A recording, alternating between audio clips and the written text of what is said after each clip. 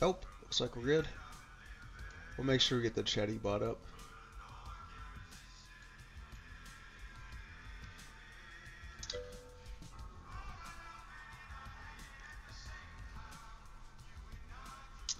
What up, live?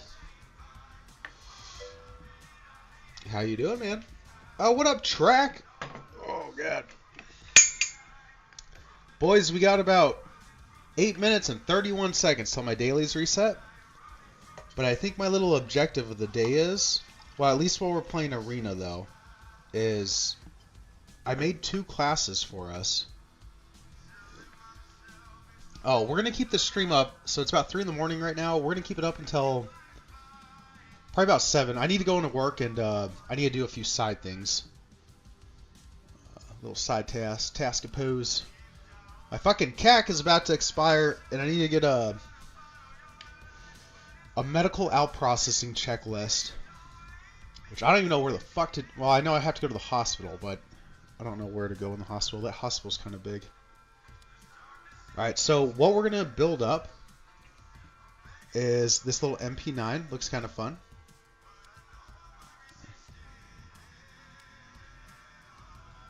I think there's only like 3 levels on it. And then, more importantly, I want to get the MPX maxed out. Like, the stats on this are pretty good. Like, well, really good. But we can still, like, max this out, though, too. And it gives us a little objective while we're playing Arena 2. Should be getting boring sometimes. Let's promote you. Hell no, I'm good. Fucking bots, bro. I'm telling you, Kick is pretty bad with the bots, dude. It's insane. So it looks like the MP7 we're going to have to put in a little bit more. Oh my god. Alright, there's 17 fucking levels to the MP7. That I did not know. But with the MP9, I think there's literally just 3. So what we'll probably end up doing is we'll just get the MP9 maxed out. This would take like, I think I can do this in one match, to be honest. And by the time we get out of this last hero, we should... Yeah, we got 6 minutes. So we'll have our dailies unlocked and whatnot, so we'll go do that. But the main objective is... we'll do our dailies, and then we'll slide over to Tarkov, and then we're going to go work storyline shit. I'm a little confused. I'm a little lost on, like, what the fuck I'm supposed to be doing, dude. Because I feel like it's having me, like, repeat shit. So I don't even fucking know. We'll do a little bit more research into it when we slide over, so I'm not too concerned about it right now. And then we might go make some money on streets for a little bit. See if we can pull a few bitcoins or something like that. I refuse to go to fucking labs to get bitcoins, dude, because that map is fucking cancer now, dude. Although they do have that black room, though, that spawns biddies, so like 2, I guess. I guess you can pull 2 out of that safe.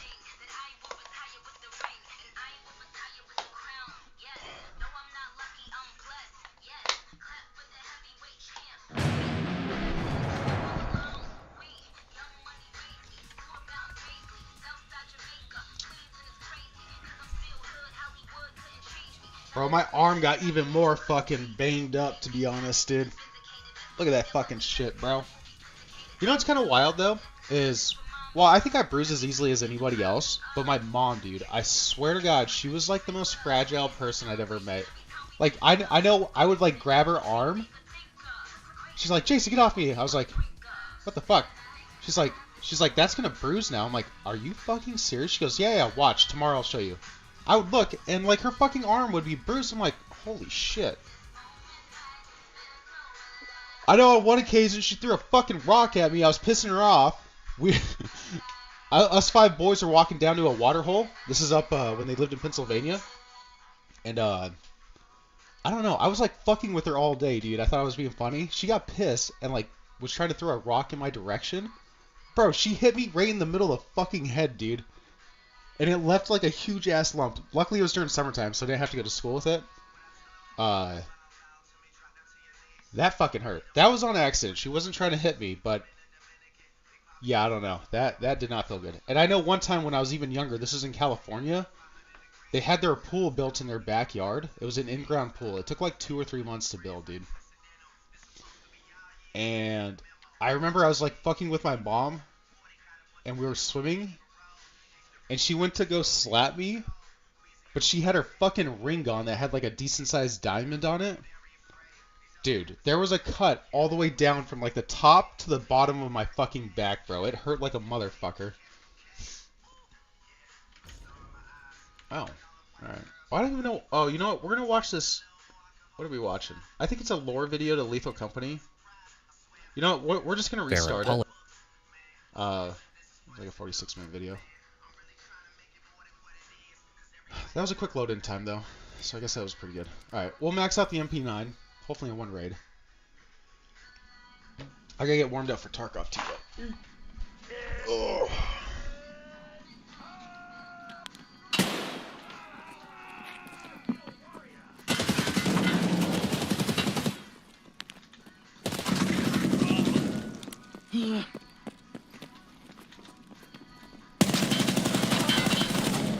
Motherfucker.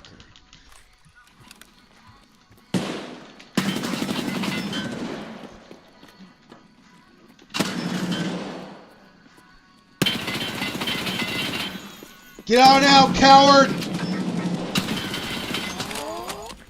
Damn, bro.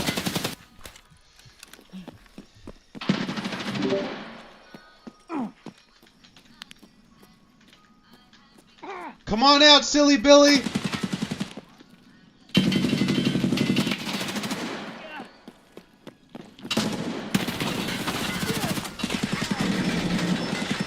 Dude, my aim is just so fucking horrible right now. I gotta warm up a little bit.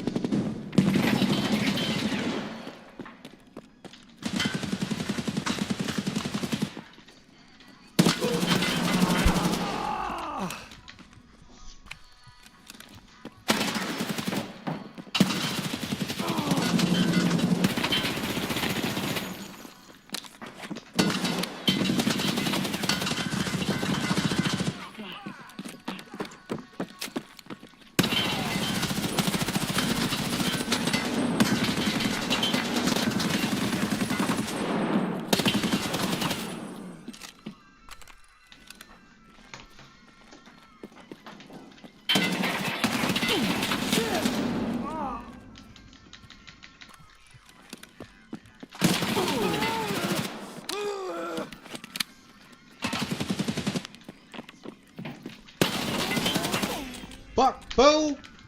Fucking gun has 900 RPMs too. I killed 3 PMC on streets, 4th kill head eyes. I hate. What do you mean? Are you saying you got? Did you kill a 4th guy, or did the 4th guy kill you? I can't hear myself.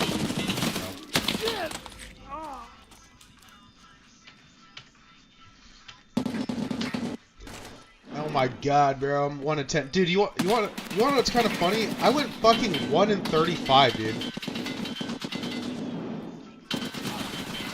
Come to find out, my game was legitimately bugged, so I wasn't doing any damage to anyone outside that first kill.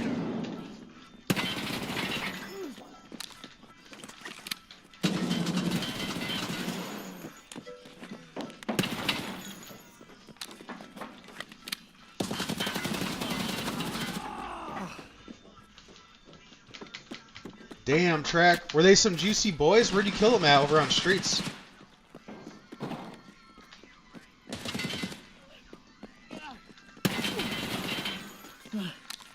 Time out, I'm reloading. Time in. Damn, bro. I thought he was out there in the open, dude. Get back here, you fucking coward!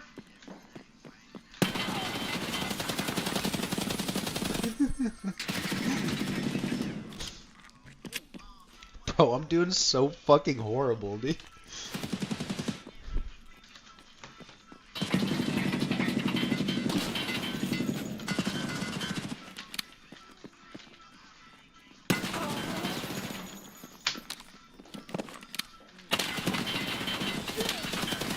Fuck, dude, how the fuck do you only do 1 damage?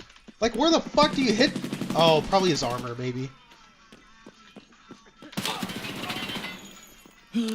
Bro, Bro, I did not shoot that guy. Alright, we're gonna watch that.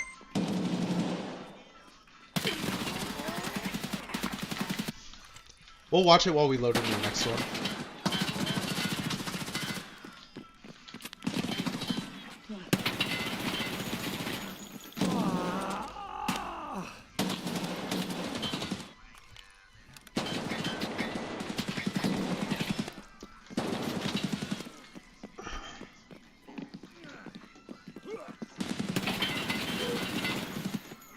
One tap a clap a bleach.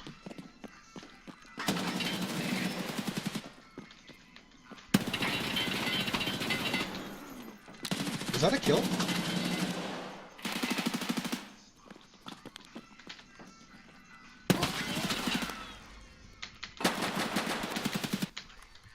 Honestly, even if I pulled out the juice can right now, I think I would still be sucking ass. Fucking cheater!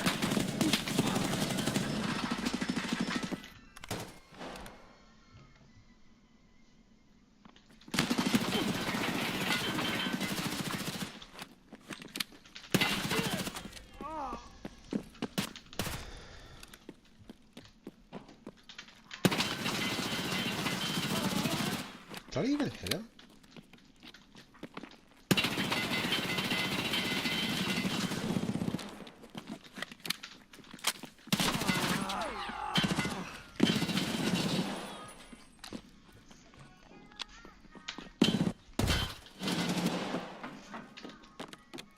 Hello?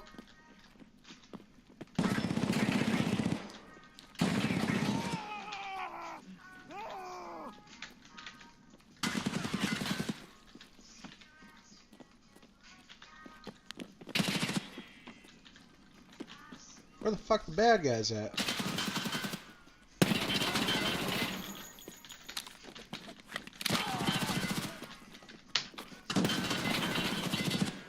Timeout, loading!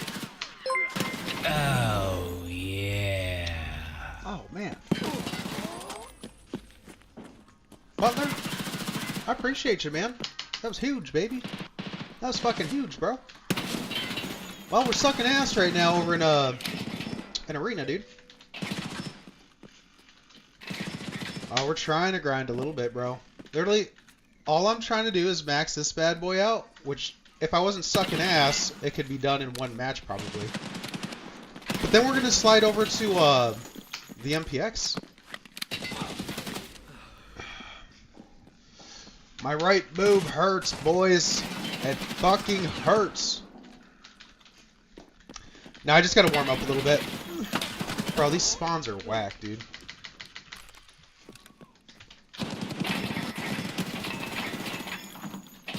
Uh-oh. Oh! There's a guy over here. That's bullshit, bro. You should be dead.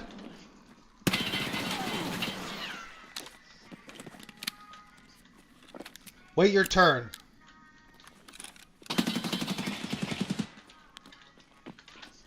No! That was a good kill, dude. What? Get on out, coward.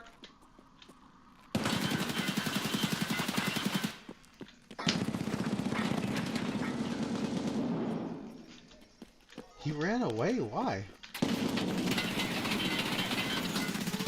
Fuck you! Uh-oh. I'm dead. I am so fucking dead. Oh. No, bro, this gun's the MP9. So I was playing with the Uzi a few weeks ago. The Uzi went pretty hard too. Well, any gun goes kind of hard if your aim is an ass. For the most part. Like yesterday, we were running the Mosin, bro. Iron sights, dude. Clutch as fuck. But your boy Wealthy had better aim yesterday. Today I'm doo-doo. Nah, I'm just kidding. I just gotta warm up, bro. Uh-oh. Fuck, dude. I heard someone spawn back there. Oh my god, I'm dead. Yep.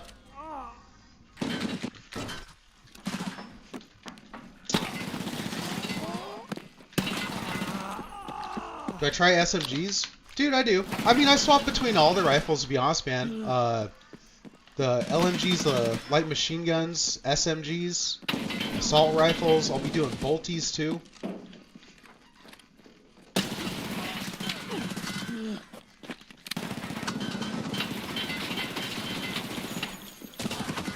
That was a nice pre-fire, boys. That was a nice pre-fire.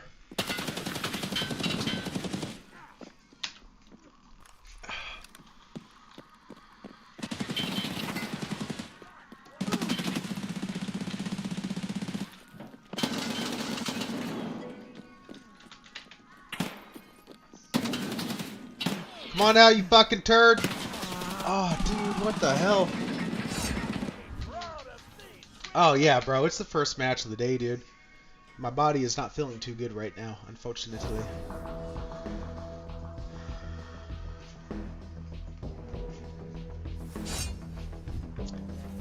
We're gonna hit it again, to be honest, dude. Oh. Alright, we're gonna look into some of this Lethal Company lore. It's been a hot minute since I played this game, dude. It was probably like a year and a half, 2 years ago, to be honest, boys. Politicking, warmongering, and more. And today, we're going to take a look at the entire story so far, the entire known timeline of Lethal Company. But to do that, we have to set the stage and establish where it is. Butler, I did the beta on it, and I did like it. I was really impressed with the AI. But what I think I'm going to end up doing is I'm about to hit Prestige 4 in Tarkov, so I won't have time to hit Prestige 5, so I think I'm going to go buy Arc Raiders and start playing it. Because it seems pretty fun, to be honest. It just seems not as difficult as Tarkov, which will be pretty nice. But the AI, though, from what I remember, the AI was pretty difficult, though. Like, it was impressive. It is that we even are in the first place. The Fading Nebulae is a region of space that extends over an unknown distance. Have you played it yet, Butler, or have you just been watching folks play it?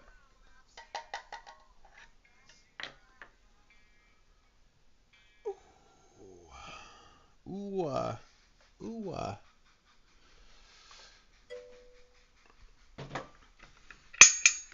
that's fair, that's fair. What do you normally play, Butler? Do you have a PC?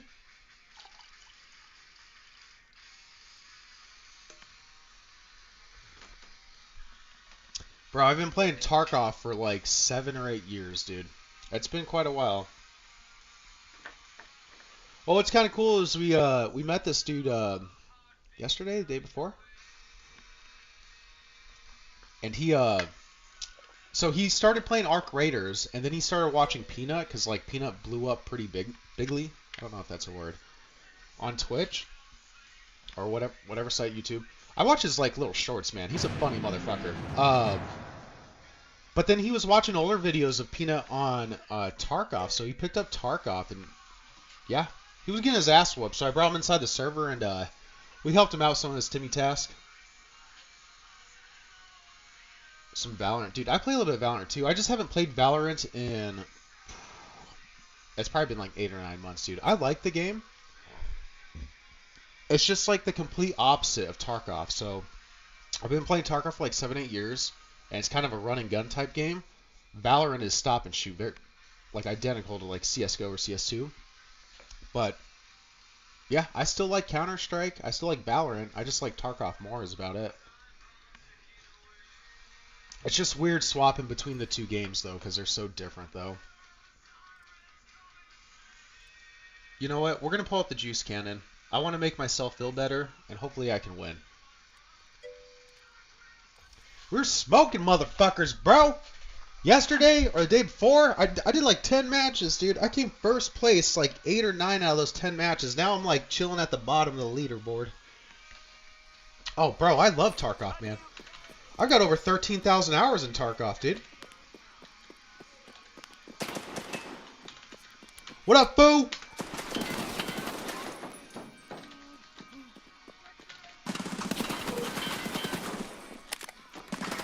Time out.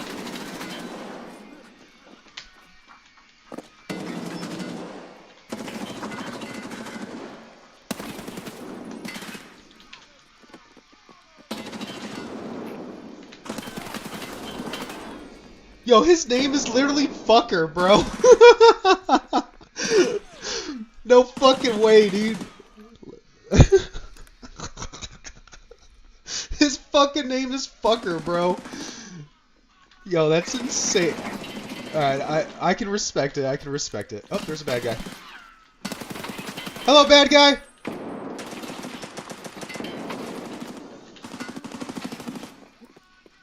I smell bad guy pussy over here. Ah, oh, motherfucker, dude. Fucker got me again. Oh, fuck. That'd have been cool if I got both of those kills, dude.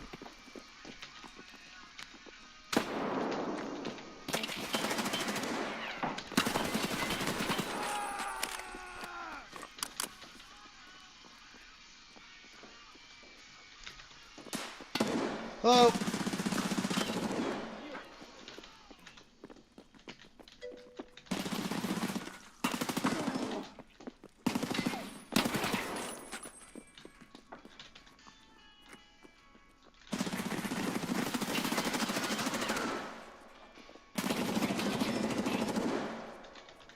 Stop running, coward. Oh, dude.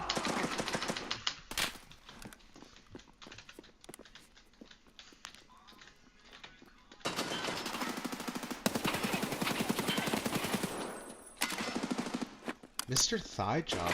That's an interesting name.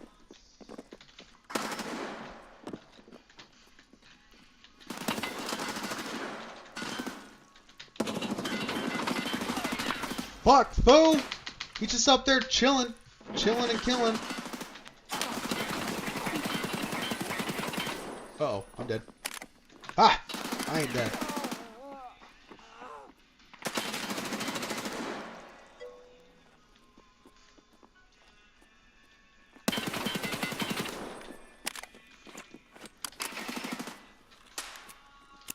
Oh no, Butler, I don't. I appreciate the offer though. And I can always respect that hustle though, dude.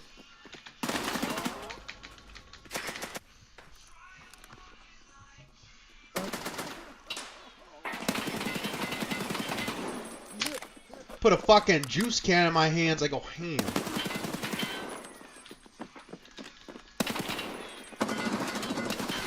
No! Human loves fiend.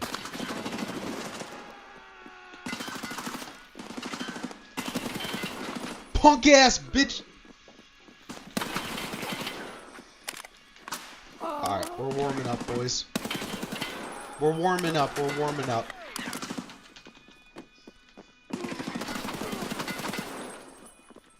Ooh. I'm so fucking dead. No, Butler, I'm good. I appreciate it though.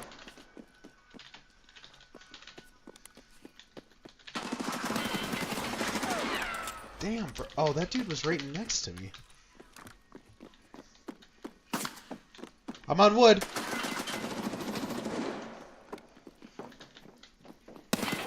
Get over here.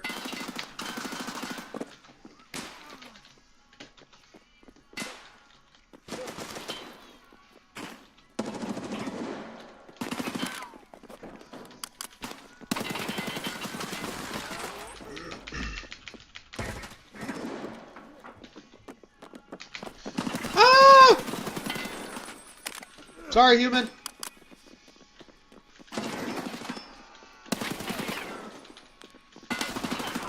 Fuck you, human.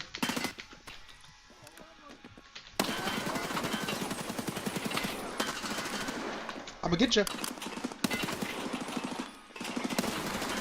Oh, I didn't know he went to that side.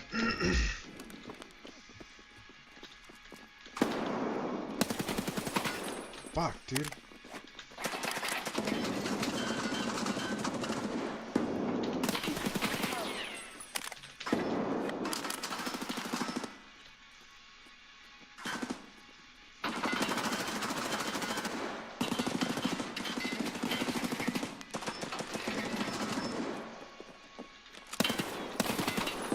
I love you, fucker.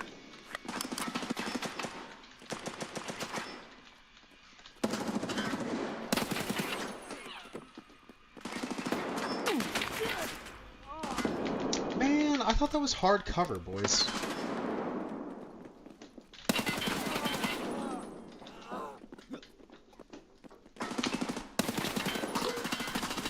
Fuck!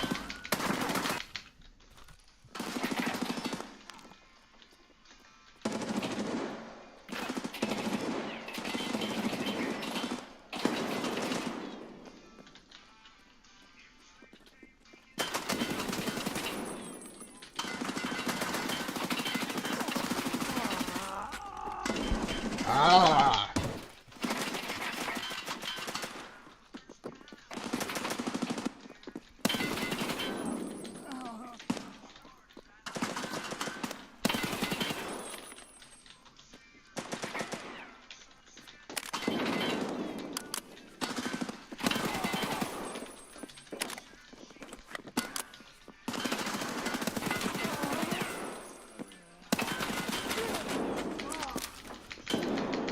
We're about to pull first, boys.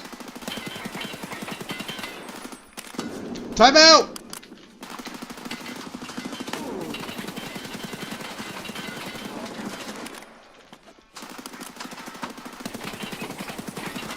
Fuck, dude. I didn't mean to crouch.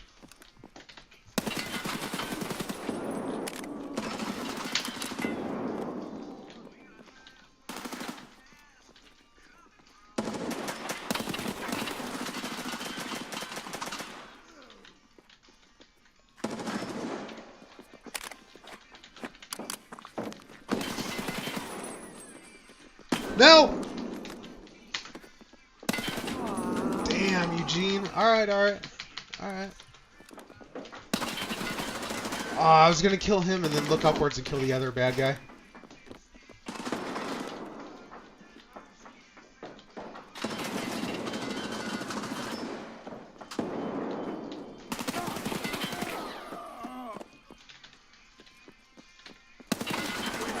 Fuck!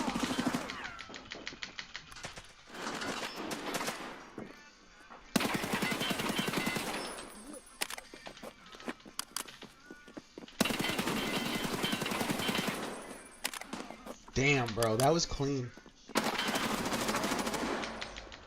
I should have got that first kill, though.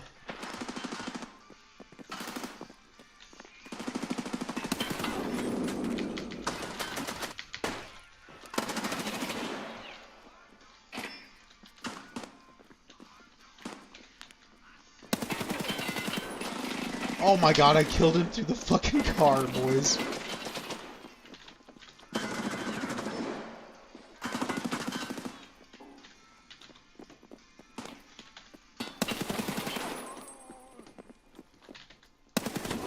Damn, bro. Alright.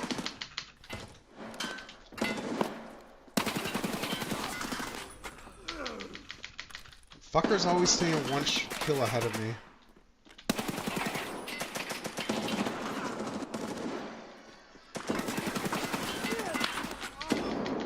I just cannot catch that one fucking kill, boys.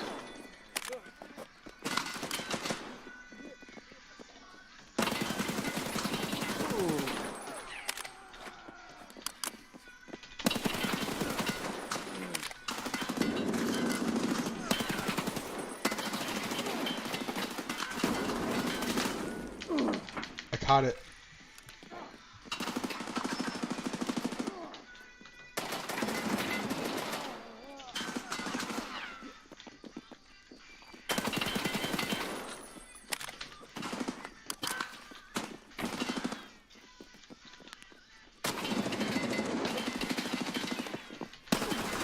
Damn, bro.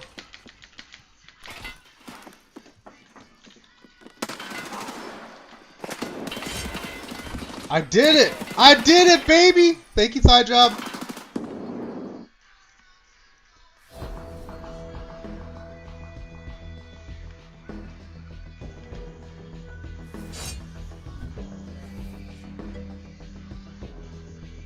Ooh. Zeal, GG's, man. Dude, look at this fucking guy's name, dude. Oh, Zeal, you're fucker, bro. I love your name, dude. I don't know how the fuck that was even allowed, dude. Bro, I was riding your tail most of that fucking thing. Every time I'd catch up to you, you'd catch one other fucking kill. I'm like, dude. I gotta screenshot your name, dude. I think it's like the funny... Well, it's definitely the funniest shit I've seen all day, bro. The M banned all old names that were banned, dude. It's by far the best fucking name I've seen so far, dude. No, man, you were kicking my ass for like 99% of that match, and then I was able to just get lucky and catch some fools towards the end, though.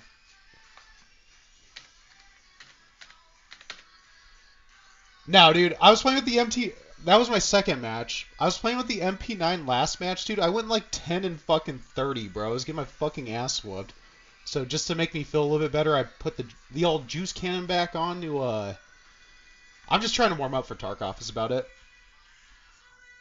It is, bro. It is. Well, I started using it like a week ago, because normally I fuck with the black MDR as like my M80 type gun.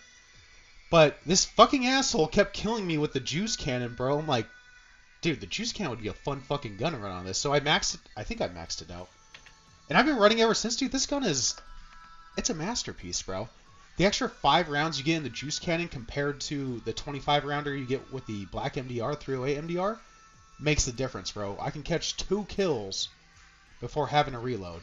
Unless my aim is straight up dog shit. And there's no point going in suppressed, bro, loud and proud, because everything's close quarters. But I think what I'm going to do now, though, is I think I've warmed up sufficiently. I'm going to try to max out the MPX, but more importantly, we're going to max out the MP9 first. I was just sucking ass, though, that first match, so hopefully I'm a little bit more warmed up. And we just cut our dailies, so this is good.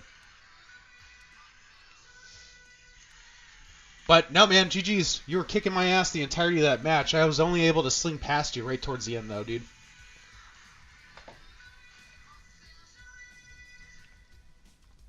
Oh, dude, that works out perfect. That MP9 MPX is under Scout, if I'm not mistaken.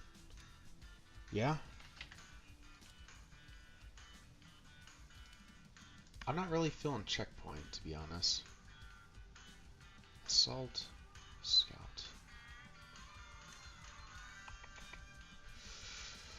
That's another Scout class. We're going to keep that Checkpoint.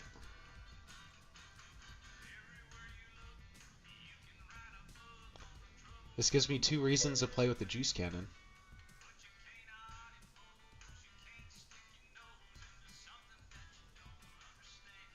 Neil, what do you mean you changed all yours to last hero? Oh, to last hero. Yeah, I know what you mean. Yeah, I normally stick with last hero. I'll fuck with Checkpoint, though. I don't mind it that much as long as we're playing Bull. The last few, like the last week or so, I've been kind of getting down a little bit on Blasking and Teamfight. It's just a little too slow paced, bro. I get impatient, and then I get retarded, bro. And then I end up getting killed in dumb fucking ways, so... I don't know.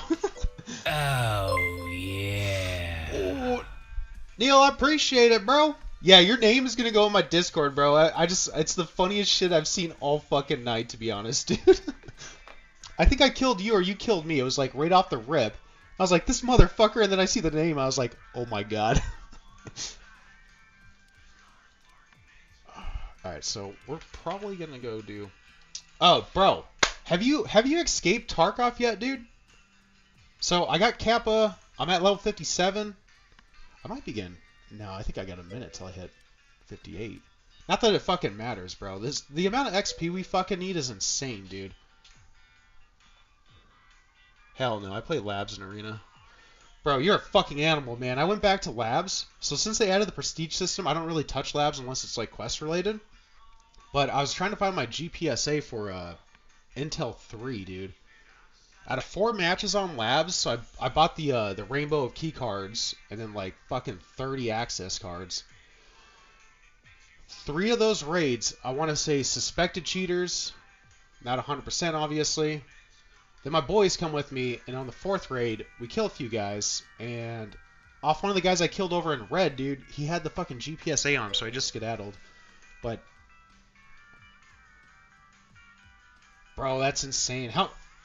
Dude, I haven't really effectively played Labs in probably... When did they add Prestige system? Like a year and a half ago? Year ago? I don't know. It's probably been like 4 or 5 wipes since I've actually like played Labs, to be honest. I go there, I do my quest, unless I'm just trying to burn through kits, which honestly right now is kind of what I need to do. I'll probably go hunt for Bitcoins on streets, and then specifically on Labs just because I have all those access cards I bought earlier that are just collecting dust right now.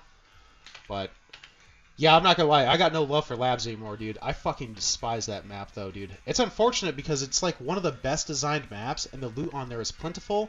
And if you're not fighting a fucking cheater, the PvP fights, unless you get shot in the back of the head, are pretty fucking fun on there. So.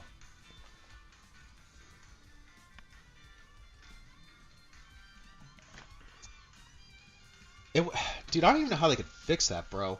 So like cheaters tend to get their accounts banned. What if labs was only available to like level 42 plus players? Do you think that would lower the cheater issue on that map? I'm not the biggest fan of you think so? Bro, I'd be game with it. I'm not the biggest fan of locking maps behind there. They'd have to work it out with the quest though, because you do have quests where you have to go to that map beforehand for specific things, but it just sucks, dude. It sucks because, yeah, most cheaters will probably get banned for hitting level 42, hopefully. I've definitely seen way higher level. And it would make that map enjoyable again, dude. Alright, so, scout. We're going to do a scout on last hero. You know what? We'll add Bay 5 and Bull and Equator to the rotation. I'm assuming you probably do the same as me, bro. You probably come to Arena, warm up first, maybe knock out your dailies or whatever, and then slide over to Tarkov and go start labbing and whatnot.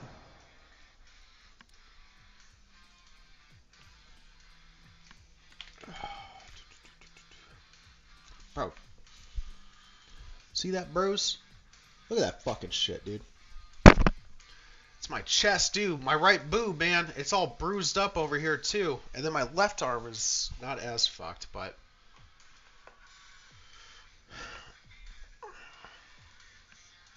in an unknown area of the cosmos. Very little is known about the fading nebulae as a whole, but its name implies it to be an area defined by several nebula. There's a cheater that plays labs. His name is like 246 something. He's escaped and everything. So, fuck, one of the guys I plays with, he literally, he's been killed by this cheater on multiple occasions. It might have been on labs, I think. But he finally managed to kill him on one of his interactions with him, kept his dog tag, and I think it resets daily, but you can report people. He reports the dude daily for cheating, dude, until his account gets fucking banned. Like, he's like, Wealthy, this is what I do when I hop on. He goes, immediately, I go to my dog tags, I go to this one, I report him for cheating. I was like, I thought you could only report someone once, but I guess supposedly you can report them on the daily. Generally, you're not going to be pulling cheaters' dog tags, though. See, I didn't know that, to be honest, man.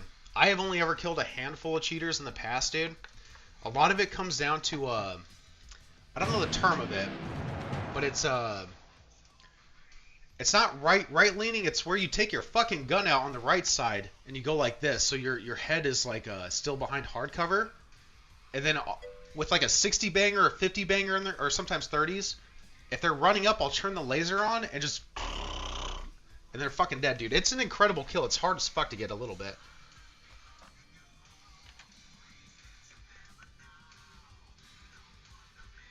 It kind of sucks, bro.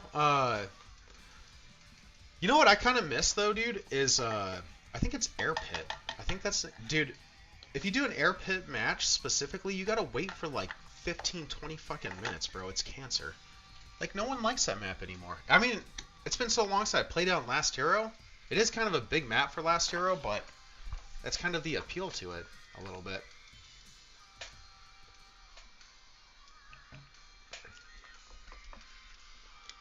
Yeah, since Kappa, I've been kind of enjoying Arena a little bit more because I'm not like task oriented. I still have to do the storyline shit and Lightkeeper shit, so I need to do a little bit of research on that here later on, but I feel like I'm not forced to fucking quest right now, which is kind of nice.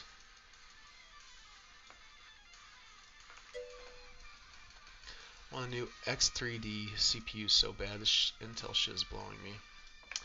Bro, I swapped from Intel to one of the X3D chips. Let me take a gander. I think it's like the 7800. I can't remember which one it is. It runs well, though. I gotta do scout.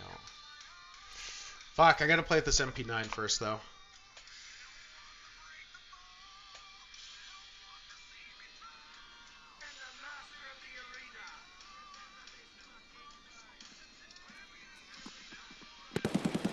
So I swapped to the Ryzen 9 7900 X3D.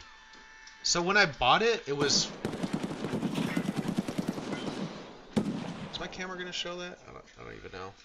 But it was 549 bucks. I don't know what they're going for now, and obviously they have better CPUs. No, he's gonna kill me. Ultra 7265, that's so ass. Is that Intel or what? Ultra 7. I'd have to see it. Honestly, I haven't been tracking like different components.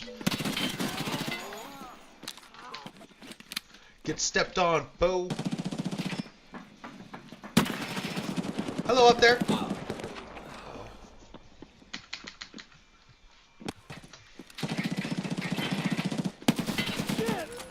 You fucking turd, bro. I'm gonna kill you so fucking hard.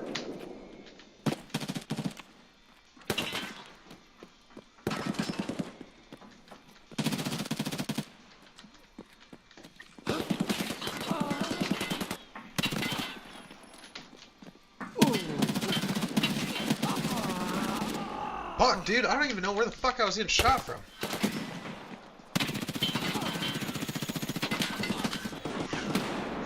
You fucking turd, dude. I think his ULAC bounced around, I'm pretty certain.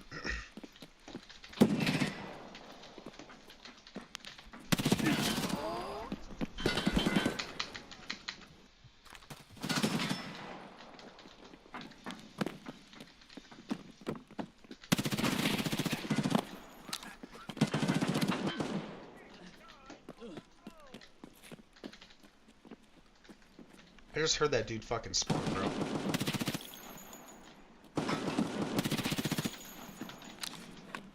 Slinging schlong.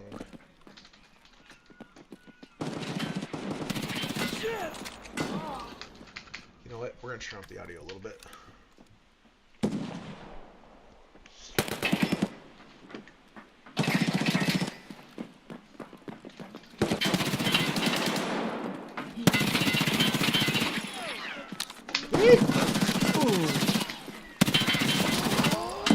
I can't do jump kills, not with 9mm, dude.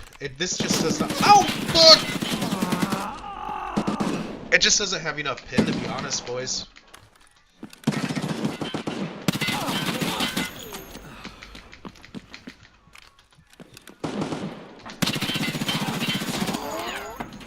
Bro, maybe this gun is fucking ass, dude.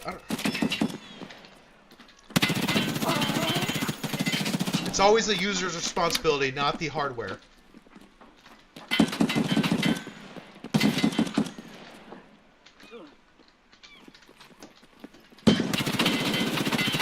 I love you.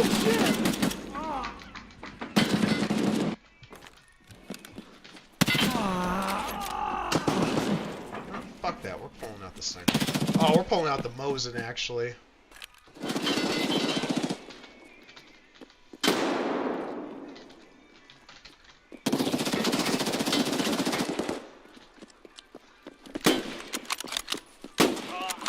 I love you.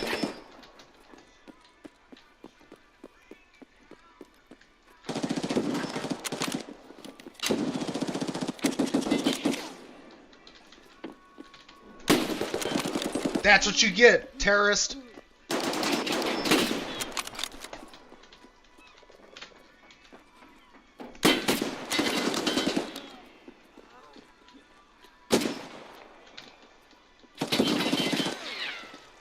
Oh my god, that was an easy kill right there.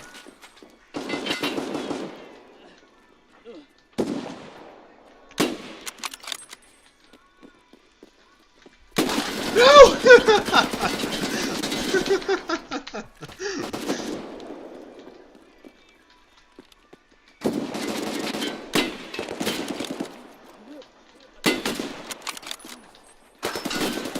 I love you. Bro, you spawned right in front of me, dude.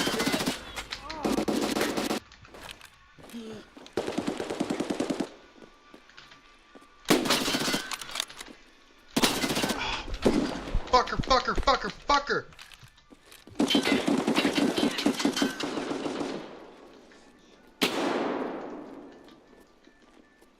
Where the fuck did that shit come from?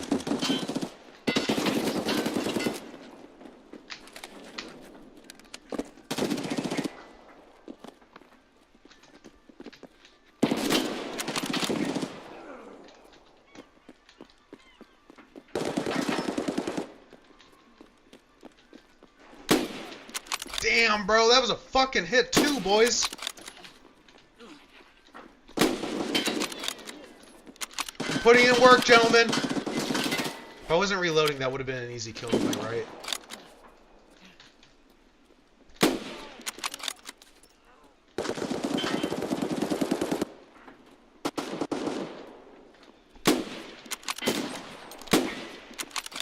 Motherfucker should be dead, bro.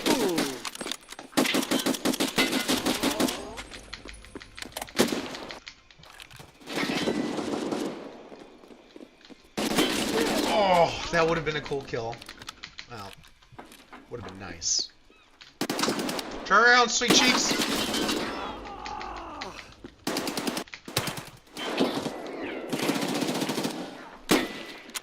What?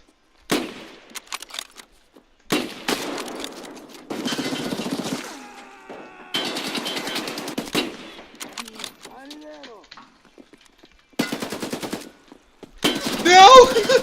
Chill, chill, chill, chill! Time out! Time out, boys! This isn't fair. Alright, time in. No!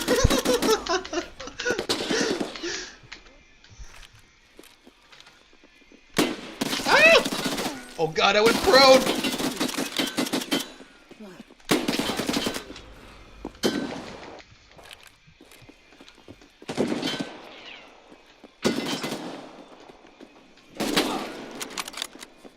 Oh my god, he fucked me up.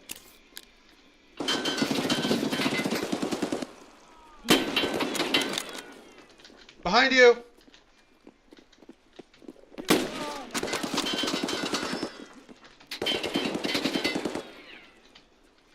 Come on out, Pookie.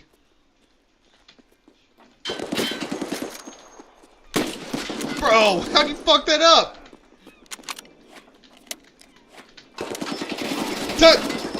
Ah, Charlie, you fucking scrub, bro. Cheater. Hacker.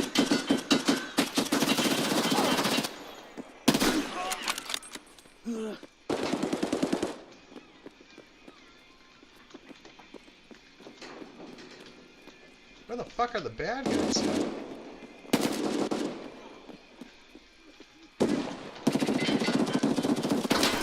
Oh my god.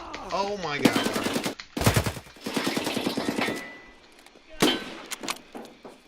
What the fuck was that?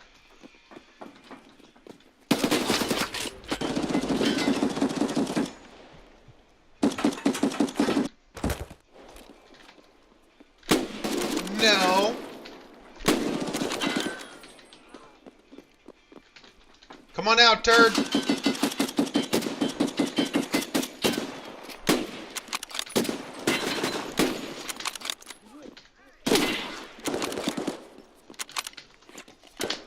Gangbanging on these foes.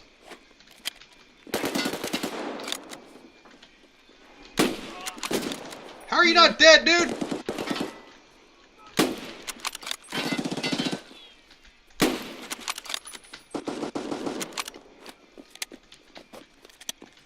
Time out, I'm reloading.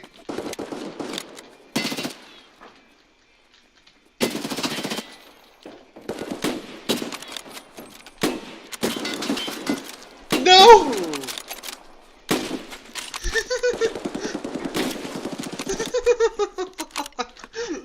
I love this fucking gun, boys.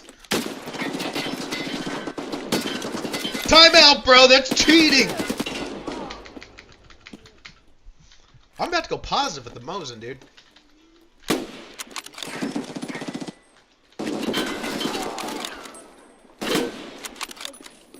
I love you. No.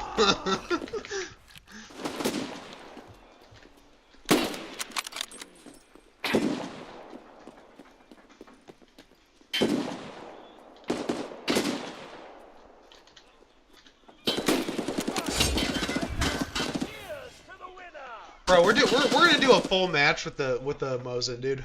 That was pretty fucking fun, actually, dude. And I went positive. I went fucking positive. Schling and Schlong did pretty good. We'll let it be up to chance. Although I do want to play Bay 5 again. Oh, fuck yeah, dude. Fuck yeah. Good things happen to good people, dude. Why the fuck is my phone... I don't have it on the charger. I need my phone at max health whenever I go to work. Nice. Looks like we're loading up. Let's go back to our Lethal Company lure. Beep burp. Densely packed bodies of cosmic dust and particulate matter, and very rich in chemical elements. In theory, the resources contained within these bodies may make nebulae worthwhile sites for exploration by spacefarers. Spacefarers not unlike those aboard the boat. The boat's exploration of the fading nebulae is perhaps the oldest known event in all of Lethal Company. Evidence points to the boat itself being an exceptionally large vessel capable of interstellar and perhaps even intergalactic travel, which contained a host of living organisms native to Earth. Animals like spiders, sharks, crocodiles, bees, and more were all aboard the boat in the beginning, as were, almost certainly, humans. The intent of the boat seems to have been a simple one: seed Earth life throughout the stars and jumpstart humanity's interstellar colonization, and Alright, nice. We got back in, boys. Mosin Man with the Z. Oh my god.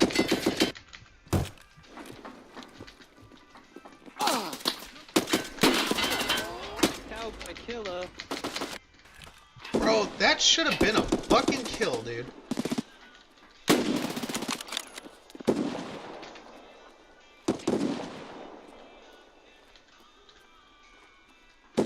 Come on out, Pookie!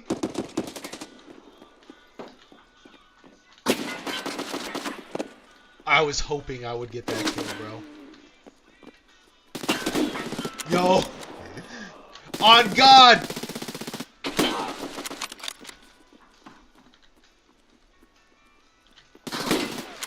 Hello?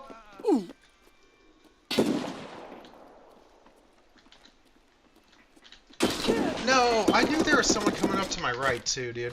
I could feel it.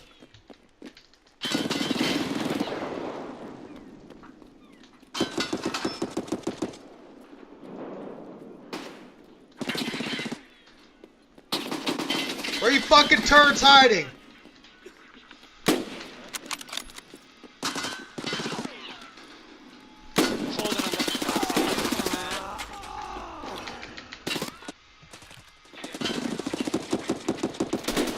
Get over here, turd!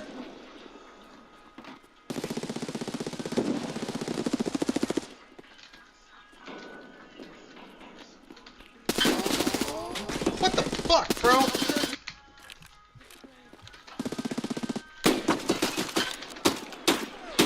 That should have been a... It was a hit, dude. Damn it, it didn't fucking kill him. Don't Charlie Kirk. Don't Charlie Kirk me, bro.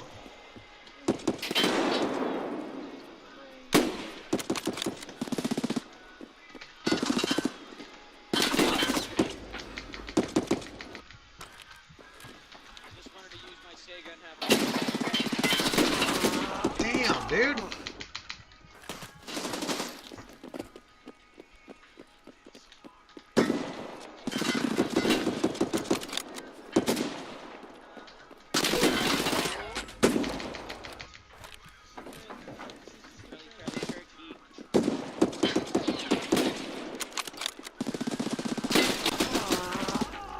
My aim is not fucking true, dude. I'm getting my fucking ass whooped, dude.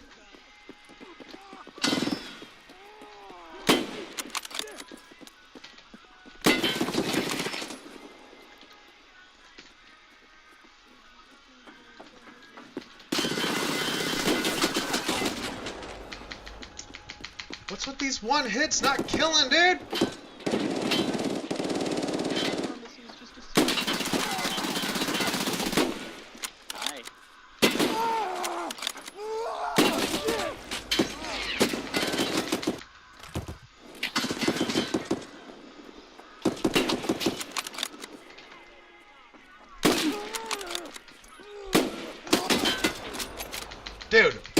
not see?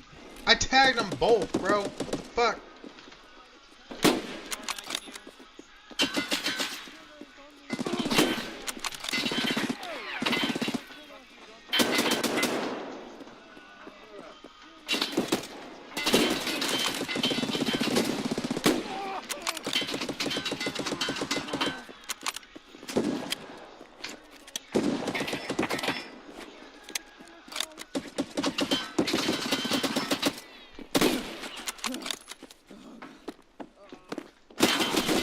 Oh, dude, that would have been a nice fucking kill.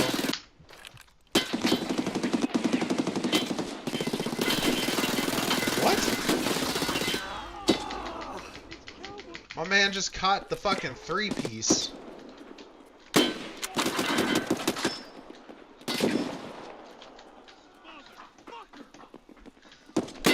Cowboy killer! Oh god, it's cowboy! I'm on your team now, dude.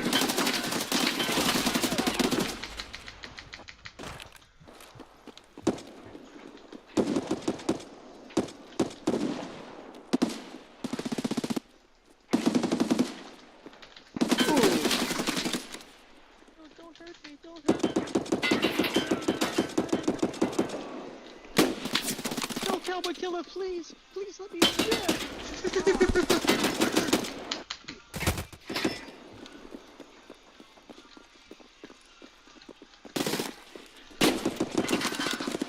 Guys, watch out, it's cowboy killer! Cowboy. Your voice makes me hard!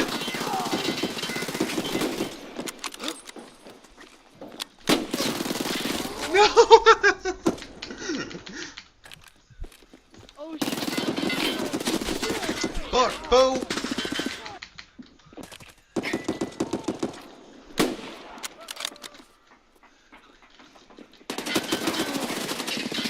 Cowboy killer's on the loose! I am! Careful! He's on the loose! Ah, damn it.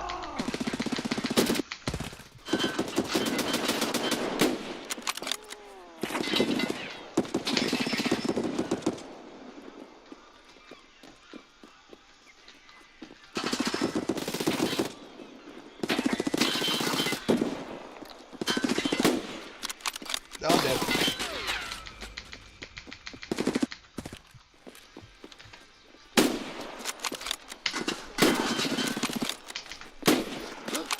I love you, Ulak! Oh my god!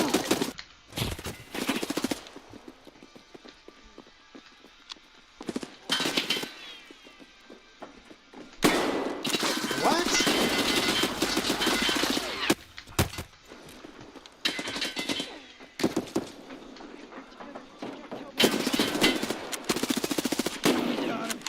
I'm done. Oh, fuck.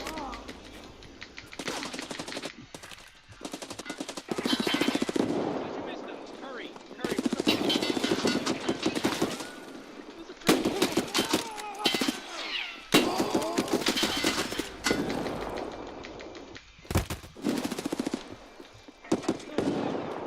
Don't kill me! I'm too...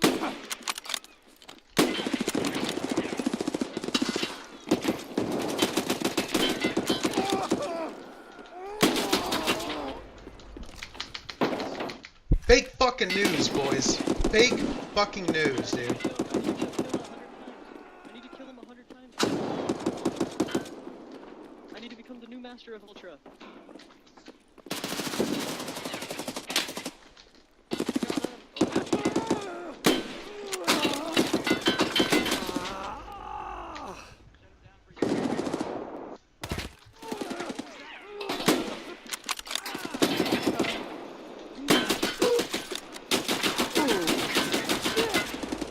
Alright, we're pulling out the juice cannon.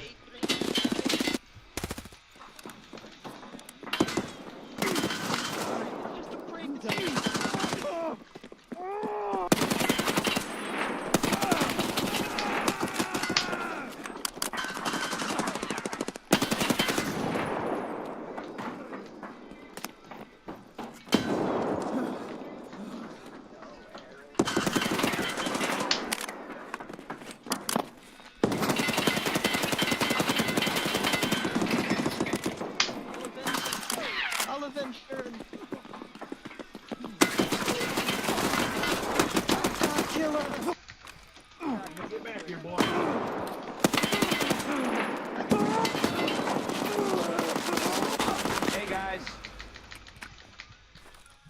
have enough time to catch up.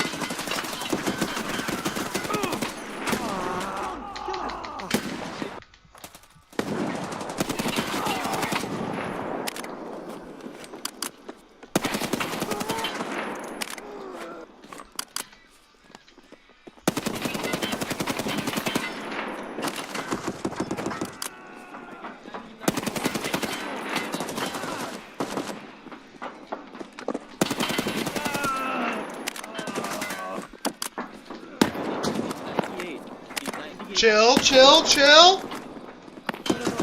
I'm behind you!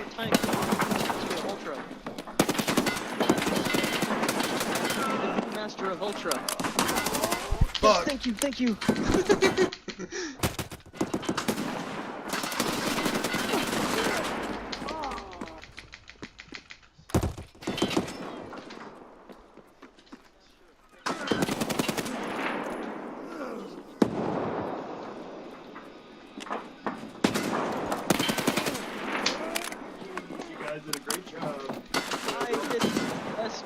I did the best I could.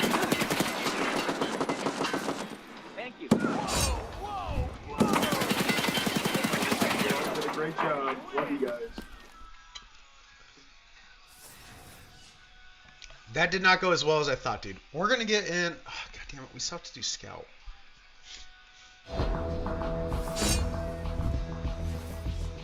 Yeah, fuck it. We're gonna go with the MPX, to be honest, boys. No more juice cannon or Mosin. So wherever it went, the boat would disseminate life forms on applicable worlds. This process likely took several hundreds or even thousands of years, and there's evidence to support the idea that the initiative continues to this very day. But of the countless systems in the fading nebulae graced with the gift of life, one, the Thistle Nebula, bears particular importance to our story. Like any other system, the boat left a wealth of life scattered across the Thistle Nebula, but though they may have been separated by vast distances, spacefaring tech and its relative ease of availability seems to have ensured an interconnected ecosystem of human growth. This ensured that in the coming centuries, humanity would continue to cultivate and colonize star systems around the region. But, as we've already touched on, humans were far from the only inhabitants here now, and so all the while, adaptations began to emerge in many other life forms across space as the natural evolution process sought to reorder the animal kingdom in its new alien home. Thus, a great wealth of new species would emerge. One of the first was a new species of spider, described as the, quote, largest arachnid found in the Thistle Nebula, and the second largest ever discovered. Dubbed bunker spiders, quote, it's believed they evolved to prey on large mammals over the course of a measly several hundred years after the boat made its trip around the Thistle Nebula. This was merely the beginning, though. The Chilopoda family of insects, namely centipedes, grew in size too, and gained the ability to shoot silk, evolving into the snare flea, while those in the order of Hymenoptera, which contains animals such as ants and bees, diversified into the species we know today as hoarding bugs and circuit bees, respectively. Generations of evolution from crows and ravens resulted in the four-winged manticoil, flying lizards became tulip snakes, old-world monkeys were superseded by the baboon hawks, and so on and so forth. However, all of this speciation would eventually prove somewhat of a problem for colonists of the day. Indeed, one of the very first species to emerge, the bunker spider, was not only capable, but fully intent on preying upon humans. So much so that it even earned itself a kill-on-sight order from the ITDA, an organization that seems to handle interstellar animal populations and control by the year 1965. But the bunker spider was far from the only creature of its kind. While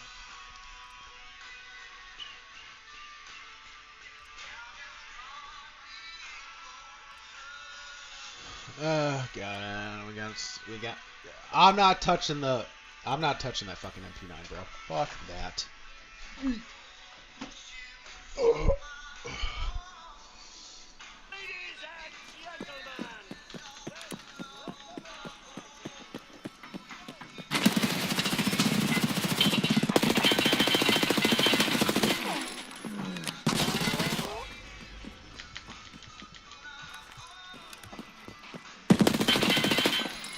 Fuck, did he die? No, he fell down.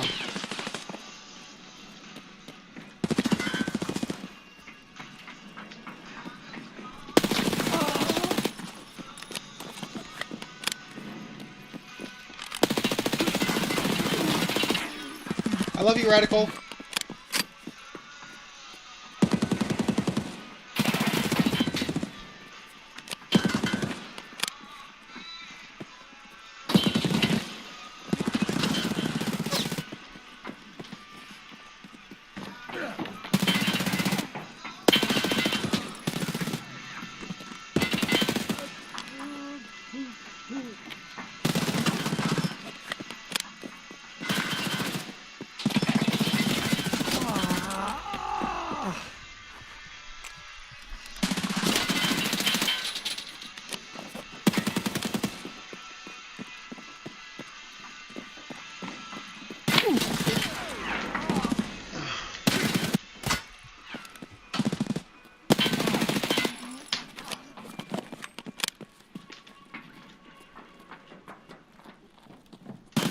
you weren't supposed to jump down. Holy fuck.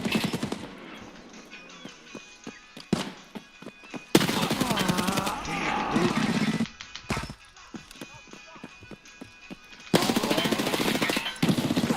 Oh my god. No!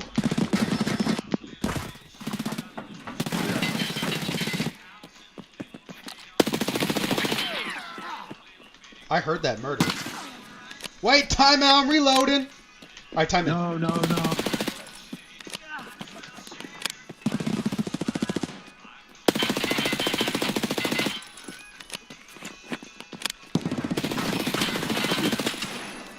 Oh, what the fuck, bro? I'm gonna get you, you fucking turd! Shut the fuck up, you. He said, shut the fuck up. Turd!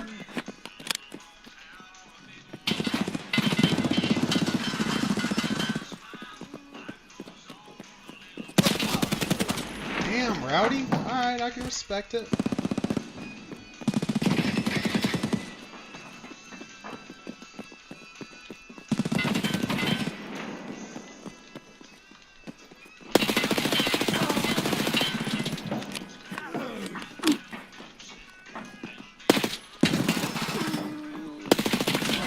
No, they stole my kill, dude.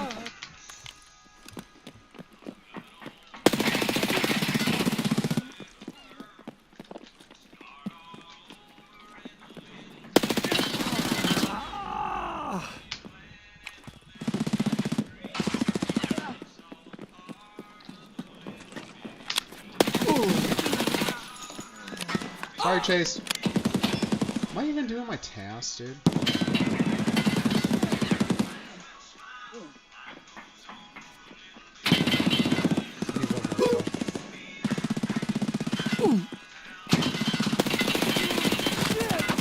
I'm pulling out the juice cannon after I get this last kill. I refuse to die to that shit again.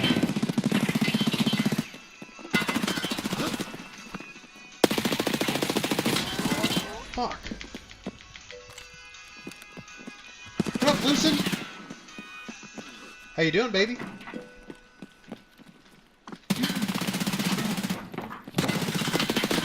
My day's been going pretty good so far. Just end it. End it for me, dude. Right here. Free kill. Free kill. Free kill. Hello?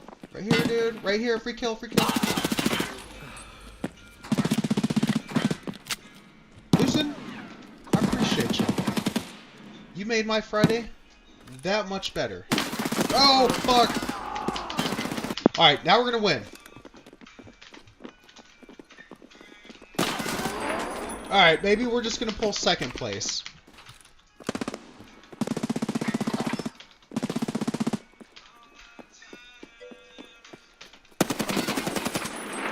Lucen, so I'm on weekend duty, so my plans are... We're working! God damn it, dude, that scared the fuck out of me. Yeah, I gotta work.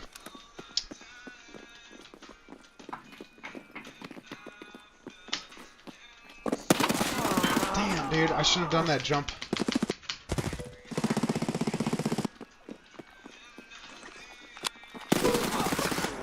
Fuck.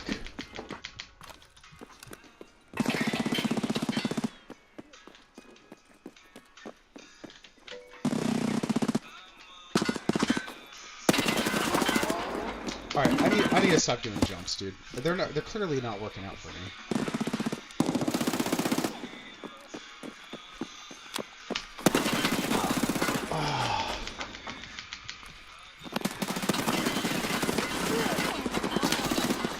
How did not one of my shots connect? I'm going fucking insane, bro! What the fuck is this?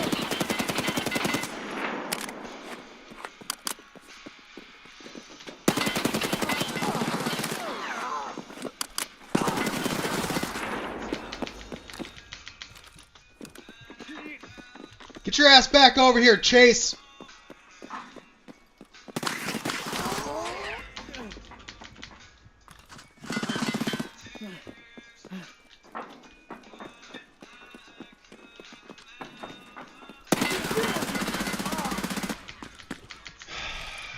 I'm literally just giving out 3 kills, bro. This is insane.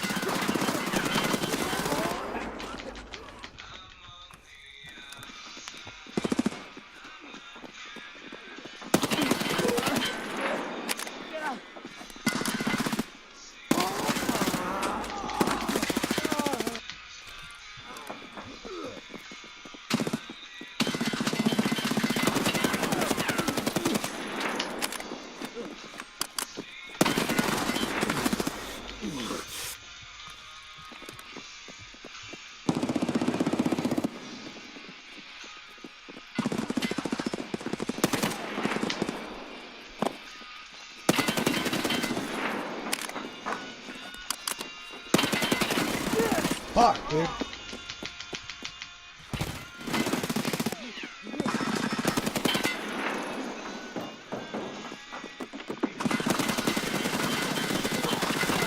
I thought I killed it! Fuck! Why did I go for the reload, dude?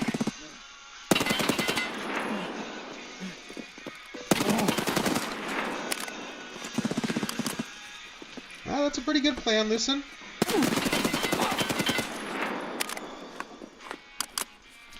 Lucen, by chance, are you a graphic designer at all?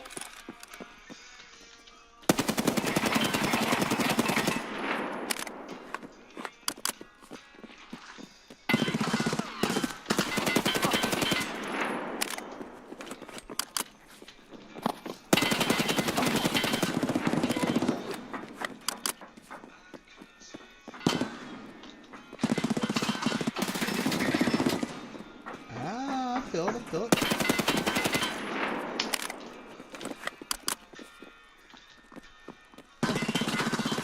I thought homeboy was gonna push me, to be honest. Alright, we might be able to... Now, I don't know if I have time to push first.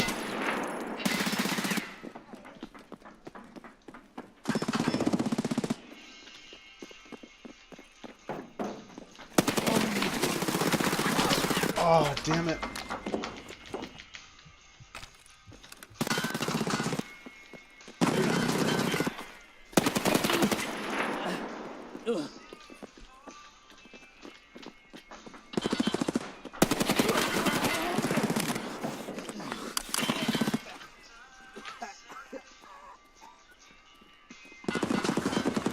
Fucking dead.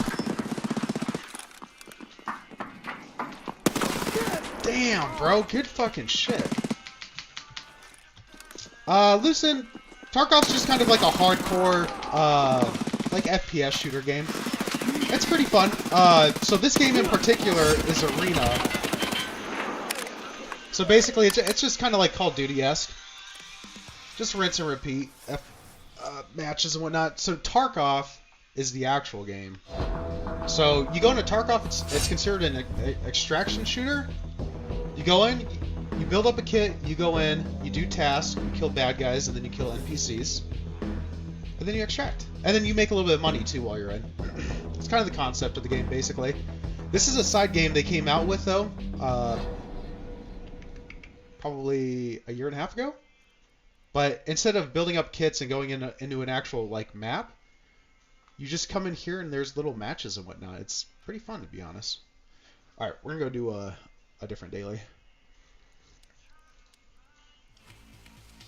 All right, we're doing checkpoint as a scout. I don't want to do that. It's not too shabby. Lucen, what kind of video games do you play? Oh, nice. All right, yeah, we'll go do this.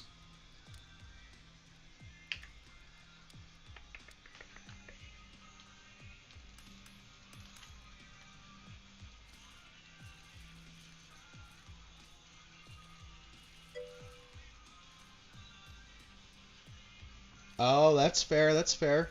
Yeah, so there's a lot of people that like tend to watch this game. So this is Escape from Tarkov Arena, and then you have the main game Escape from Tarkov. A lot of folks will just watch the game because they there's a huge learning curve to it sometimes. Some DBD, Dead by Daylight. I played it before too. I wasn't that great at it. I know it's got a big following and whatnot, and a pretty big player base, to be honest. How long have you been playing that for?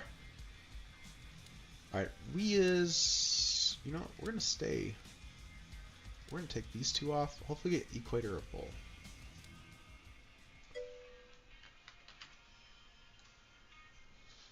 We've been watching some Lethal Company lure off to the side. While many of the new variations of animals were ultimately harmless, such as the grasshopper family's roaming locusts, and some...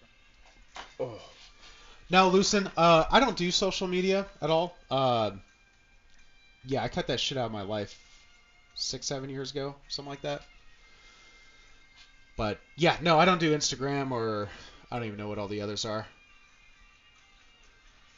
I do not stay hip and up to date with all the rest of the kiddos. Or Twitter or any other stuff. Some other earth animals, such as alligators, actually evolved to become less dangerous, if anything, by producing the spore lizards. The simple fact of the matter... You know what? I never deleted that account. I made a Twitter account for, like, my YouTube channel. Or my Twitch channel and other stuff. And... yeah, I hopped on Twitter and I just did not know how to navigate it. So I just never used it again. That was probably like 2 years ago, too. I probably still have the information for it, too. I don't know. Is that humans were surrounded by more natural predators than ever before. Sharks and other cartilaginous fish were replaced by the thumper, a terrifying creature adapted for quick traversal of land, and certain varieties of leeches exhibited perhaps the most dramatic change, despite being phenomenologically similar to their earlier forms, by growing... Oh, shit, Lucen! We got a last hero. Fucking noise, mate. Fucking noise. To immense sizes, and constituting the species known today as Earth leviathans. Even the microbiosphere changed. Lucen, did you ever play Lethal Company? This is a pretty fun game. I think it came out like a year ago. You just go in with buddies and you try to collect different parts, bring it back to the machine, or to your spaceship, and then you gotta feed it to the machine for some reason. Dramatically, and seemed hell-bent on human predation, as a certain order of protists developed a clumping tendency which resulted in the evolution of the mud. Work time, baby. Alright, we're going to do full juice cannon this time, and hopefully catch that win. Oh. Lucen, this one's for you. Hopefully we catch first. A new day and a new battle begins. Fucking punk!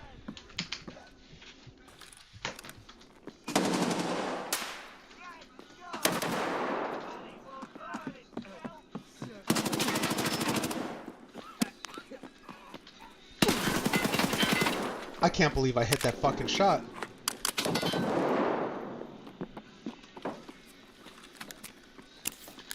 Get back over here, turd.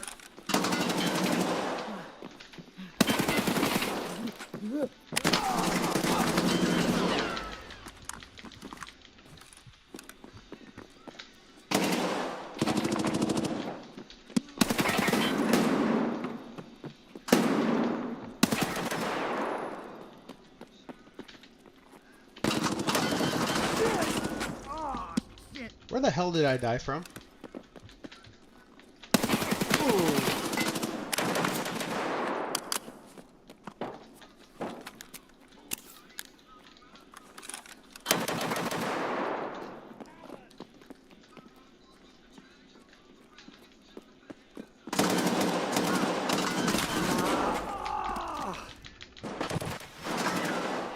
Hobo, I'm gonna get you.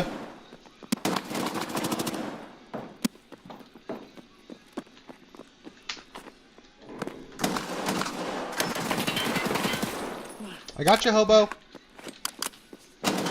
I'm coming for you too, sweet cheeks.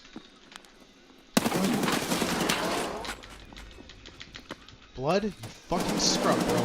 I'm gonna murder the heck out of you.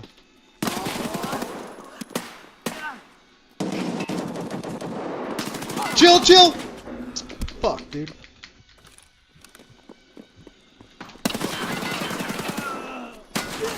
Damn, bro.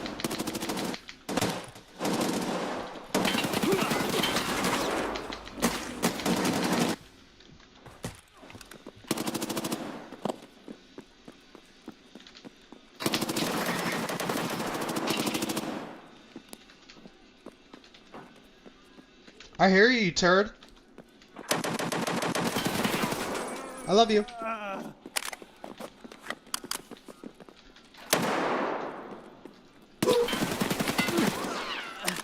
I'm dead.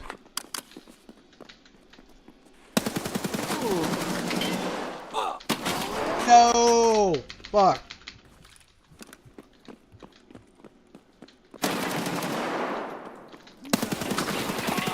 Bye, lady boy!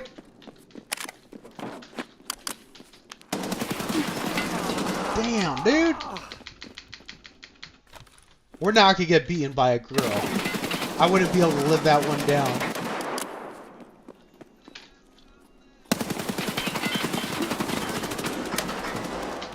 I can respect it, Hobo. That was a good kill.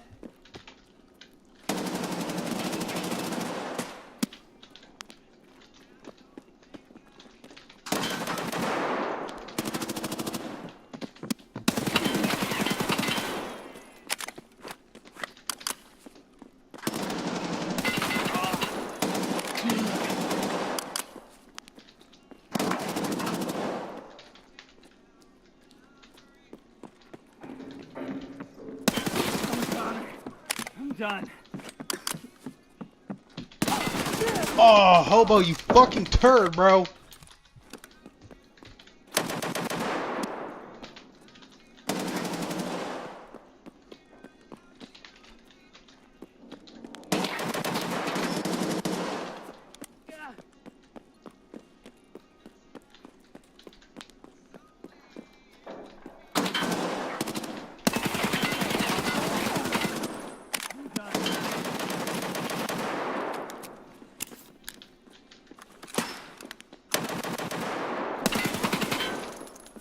Sorry, Outlander.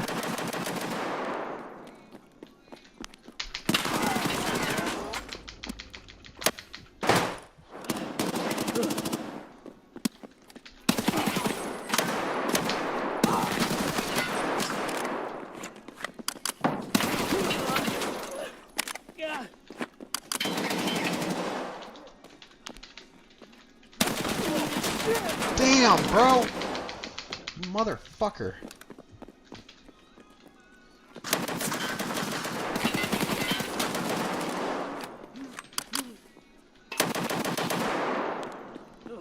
I hear you, lady boy.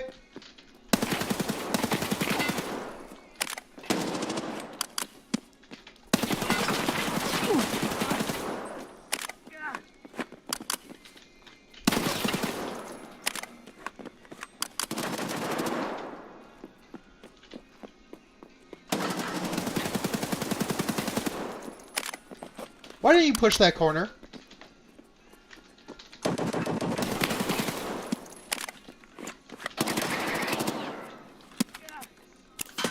I'm almost out of... Oh no, Hobo, you fucking fuck!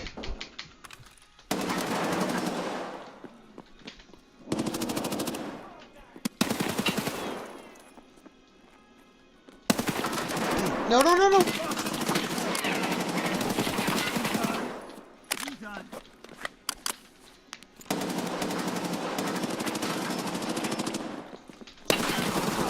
Ah, good shit, Outlander.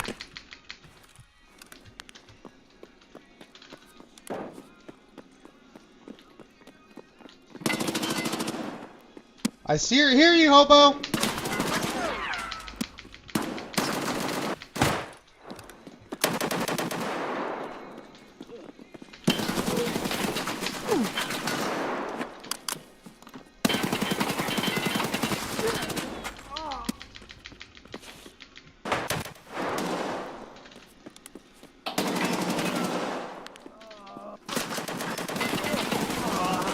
No fucking way, dude.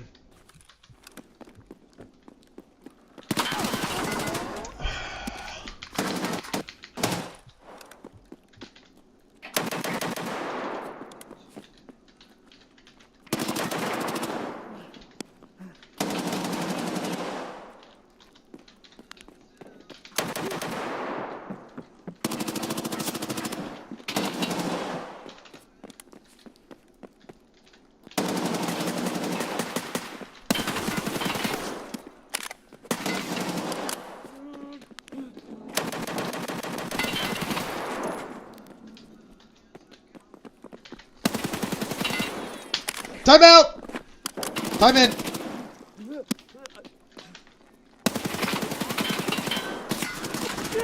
Damn, dude, I was behind fucking cover, too.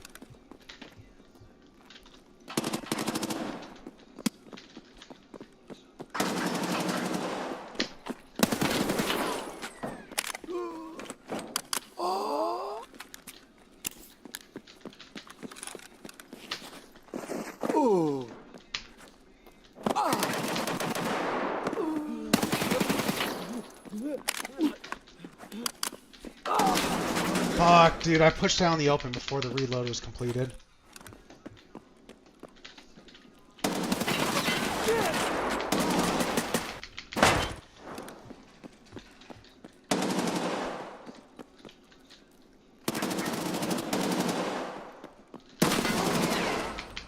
Fucking rat back here, dude.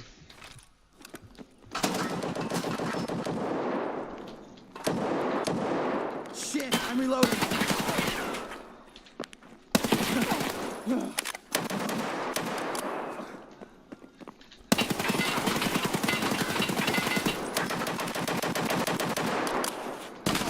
Damn, hobo! Well played, well played.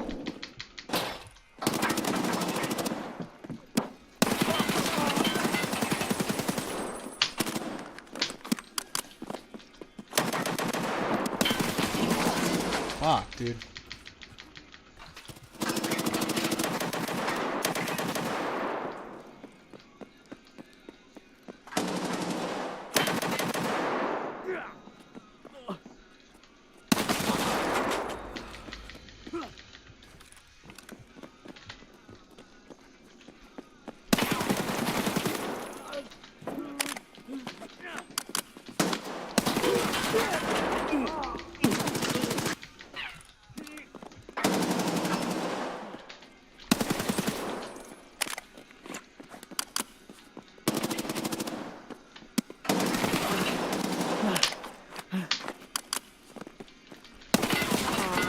Fuck, dude. Hobo and Rez be putting in that work, dude.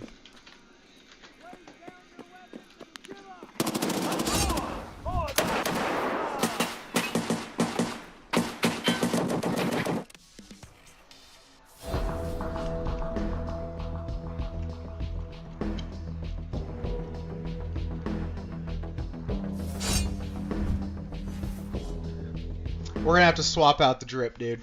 I think that's what's fucking me up, to be honest.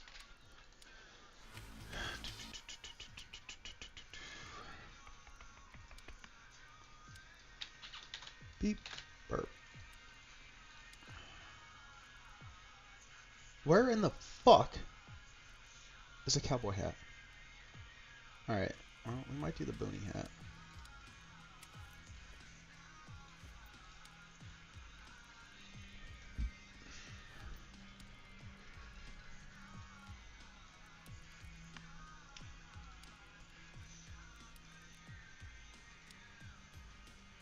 That's it right there. That's it.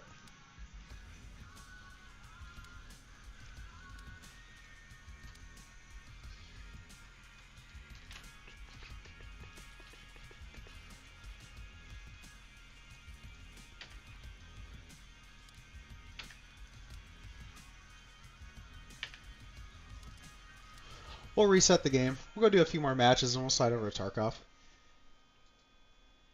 Modern-day hygro deer. There were other species to emerge as well, such as eyeless dogs, forest keepers, and brackens, all of which were and still are similarly hostile, and the latter two of which are said to share common ancestry. But as a whole, where these new species actually came from is unclear. Nevertheless, this tentative relationship between civilization and the new alien wilds they inadvertently created would persist for untold millennia. At this point, human colonies, such as those based on the collection of moons colloquially referred to as the Green Witches, namely 20 Adamants, 50 66 Vow and 61 March, all of which orbit no service, may have begun having their affairs disrupted by the effects of the evolutionary explosion. The oldest of these worlds, Adamance, is known today as a veritable cradle for baboon hawks, who are known to be aggressive pack hunters, and it hosts plenty of other species besides, which may have contributed to the moon's eventual abandonment, though any potential truth behind this theory is far from confirmed. The colonies on March and Vow may have been subject to the same fate as their sister moon, whatever that may be, being as they are similarly diverse with plant and animal life, but once again, it's hard to say. This hardly would have stopped humanity from endeavoring to sustain themselves in some pretty bizarre places during this period, though. The moon's 85 Rend and 7 Dine both orbit a planet in a white dwarf star system,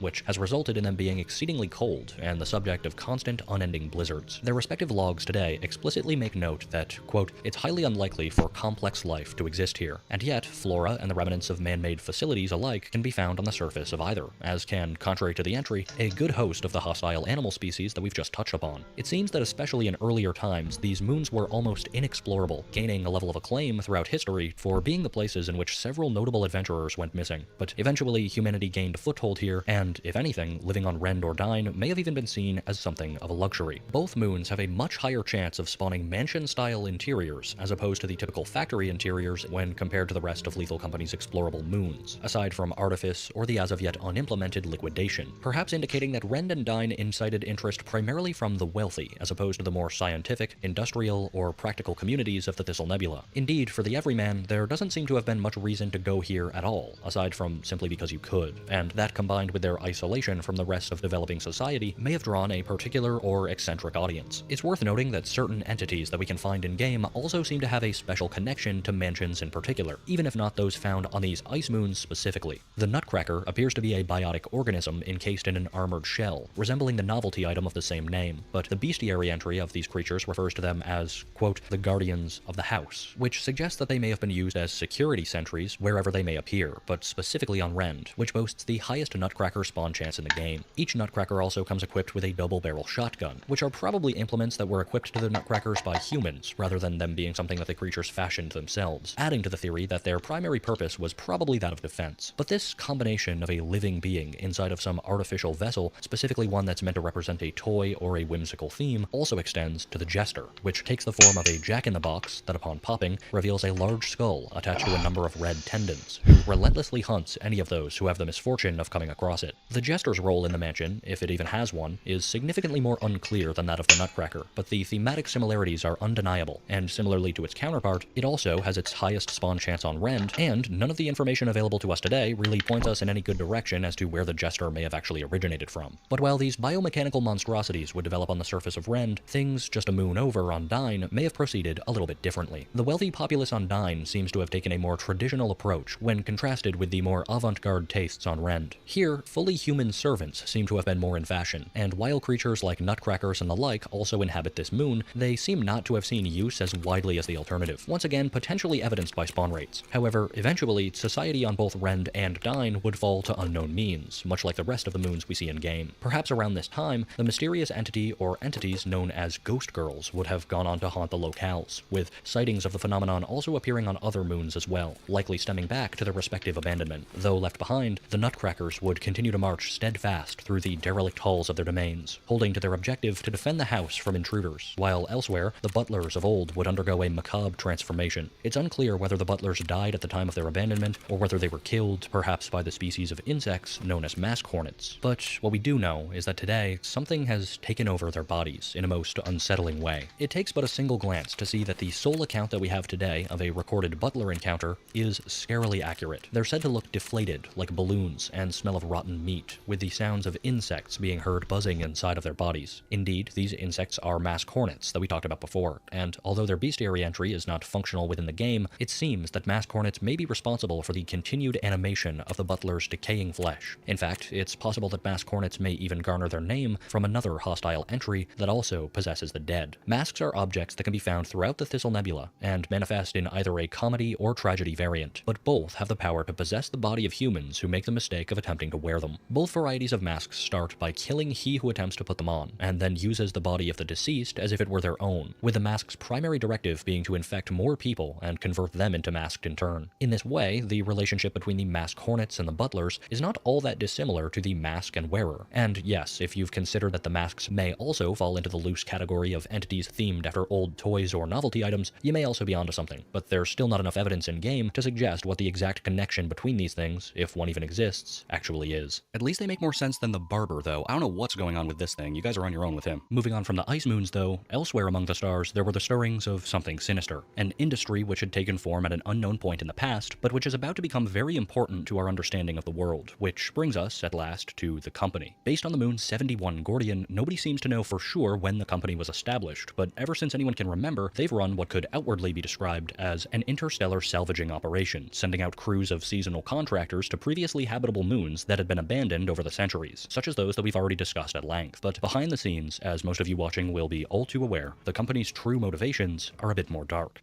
The first and only records we have from company employees prior to ourselves date back to 1968, where a young man by the name of Sigurd recorded a number of logs pertaining to the affairs of his crew. The first official transcript from Sigurd is dated August 22nd of the same year, but we can be sure of the fact that Sigurd himself, as well as his shipmates, Desmond, Jess, and Richard, had all been working for the company for some amount of time prior to this log being written, because as Sigurd himself confesses, quote, "Till now, I've just been adding my own notes to the bestiary, whatever I know." And indeed, almost every entry in the ship's bestiary has an amendment by Sigurd somewhere within the text, if it wasn't just outright written by him to begin with. The first log primarily serves as Sigurd's introduction to himself and the crew, and his next couple of logs, Smells Here, which was penned on August 24th, and Swing of Things on August 27th, continue to expand upon the crew learning and employing basic loot hunting strategy. The logs also characterize Sigurd as being perpetually frustrated with the miserable conditions of company life, complaining of everything from the smell of both the equipment and his crewmate Richard due to his poor hygiene, to the general antiquation of the machinery, especially the terminal keyboard, which he uses to type these very logs. In fact, one might interpret the multitudinous spelling and grammatical errors as being a consequence of this, but all in all, these first few logs proceed without too much in the way of excitement, save for some frightening sounds emanating from behind the counter at the company building when the crew goes to turn in some scrap, which Sigurd describes as psychotic. However, shortly thereafter, things begin to get a little bit more strange. Sometime in August, Sigurd records a log entitled Golden Planet, which reads as follows, after adjusting for spelling, of course. Quote, "I talked to a voice on the walkie-talkie. It was like a part of the screams. He told me the Golden Planet actually existed. It's not a legend. And he told me it didn't just hit a meteor. He said the planet was swallowed up by the beast, and they were in its body being digested. I asked what the beast is, and he said he didn't know. He said it ate the planet, and they forgot everything. I couldn't get him to stop talking, but I said he was on the other side of a big wall, and I could get him out. I said he was inside the building, and that's when he started freaking out. I couldn't make out a word. I think he said something about spitting out the rinds, so I just turned it off. What a whack." Jess says the Golden Planet is just a story. I said, "I know, I'm not an idiot." Well, she said I should quit, and she quits if I do, so she's staying.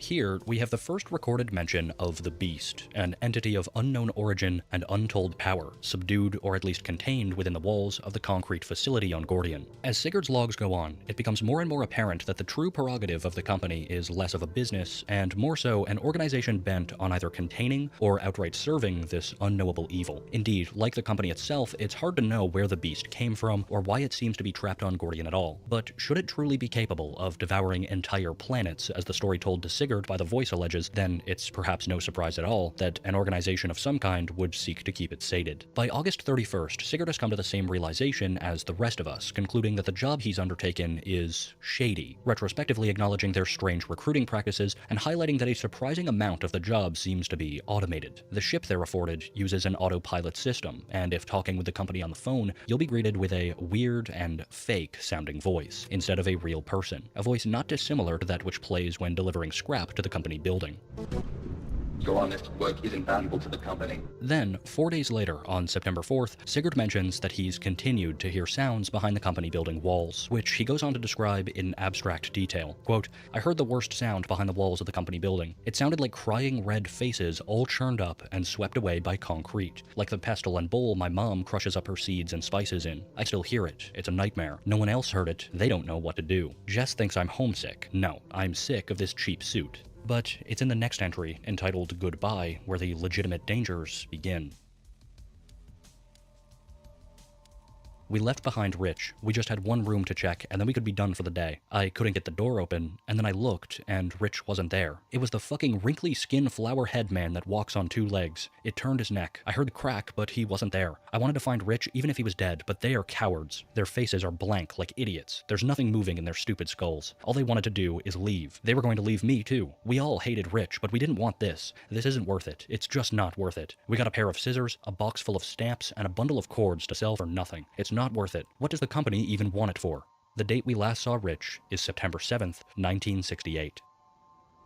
5 days later, on the 13th, Sigurd recounts that he was the one to call the company and inform them of Richard's untimely passing. The creature that he describes him dying to is, in fact, a bracken, evidenced by Sigurd's own amendment to the bestiary entry, and we also know that it was encountered on the moon Vow, which has the bracken's highest spawn chance. But just like during the assessment exam outlined in a previous entry, Sigurd states that the same robotic voice was on the other end of the phone, and that upon receiving the news, it rattled on about finding a replacement and something else. He also mentions discovering that the screams behind the company building walls can always... We swapped hats. But what's kind of wild too is these glasses don't even go over his ears, bro. Look at that shit.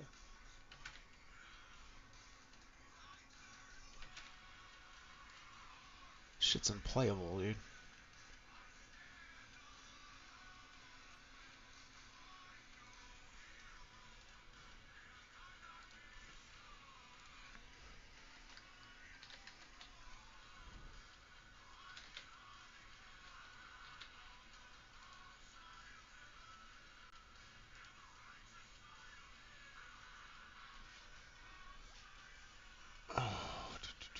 I don't even know why we're doing Chop Shop. I don't even know why I'm on Arena, to be honest. How did that do that?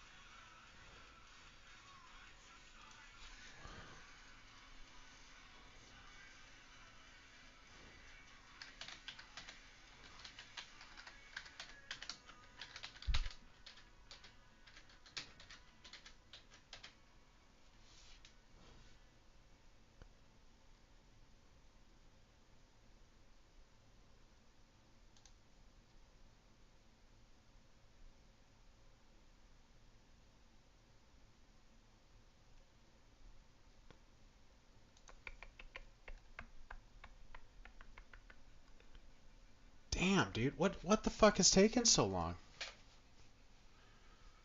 I don't even know.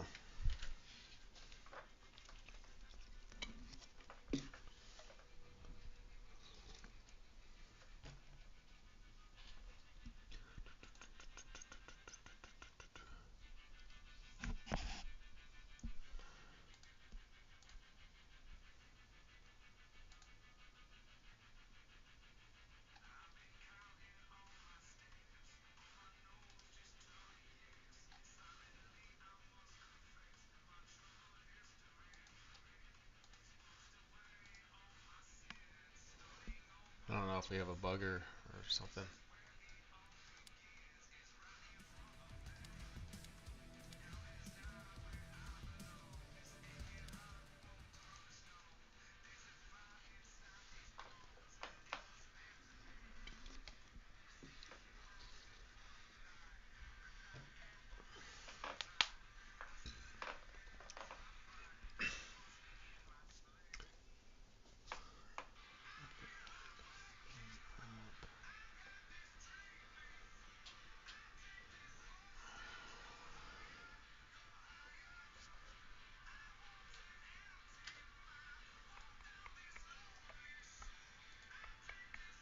be heard on a walkie-talkie, which finally allowed him to show the phenomenon to Desmond and Jess, which, as stated in the log idea 5 days later on September 18th, seems to have sobered them up to the realities of their situation. From here, Desmond has the idea to trace a call to the company and see where it leads, the answer to which is revealed in a log on September 27th, called Nonsense. At this point, Richard's replacement member, Lucas, has arrived at the ship, but more pressingly, it's discovered that the phones don't lead back to the company building at all, but instead to a point across the solar system, where an as of yet unknown group of people, the presumed masterminds behind the company itself, are thought to truly reside. The identities to these mysterious figures remain a mystery to this day. In fact, they're one of the most enduring mysteries of the entire game. But Sigurd posits his own theory, which supports our existing knowledge of the company's true function. Quote, Desmond says he doesn't know, but I think, what if there really is a big monster in the company building like the voice told me on the walkie-talkie? They trapped it, and we feed it to keep it tame. I just wanted a stupid job. In the next entry, September 30th's Hiding, Sigurd mentions that he's been experiencing bad dreams, wherein whatever is trapped behind the walls of the company suddenly breaks free, and later in the log, he recounts a discussion with Desmond, where the two consider how they could proceed with looking into the oddities of the traced call and its origin. Desmond, though, hastily rules out both the possibility of overthrowing the autopilot and chartering a private spaceflight there, so it seems there's nothing to be done, and the lead kinda goes cold from here. This brings us to October 1st, and with it the log Real Job, where we learn a bit more about Richard's death. It's here that Sigurd discloses that the incident happened on Vow, and in a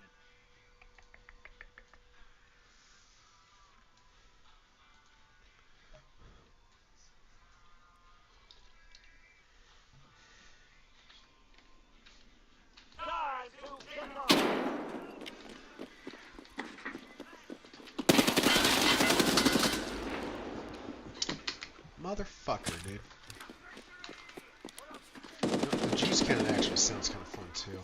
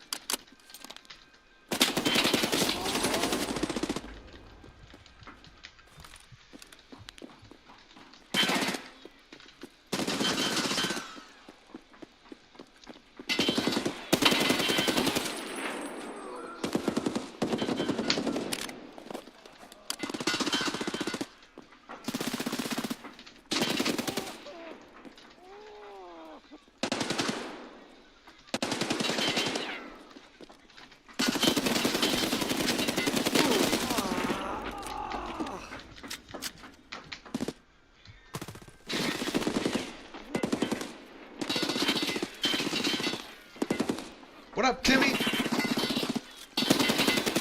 Just warming up a little bit in Arena, bro. I'm gonna go back and try doing some of the storyline shit. I'm not gonna lie, it's a little confusing on some of it, though.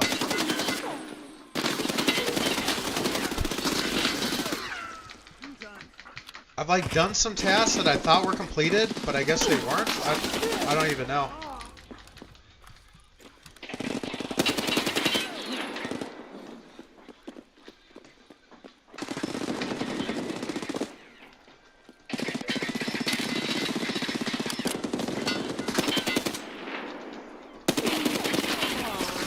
Fuck! Boom!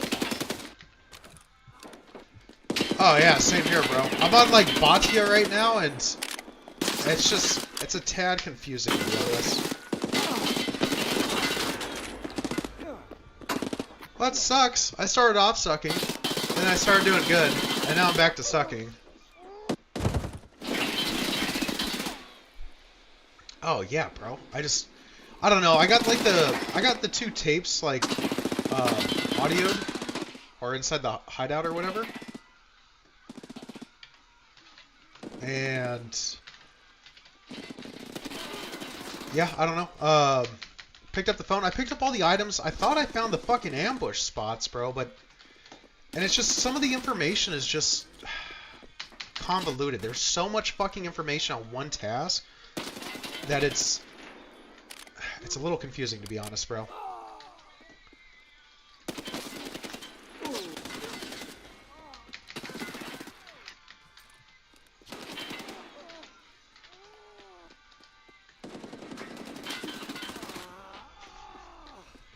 We're gonna swap to the Moses.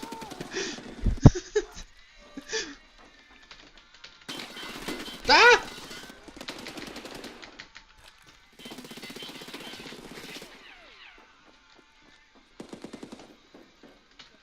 Motherfucker, bro.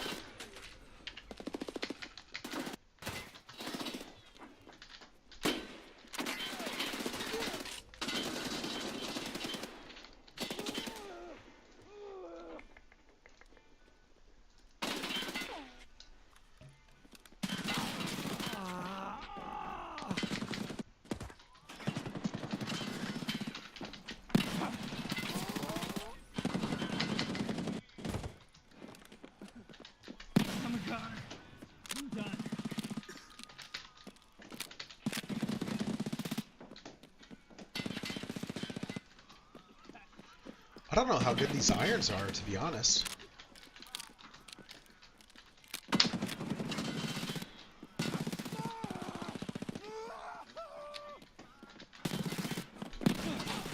Fuck, dude!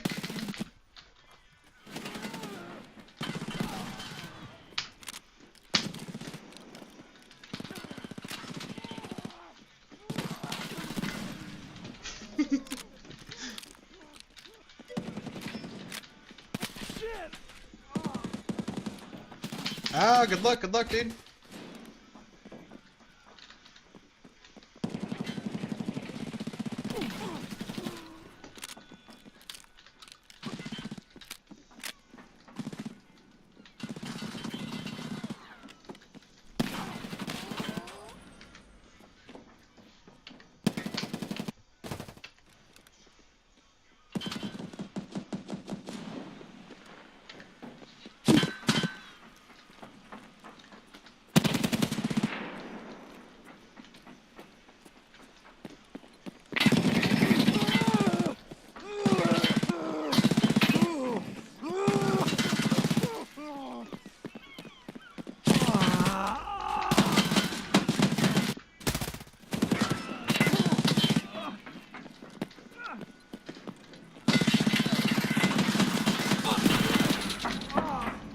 Give me those fucking legs, dude.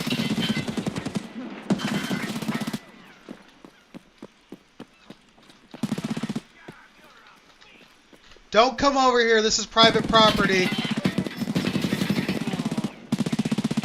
Do not come over here, okay? This is private property, sir. That Juices guy is feeding this morning.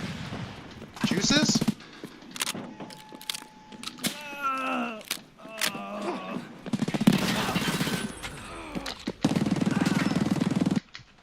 Bro, who the fuck cheats in Arena?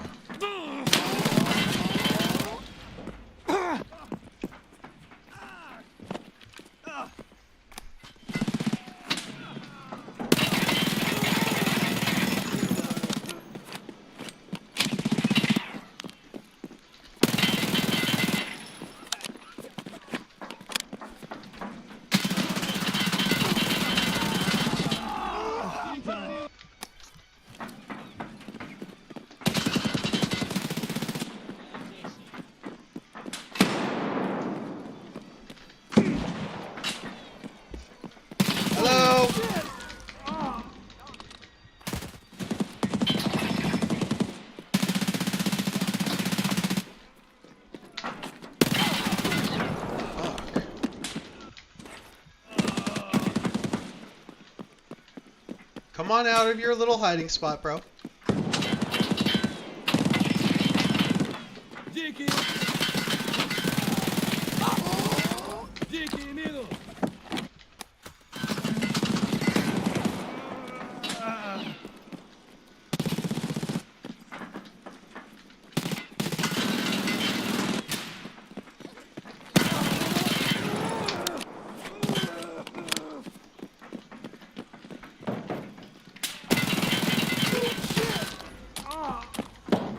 Dude, Juices is fucking kind of sus, to be honest, boys.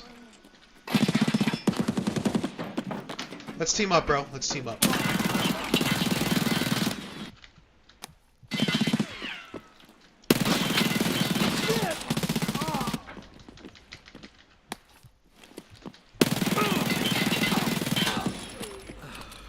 Good shit, King. I'm done. Wait. Let's team up, bro. Let's team up, dude.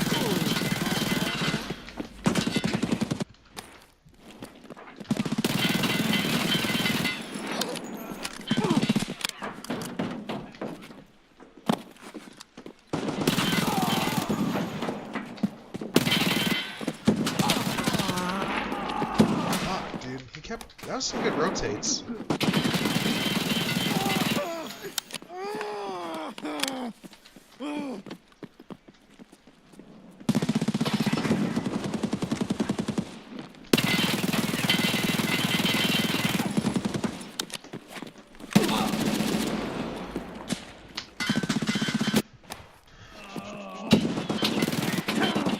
Juices, you're like the best player ever, bro.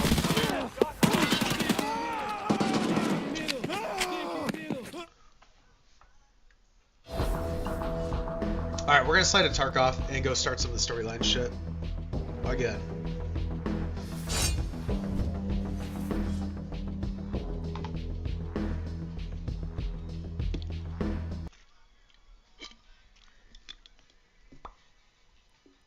Give me the beat, boys. Free my soul. I wanna get lost in the rock and roll. In addition, he mentions that 3 days prior to the current log, so on September 28th, he, quote, saw Rich on a hill. He was just on the other side of the river, which once again leaves us with some unanswered questions. Obviously, Rich would have been long dead on the moon by this point in time, so there are really only a total of 3 possible solutions to account for this sighting, each more unnerving than the last. The first is that Sigurd, who along with the rest of his crew is certainly not in a fit state of mind by this point, simply imagined the sighting. It's hard to discount this after all of the stresses thus far imposed on him, but at the same time, we've also seen no small amount of paranormal phenomenon, which could just as easily be the true cause. The next interpretation is that perhaps the Rich seen on the hill was a spectral manifestation of him. We know that ghosts, at least of some variety, do exist in the world of Lethal Company, with the ghost girl in particular being a prime example. So in theory, it's likely the case that other ghosts may exist as well. The third option though, and perhaps the most terrifying, is that what Sigurd saw was very real, but was not Rich, instead being a masked crew member from a former company crew, which Sigurd simply mistook for Richard on account of the orange company suit. It's a chilling thought, but there's no further evidence to prove it. In the final part of the Real Job log, Sigurd comments on his dad, saying, quote, I hope he isn't staying on Titan. People are saying it's not going to look the same in 2 years. Jess told us they're about to go to war. Honestly, I don't even know if I care about this fucking lore.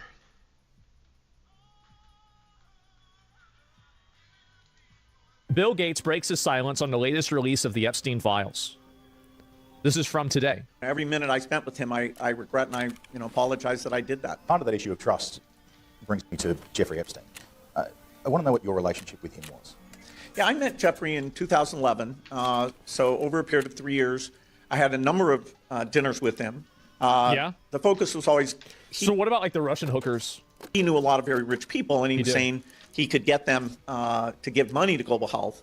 In retrospect, that was a dead end, and I've said many times, but I'll say again, I was foolish to spend time with him. I was one of many people who regret ever knowing him. Right. You've no doubt seen the allegations, including some of them from the last 24 to 48 hours.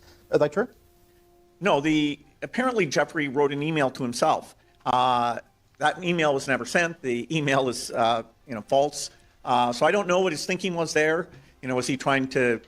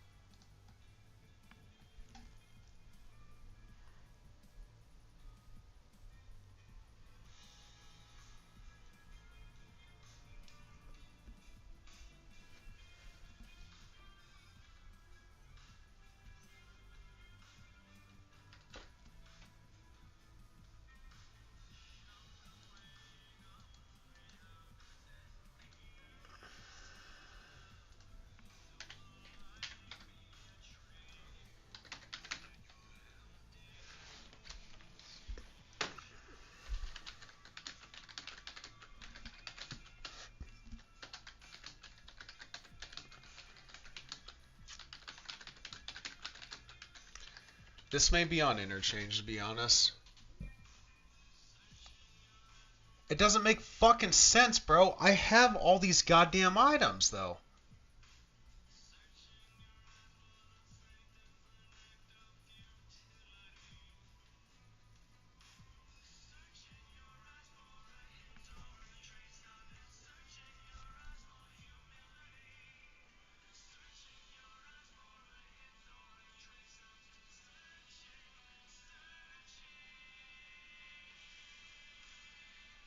I think that's it, bro. I think I have this bug right here, boys. Motherfucker, dude. I literally have the phone right there, dude. Like, what the fuck is going on, dude?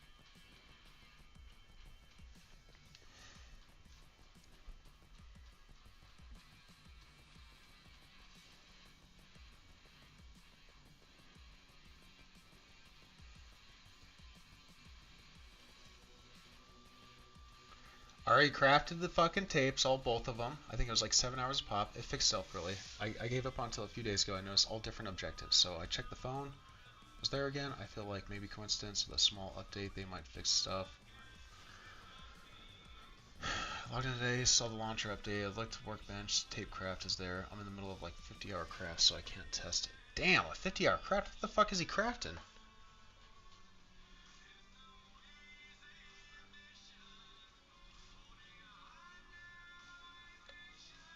Strelets.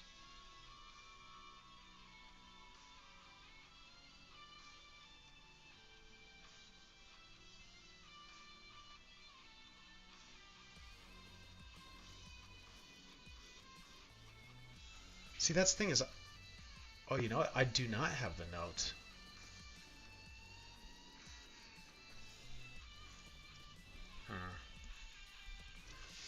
Alright. That last one might be my saving grace. Anyone find a workaround? I'm having similar issues. I gathered everything from other locations first and did the grave site on Woods last. I went the other day and found the note and the dog tag. So I have both dog tags, but I am missing the note though. 100% certain I never got it before. I went to extract, had that backend error. What's happening? Off server, caused the whole raid to reset. But no phone, now no note either. I only see the first half of the note I picked up on interchange in the story quest.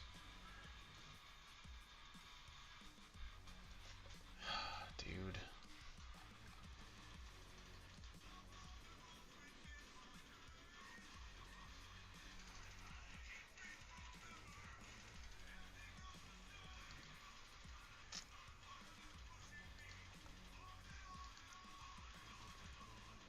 Do I need to go back to customs to pick up the fucking patch, dude? I have that military patch.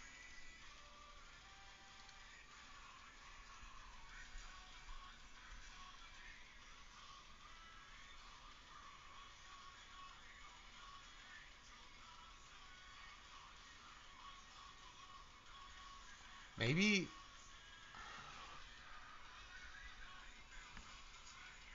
Maybe I need to go to customs and re-grab the patch and then go speak to Prep War.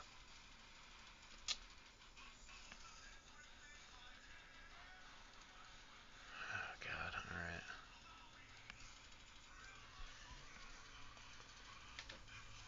It's just so stupid, bro.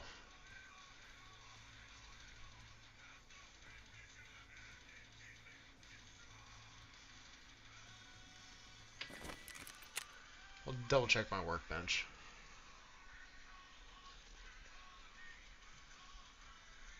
We used the phone for 2 audio tapes.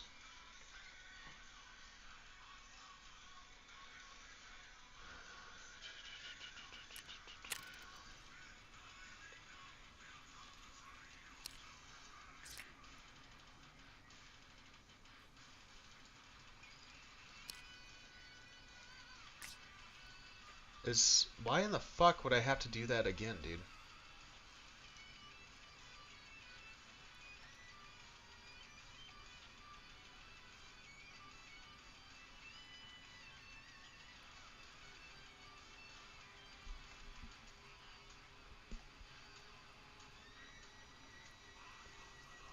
We'll grab that patch again. I grabbed that patch early wipe. Maybe that's fucking with the task. If that doesn't work,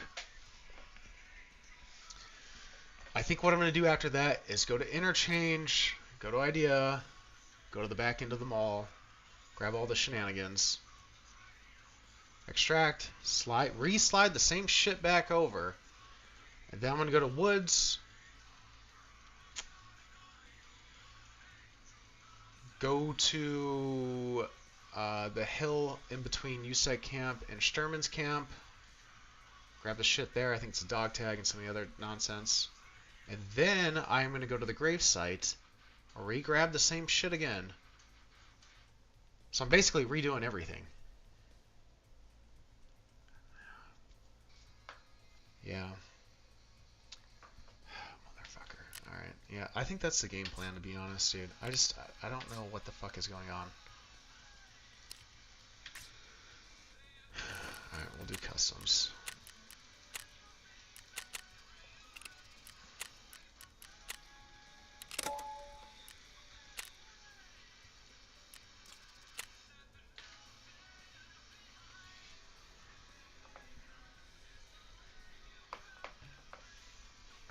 It's not even that I don't even mind doing new quests, but whenever it's like stupid as fuck like this, I just feel like I'm wasting my fucking time, to be honest, dude.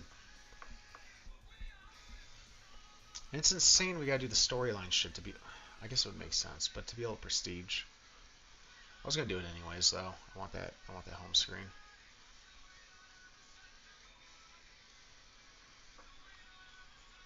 Let's go see if Timmy is live.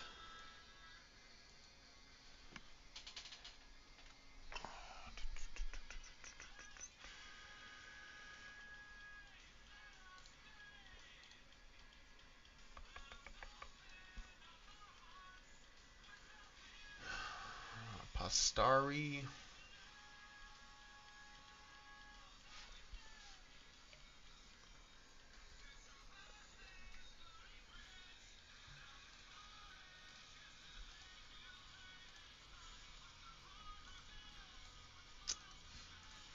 Attack me in some way. But so let me get this straight.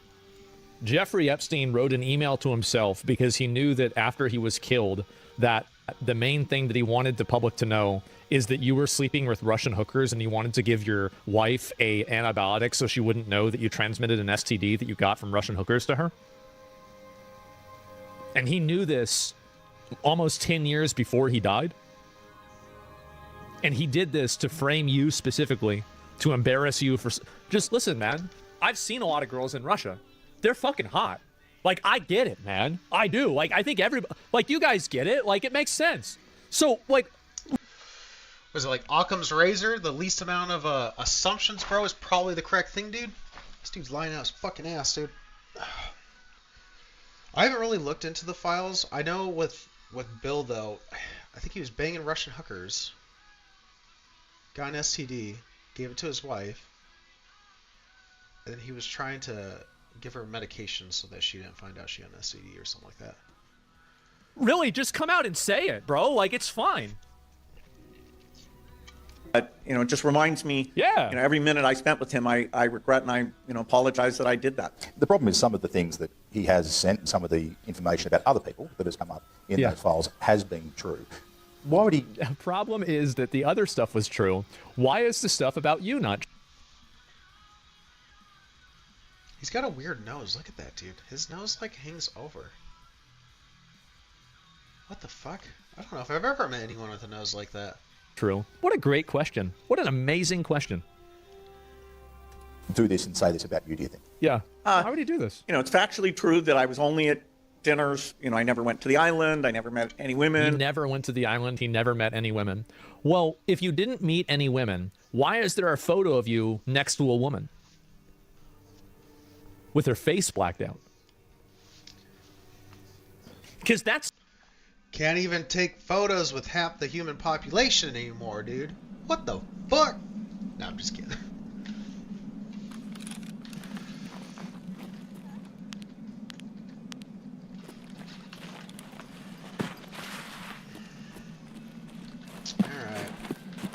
Honestly, I'm probably just gonna use the transit bug and get the fuck out of here.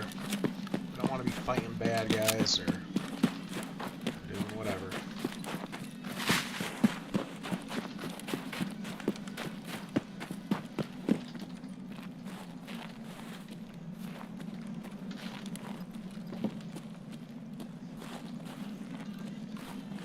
This is a pretty good spawn too, boys.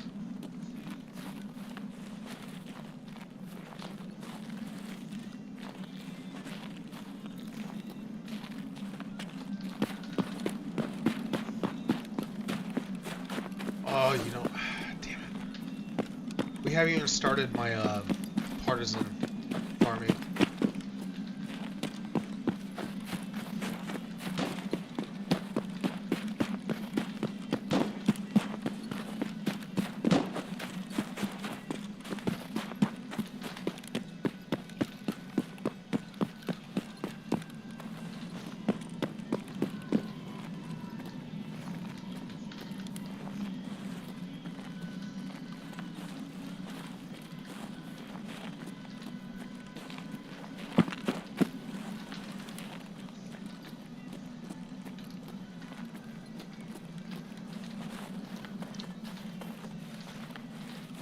What the fuck was that?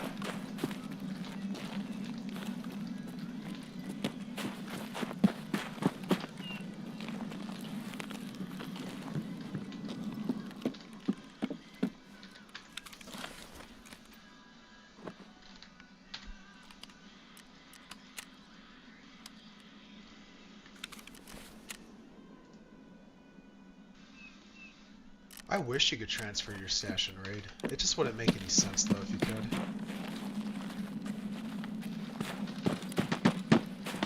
You know how helpful that would be, just like normal questing too, bro?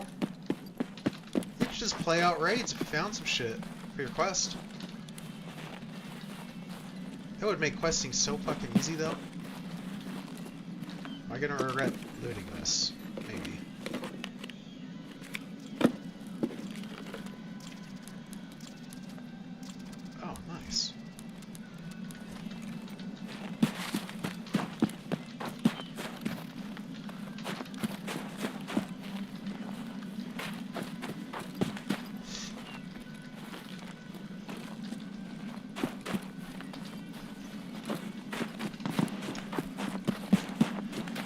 This is a pretty clean ass looking M4. It's kind of like a baby M4, good for close quarters.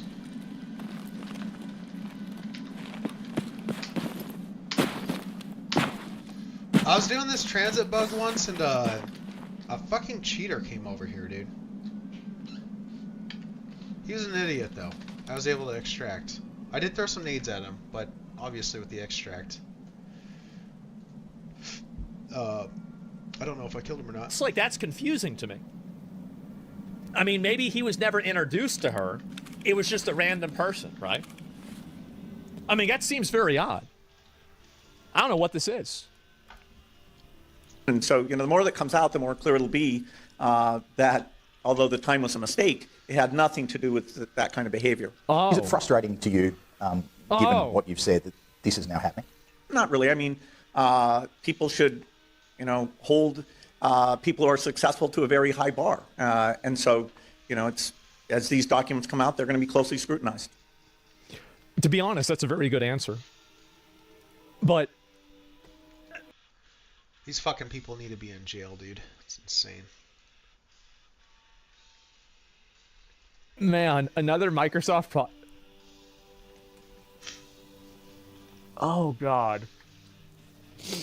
Oh, boy. Wow. How about that? Cooked? Yeah, I guess so. Alex Jones told Rogan about Epstein 10 years ago? Wait, what? We all know about Jerry Epstein, okay? And that I don't know about Jerry Epstein. Was the Lolita Express. Just Google that. And what is that? Bill Clinton was like on 20 flights. First it was 7. Oh, that's right. Okay, To now this I pedophile know who you're island that has talking a about. temple in it. And then he was also flying to this Middle Eastern country with this sheik that's an admitted pedophile with multi-million-dollar checks and Bill Clinton on the plane. Bill Clinton's a known sexual predator.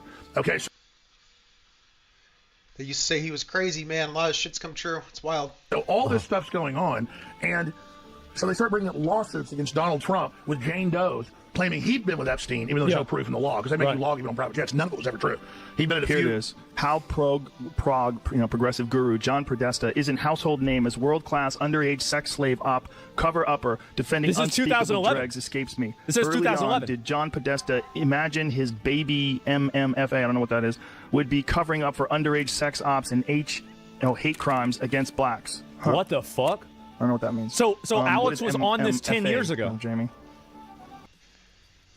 All right, we'll see if sliding this over corrects it. Read, flipperdoodle, exit, slide, Batya. All right, that did literally nothing. Retrieve more information. All right, what did we say we were gonna do next? Gather information related to the squad. 5.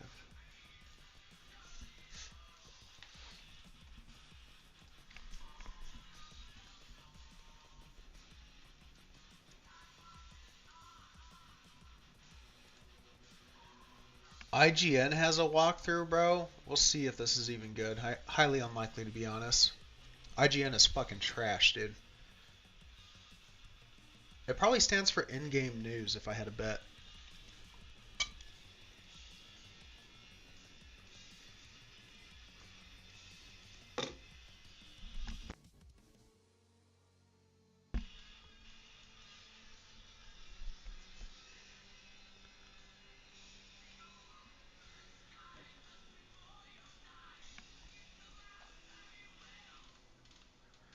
So we're not trying to start it.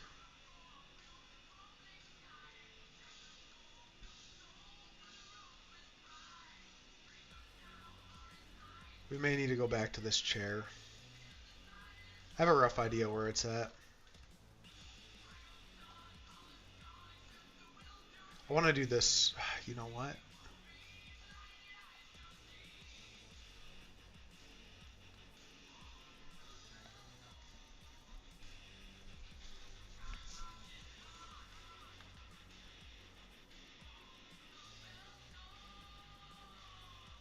Honestly, their little guide isn't that bad. Maybe this is the one Whip was using, I don't know.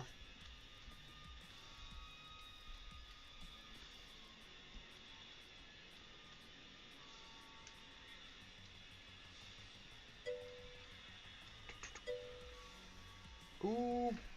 Oh man, my right arm hurts. What up, Timmy? How do your raid go, bro? What map are you playing? Bro, so we're literally just restarting Batya. I'm just going map to map. We're saving woods for fucking last. So I think what I'm about to do next is go to... Oh, does this unlock Lightkeeper? Bro, we're using an IGN website right now, guide. Actually, not that bad. I was going to assume it was going to be fucking trash because it's IGN, but... Alright, we're going to skip over woods. We're going to do interchange first, and then we'll do woods again. Probably bring some food. Oh, Labyrinth, bro. What are you doing on Labyrinth, dude? You just trying to farm XP, or are you looking for some of your dolls? You solo running it, or what? I haven't touched Labyrinth since, I think it was last swipe, dude. Ooh. Alright. We're gonna go do this first. We'll probably go to the outside first. Let the tracksuiters and whatever do their thing inside there. And then we'll go inside the mall and we'll redo fucking idea again.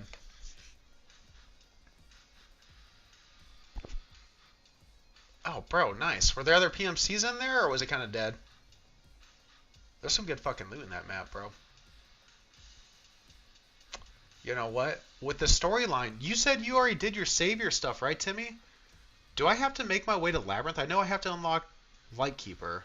I've literally done like zero research into escaping up until like a few days ago, dude. I did all the other shit first, and now I'm ready for the story stuff. Basically, I don't know if you want a prestige yet. I'm 50-50. I mean, dude, so the main goal is I don't really have time to hit prestige 5. I do want a prestige again because I do enjoy some of the quests and like kind of starting over a little bit. But we need to get 40 bitcoins, finish the storyline, and then there's 2 achievements I'm trying to go after. So the first one I'll do, I already did the bazooka and the BTR one. I want to kill Partisan 15 times. I don't have that one yet because I keep prestiging and it resets the fucking progress. And I'm not the greatest at hunting him down. I know I got to camp in a fucking tree or something like that, or next to a rock for like 5 minutes. It just sounds boring as fuck, dude. But what I think I'm going to do for the Partisan 15 times, bro, is I already bought a mark key, so I did cheat a little bit because I was trying to use the reserve keys first, get them down to 1 use and do the barter. But, which I'll still do that. But no, I'm just going to be running dorms left and right, dude. I've caught that motherfucker outside of 3 stories so many times. I'm just going to be running it, making hella money, hopefully. Losing some kits, gaining some kits. And then killing his ass, too. And then I think I'm at 10 or 11 out of 15. So, yeah, I'll knock that out. And then what I think I'm going to do afterwards, and we'll see how well it goes. Because Buffalo did it legitimately last wipe, because I'm going to try to get Snowball, dude. I'm fucking pissed I didn't get it a few years ago when it was easier. Yep. Dorms, I always see him over in dorms, bro. But Buffalo went to Columbia. I don't know if I don't know if my internet's good enough with Columbia, but he did Snowball legitimately, so he's the only person I know that's done it that way. I might have to come up with a game plan too, dude. When it comes to Snowball, I think the first boss I'll have to get knocked out of the way is Partisan. So hopefully I learn how to farm him for my last 5 kills. And then I'm trying to think of like what boss would be best to go after that, dude. We're saving Zerachi for last, obviously, because by that time I should have my butt plug to get over there. Oh, man.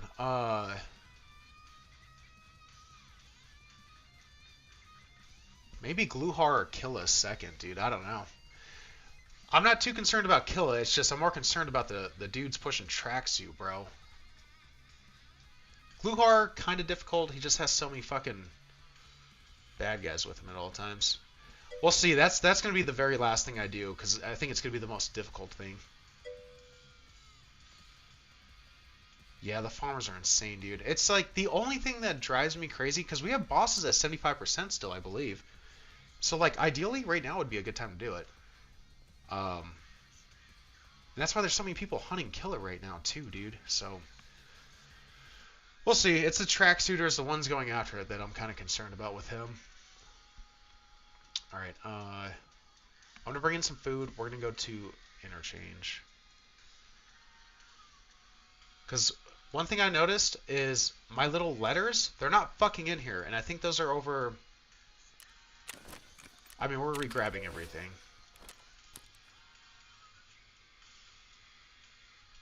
What is Predator suit?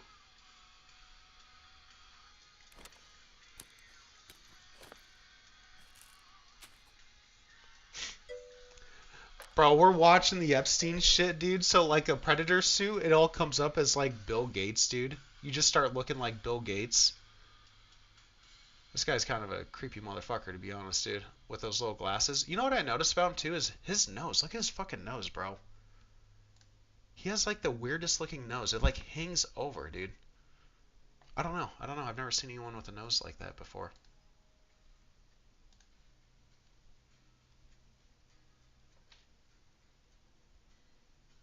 Oh, yeah, yep. That'd be nice to have it. Bro, it just sucks I didn't catch it whenever the, I thought they were going to be bringing that shit back. That was a fun-ass event, dude, when all the bosses were spawning on Shoreline and, like, Reserve.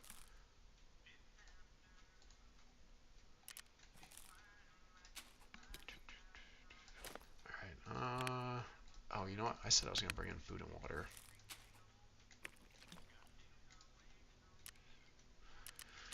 Alright, let's hit it. We'll go outside interchange, and then we'll go inside to Ideer. Get it knocked out that way. Hopefully there's not a lot of bad guys. I wonder if this dude's pushing tracksuit. He might be. Oh no, he already has it.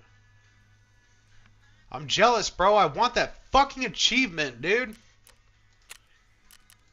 I was so close on like 3 fucking occasions, dude, and I got killed by a piece of shits. I was just under the assumption that they were going to bring back the event, dude. That was a fun fucking event when all the bosses were spawning at Shoreline and Reserve, and they just never did. If I had known they weren't going to bring it back, I would have gone way fucking harder at trying to pull that achievement. Imagine his baby. I gotta go to the bathroom. We're gonna watch more about this Epstein shenanigans. MMFA, I don't know what that is, would be covering up for underage sex ops and hate crimes against black. I know I died to extract campers. I think on all 3 attempts, bro. Did you die to cheaters? You might have told me earlier. Was it cheaters? I go pee. I'll be back here in a sec. I don't know what that Actually, means. So Alex was on this 10 years ago. Jamie. Media matters. Alex Jones. Yeah, that's Soros, but also Truth teller, bro. The pizza place. Where all this went on, it's Media Matters head guy David Brock's boyfriend, and that is where they have major Democratic Party fundraisers, and then they had rock bands there that gave live spoken word dissertations of the love of children. What? How did he know, bro? What? Talking about how much they love children. Have you seen this? Yeah, I don't even really want to repeat what they really pull it up. How the fuck? There's a video of them saying that. This is a common ping pong. How did wait? He predicted 9/11. It's a very, very bizarre subject. But why is this like so easy? So this is episode 9/11 with Alex Jones. Okay, so when did episode 9/11 Joe Rogan with Alex Jones come out? When did it come out? 2017. 2 years before Epstein died. That's right. Okay, to now this I pedophile know island that has a temple in it, and then he was also flying to this Middle Eastern country with a sheik that's a admitted pedophile with multi-million-dollar checks and Bill Clinton on the plane. And oh my God! I mean, this is man. How about that, huh? How did he know? Well, how does he know all this? Do you want to know the real reason why? It's because the information has always been out there. It has been. Like, I remember my mom was telling me about the Taliban before 9/11 happened. I remember this is like kind of like an almost core memory for me, is that I was sitting next to her, or like, I was sitting in a chair, and like, she was showing me like, this is what they do, and they have like a Toyota, like this is like, because my mom had a Toyota truck that said Toyota on the back and everything, like growing up, and she's like, see, this is like our car, but they have a machine gun in the back. And like, I was like, what the fuck is this? And it was in 2000. And she was like, yeah, they oppress women and they don't let them vote. I'm like, wow, that's crazy. Like, what the fuck? And like, that was it. And then like a year later, 9/11 happened. That's what it was. 9/11 was not the Taliban. Well, I didn't say it was, but what I was saying is that a lot of this information, like bin Laden and all of this, like it was all out there at the time. And then also, like, there are people that are involved in like the inside that know what's going on, and then they leak stuff to people like Alex Jones. They do. Now, the problem is that you have a lot of false positives. So you have something get leaked to them. It turns out that it isn't true. And well, now you look like a jackass. But in a general sense, I think that's what happens. Anyway, so Alex Jones was onto this because a lot of people knew about it. I mean, really, I mean, it was out in the open. And I think that's the other thing. I mean, they're out there talking about cheese pizza at the fucking Oscars. So it's really not like this is some kind of massive secret that nobody was allowed to speak of. It was very out in the open, and a lot of people were discussing it. This goes far beyond what many imagined. So we've got this right here, okay? Where is this? And you've got one more. Oh my God. Oh my God, what the fuck is that? It's not bad. It's weird beyond what many imagined. So we've got this. What the fuck is? Oh, are those babies, bro? What the fuck? It's right here, okay? Where is this? And you've got one more. Oh my God.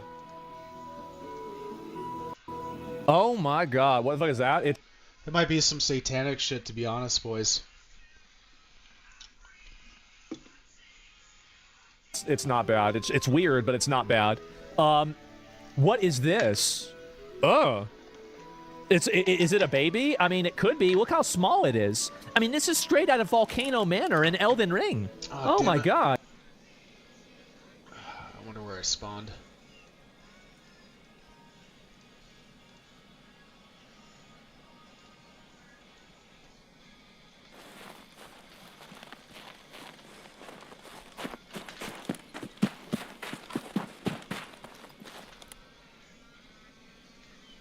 We need more coffee.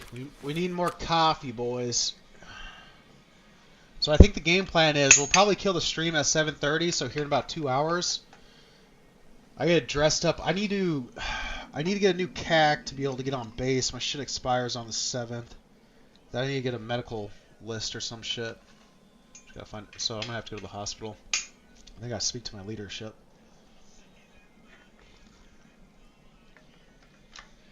And then I think after that, fuck, there's probably some other shit I need to do too. I am going come home. We'll get the stream up for a few hours. I gotta go into work earlier today, so I gotta go in at like 4 o'clock instead of 6. I think we'll probably get the stream up for a few hours after too. It won't be too bad.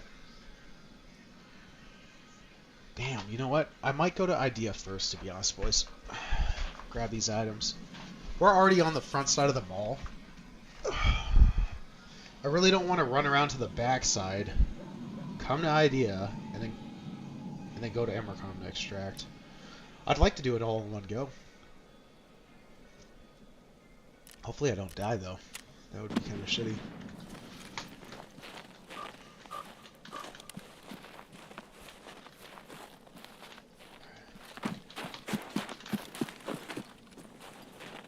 Oh, wait, I spawned in a different area than I thought.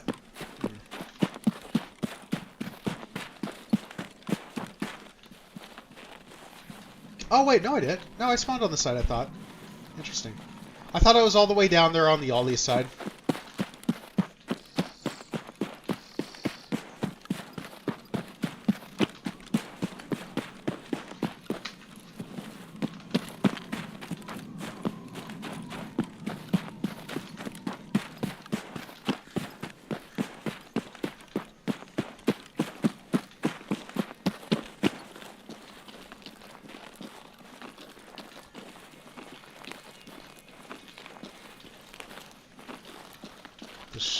Bender. Probably my favorite scope, to be honest. Surprisingly, it's actually pretty good too at nighttime.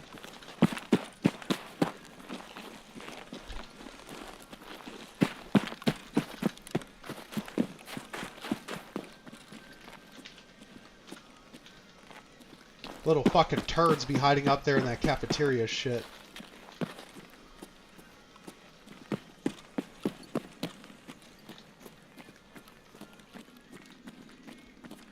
You know, we're gonna pre-PK this.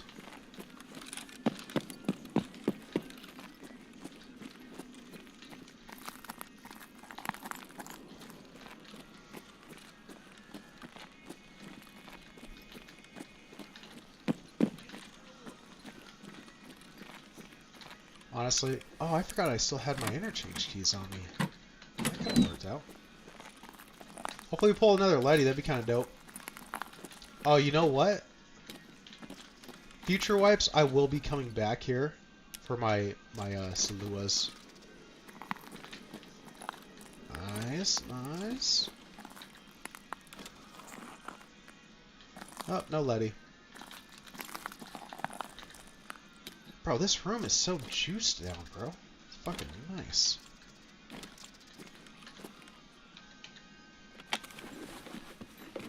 Oh.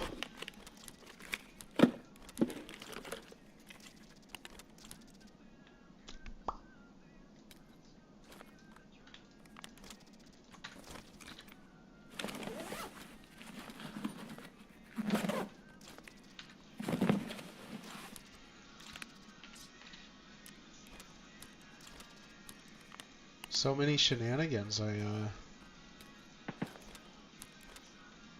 that's sounding like a power station, to be honest, boys.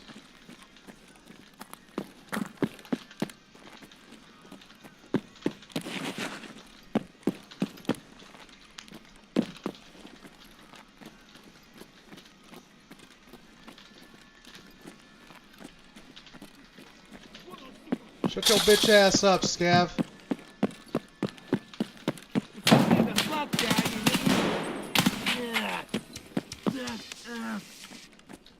Oh, that's a nice little surprise.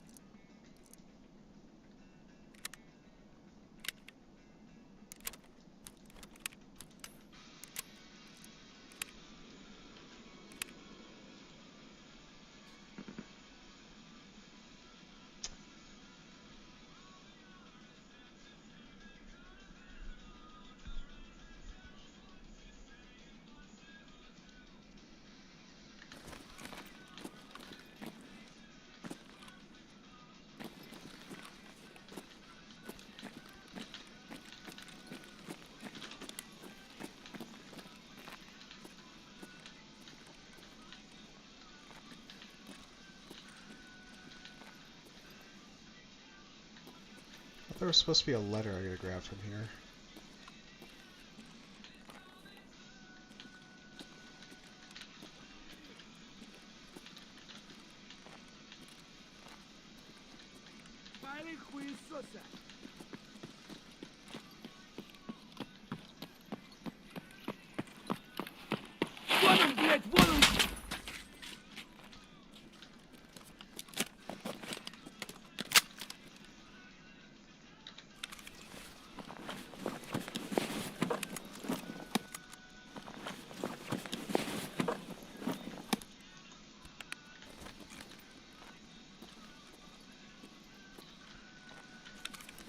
Maybe it's because I already...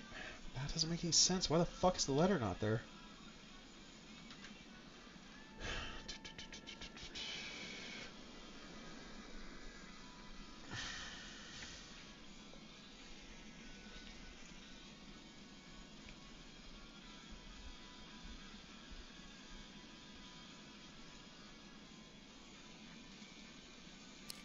Terran's postcard.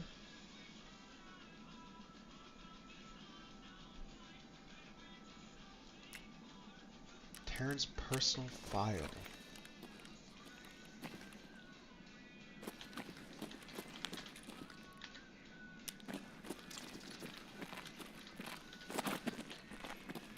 I will skip over that for the time being.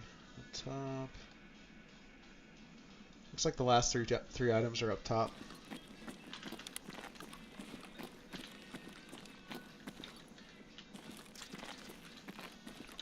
Give me that sausage.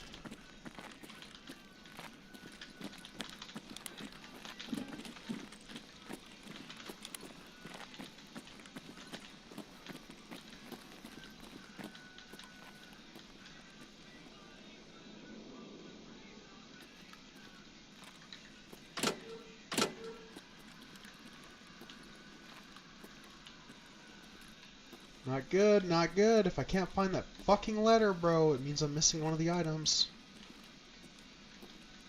Maybe it's because it's already in my stash.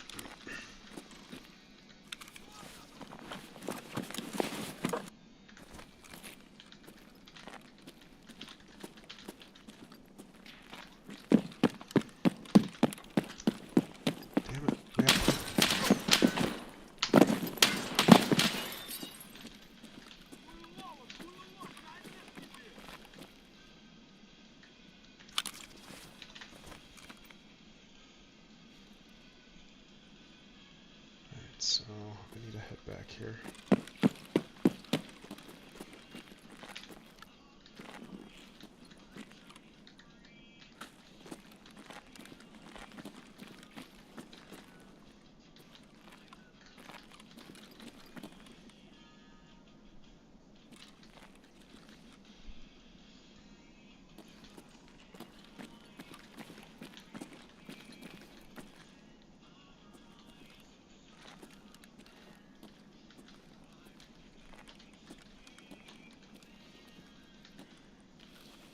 Bro, you see this fucking couch right here?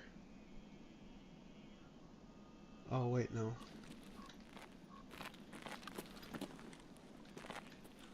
Alright, I can't get anything from there. We already have this letter too. I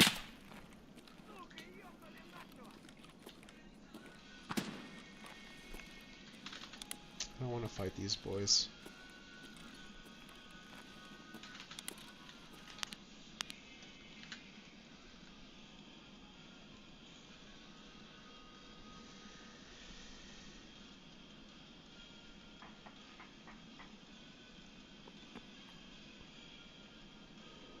We'll go grab this guy. Which, I already have this too, so I don't even know if I'm able to grab it.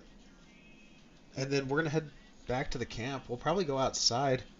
Those boys just ran down the stairs. I think they're trying to see if pharmacy has been hit. But I already smacked her.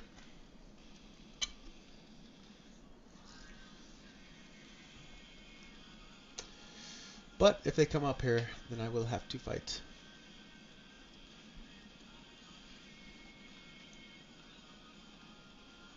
Then when we make our way to the camp... See, I have all this stuff, but we're literally just going through and re-grabbing everything.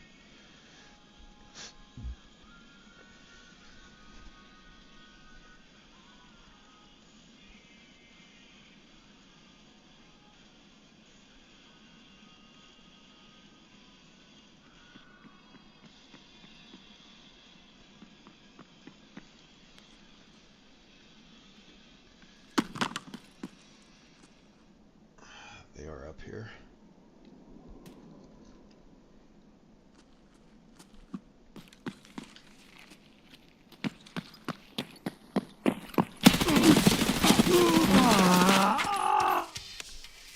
Bro's fucking cheating. He literally had no idea I was over there, dude. It's just so dumb, dude. I don't even know why I play this fucking game.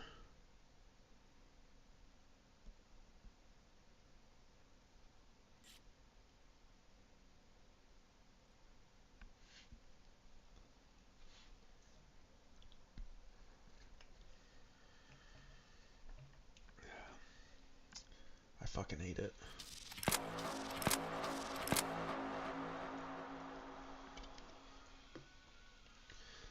Well, the stats look kind of normal. But I don't believe it for a fucking sec, to be honest, dude. Not for a goddamn second. Those boys were out back when I was finding those scavs. And then he ran directly up there.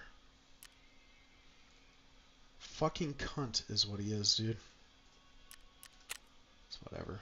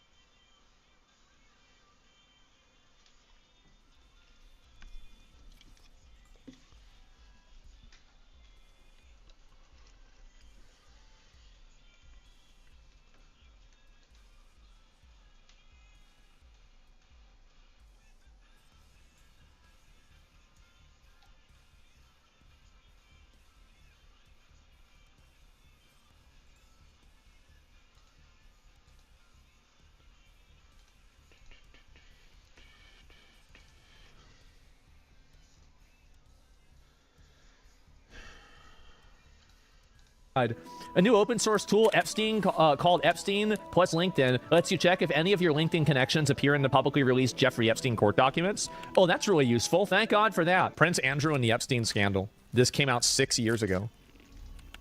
Uh-oh. July of this year, Epstein was arrested on charges of sex trafficking and abusing dozens of underage girls. One of Epstein's accusers, Virginia Roberts, has made allegations against you. She says she met you in 2001. She says she dined with you, danced with you at Tramp nightclub in London. She went on to have sex with you in a house in Belgravia belonging to Ghislaine Maxwell, your friend. Your response? I have no recollection of ever meeting this lady. He doesn't remember her at all. None all. whatsoever. You don't remember meeting her? No. She says she met you in 2001. She dined with you. She danced with you. You bought her drinks. You were in Tramp nightclub in London. And she went on to have sex with you in a house in Belgravia belonging to Ghislaine Maxwell. Didn't happen. Do you remember her? Well, I mean, I don't remember it versus it didn't happen. These are two very different things. One of them is like, I don't know, maybe it did, maybe it didn't. The other one is, oh, well, it didn't happen, certainly. No. I have no recollection of ever meeting her. He doesn't know. I'm almost, in fact, I'm convinced that I was never in Tramps with her. There are a number of things that are wrong with that story. Mm-hmm. One of which is that I don't know where the bar is in Tramps. I don't drink. I don't think I've ever bought a drink in Tramp whenever I was there. Do you remember dancing at Tramp? No. That couldn't have happened because the date that is being suggested, I was at home with the children. You know that you were at home with the children. Was it a memorable night? On that particular day... I thought he said he didn't remember it.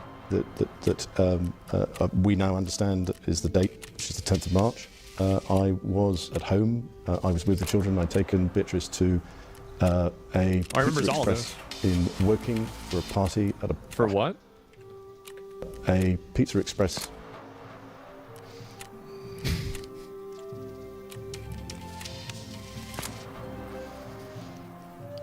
It probably doesn't mean a lot, right? But it's just, what are the odds, right? What are the odds? In Woking for a party. I mean, it's crazy. I suppose sort of 4 or 5 in the afternoon. And then, because the Duchess was away, we have a simple rule in the family that when one's away, the other one's there. I was on terminal leave at the time from the Royal Navy, so therefore I was at home. Why would you remember that so specifically? Why would you remember a Pizza Express Good birthday question. and being at home? Because going to Pizza Express in Woking is an unusual thing for me to do.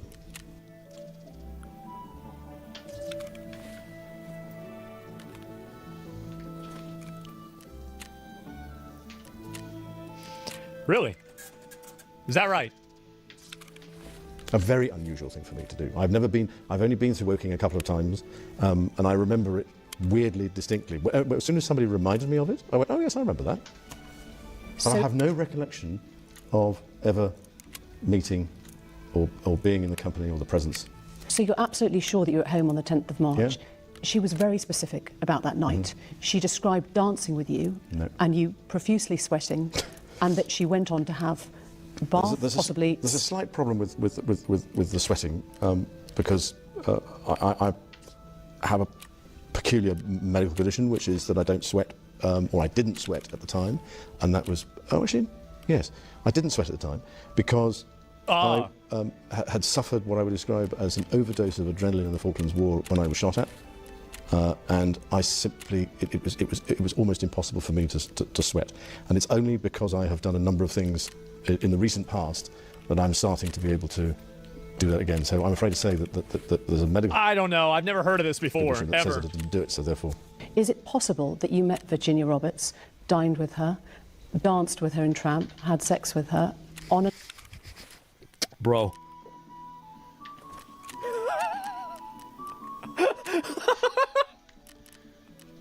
Look at him go. No. Danced with her in Tramp, so he didn't had even sex know. with her on another date. Wow. Do you It's remember convenient. meeting her at all? No. Do you know you didn't meet her, or do you just not remember meeting her? No, I don't know if I've met her, but no, I have no recollection of meeting her. Because she... Wow, he's got no idea. That's convenient. But like, there he is crawling around though, right? Because I mean, there he is in the Epstein. That's him, right? Because like, that's you.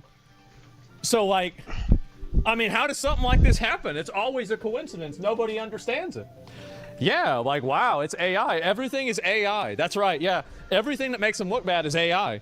Makes perfect sense. Pull up a photo of him sweating. Yeah, and I don't know if he looks kind of sweaty on that, but I'm not sure about it. And then, oh, here it is. What were your thoughts about the Epstein files and 3 million pages being released? And, you know, now we are hearing that Bill and Hillary Clinton have both agreed to testify in the House ahead of the contempt of Congress vote. What are your thoughts about that? Well, I mean, this is certainly something we were talking in my meeting today about what I'm going to talk about on the show Friday, because it's just too interesting. And And also, you know, I can't believe I'm saying this, but where does QAnon go for the apology? You know, I mean, QAnon, which believed in lots of really ridiculous things, like, you know, Democrats eat babies. Yeah. But they were kind of harping a lot. Well, what's ridiculous about the Democrats eating babies? The only thing that's ridiculous about it is that it was Republicans that were eating babies too. It seemed like everybody was eating babies. The idea that the elites are running this pedophile ring, and I mean, I made jokes about them. I also made jokes. I did too. After the Epstein thing happened originally, that were on the idea of, well, you know, obviously there was some smoke there. Well, now with all that's come out in the last couple of weeks, there's a little more than smoke. It does look like anybody who was at all able to get in touch with Jeffrey Epstein, he was the man. We're doing it. He was the man. They just, yeah. I mean, and then they all lied about it. Everybody has, and the arrogance also of thinking they could just use their real name in an email, which they did, and didn't try to couch it in, you know, wait a minute. They got away with it. Nobody's been arrested. They were right. Think about that. All of these people that have been exposed, not a single arrest has happened. To get pot before it was legal. It was like, I'd like 2 shirts, please, you know, and no seeds in the shirts this time. You know, we had to sort of codify it. No, they're just openly talking in emails about this sort of, you know, sexual perversion and that they were all doing, and lots of people who you didn't think, you know, or I never imagined. Stephen Hawking was the dark horse. He was going over to that island, turning into Optimus Prime. Wow. Didn't expect that at all. Doing it. I see these names come up. So, you know, I mean, QAnon, yes, a lot of crazy there, but you know what? You weren't totally wrong about that, guys. Yeah, I mean, and that's the thing, right? Is like whenever I hear somebody who's crazy that accidentally was right about something, and then it happens 2 or 3 times, I stop believing that it was an accident. You know, like, isn't that weird? Eating babies probably kept Hawking alive. That's okay. So you're saying that the reason why Stephen Hawking lived so long with ALS is because he was eating babies to prolong his life? Bro, anytime I see him pull up his browser, dude has like 10, 20 plus fucking tabs open.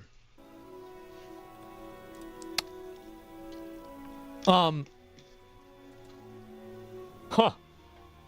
How about that? Wow.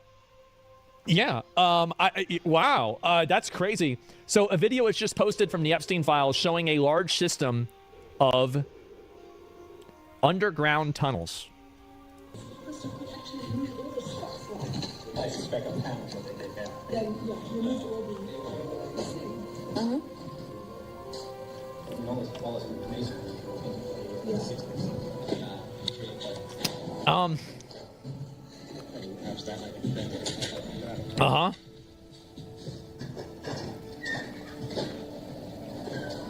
Man, tunnels, huh? Here's more footage in the tunnels.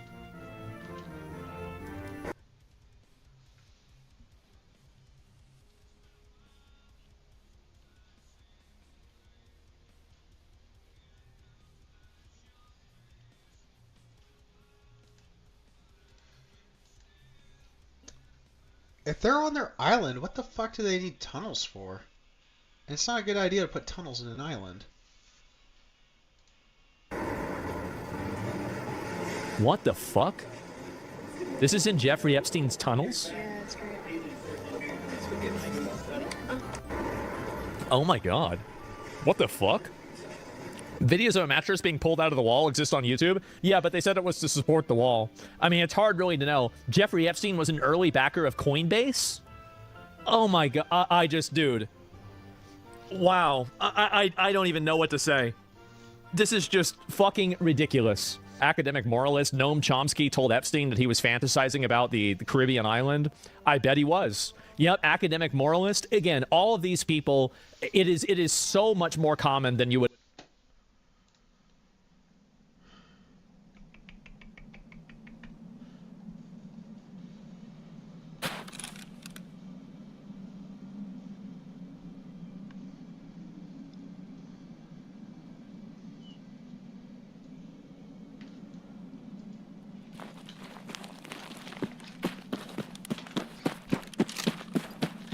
Where's the fire rate on MDR? 650.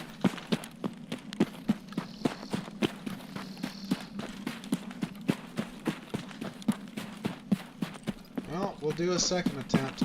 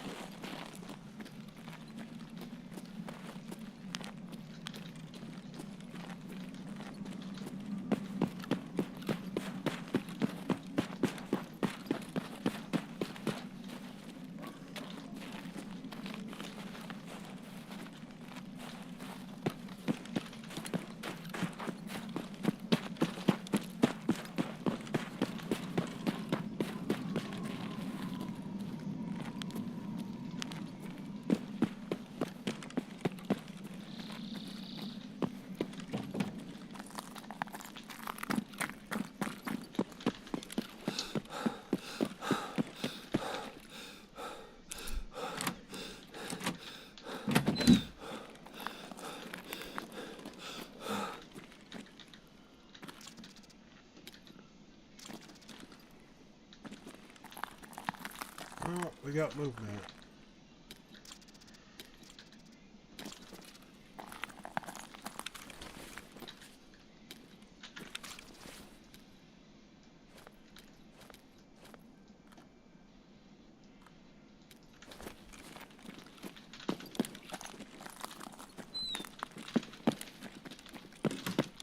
Вали кепку!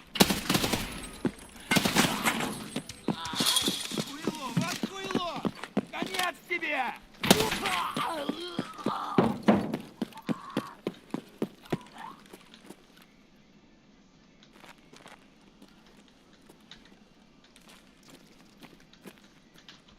I'll spawn.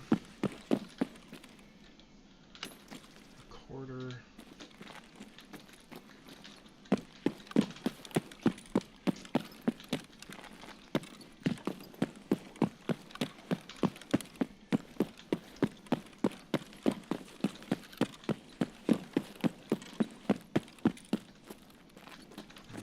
Here.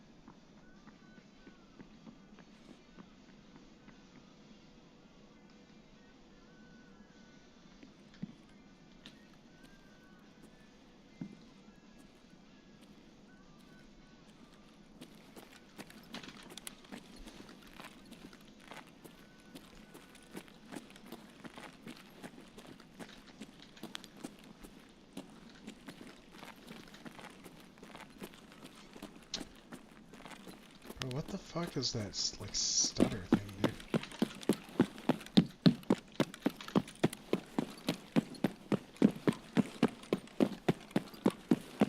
I don't know if that was a PMC or not. We got shots front of mall too, front idea.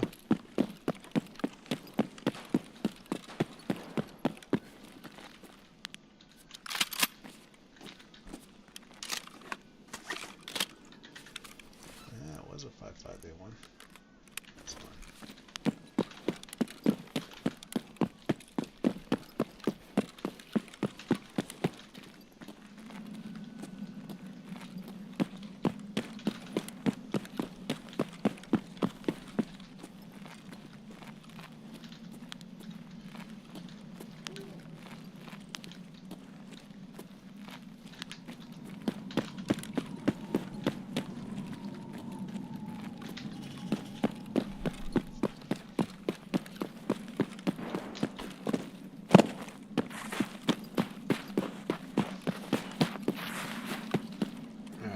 camp is somewhere over here, back here.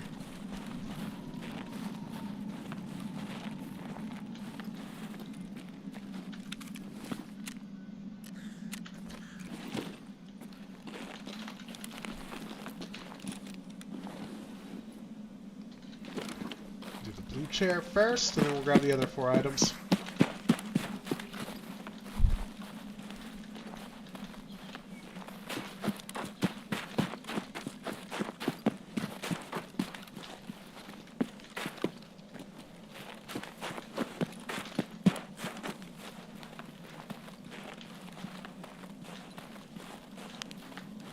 I think that's the camp over there, I'm pretty certain.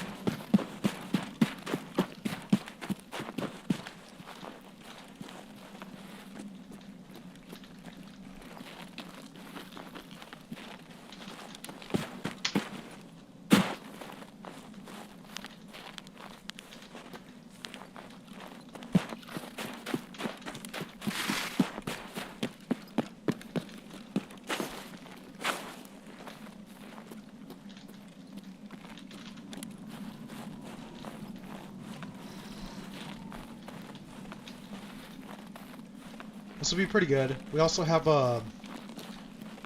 Emercom. So we'll just go extract after this.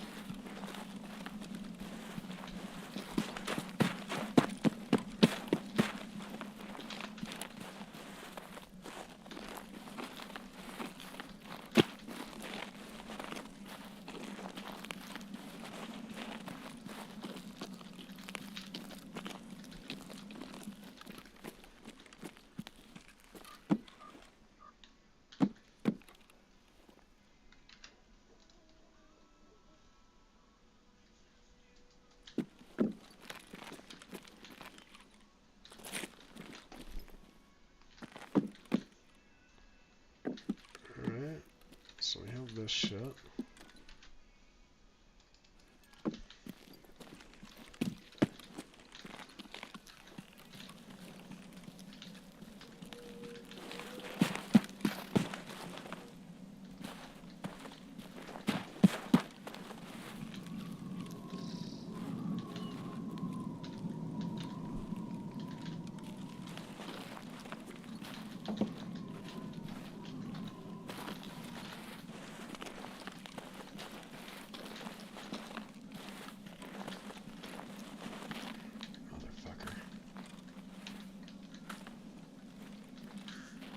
There's still something else over here, dude. Unless it's that.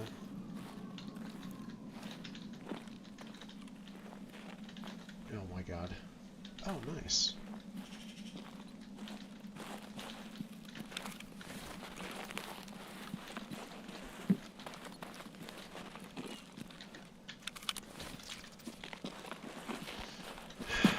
Alright, well, we have all the items on this godforsaken map.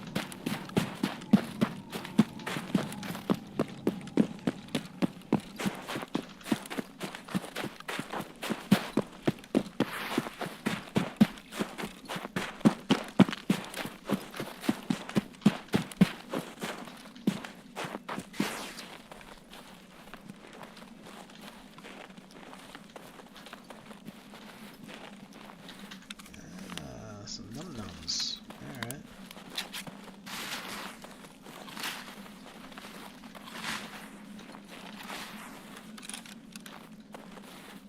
Some big ass sniper sign.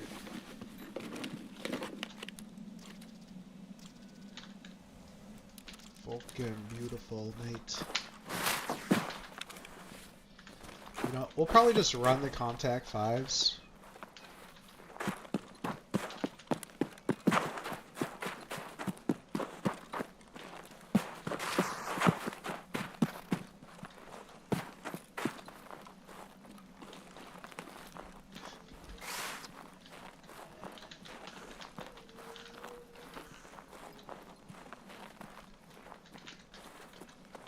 What is the point of that?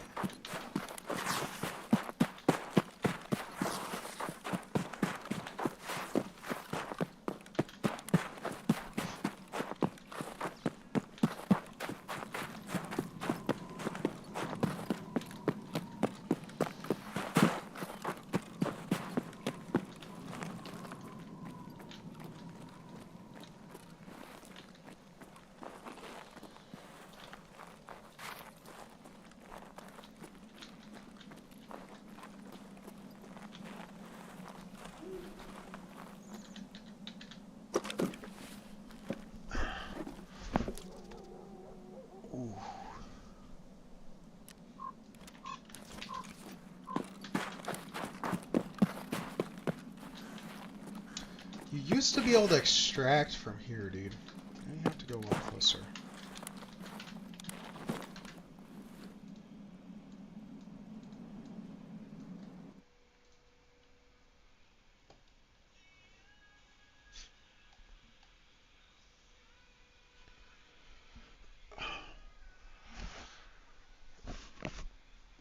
Motherfucker. Alright. We'll go to woods.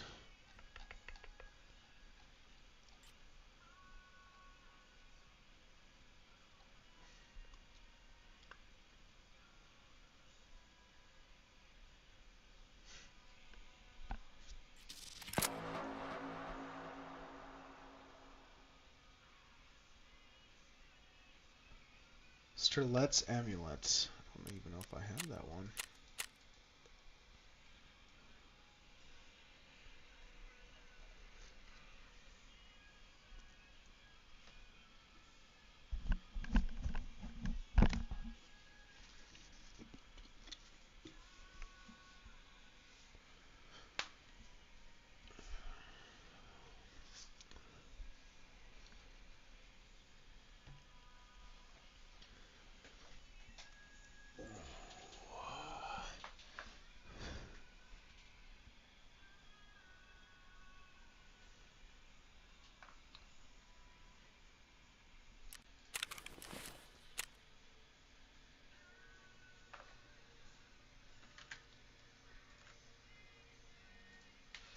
It literally pulls them out of my stash to put them back in there, dude.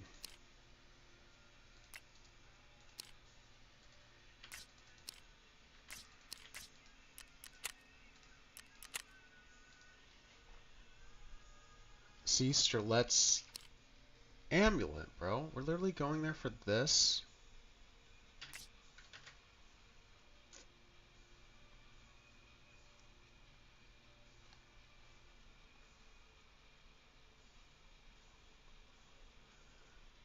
Hostage evacuation report from Vovoda, which can be found on the wooden pallet leaning up against the tree.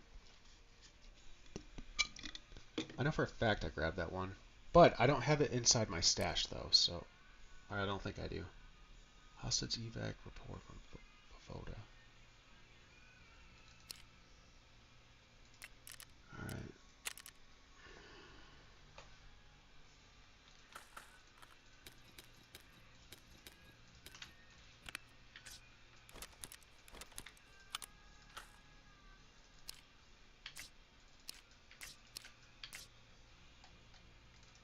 A little bit of hydration in my tummy, and then we're gonna head over there.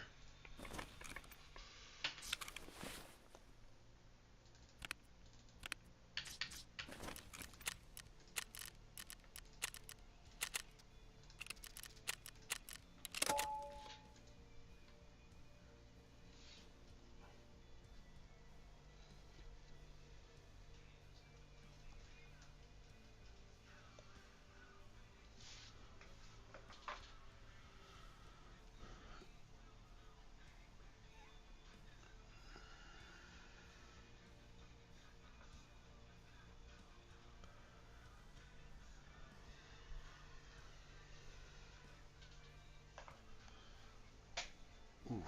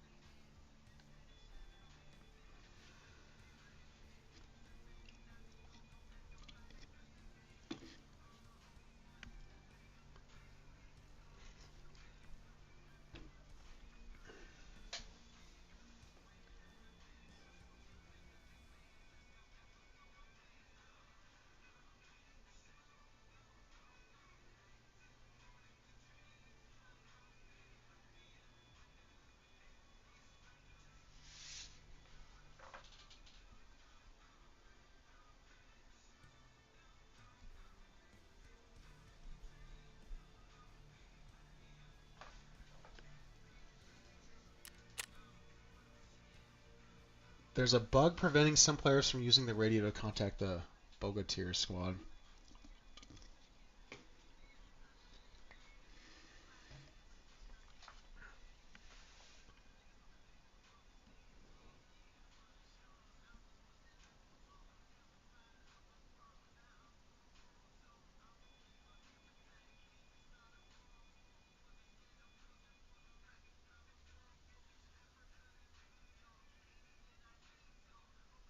I think that's where... Let me go double check my hideout, see if there's anything in there I can do. Then we'll go... I'll probably swap my scope. We'll go to Bogatir, or Woods. We'll go to Woods and re-grab some of that shit. So we know we need the 2 letters. I think I got this bug, though. We've grabbed everything we could from interchange, from customs, so we're going to have to go back to Woods. Re-grab the shenanigans, if I'm even able to. And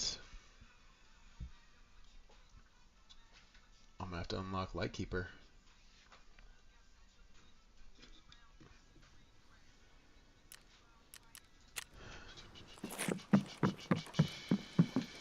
No, so this doesn't lead to any... Oh, what the fuck?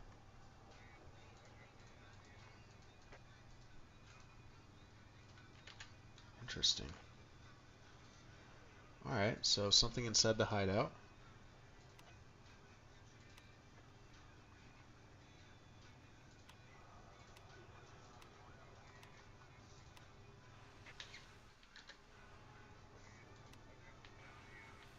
See, I didn't even know this was fucking here, to be honest, dude.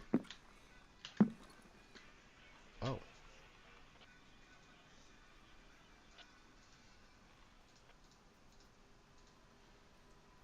You know what, we should be reading some of these.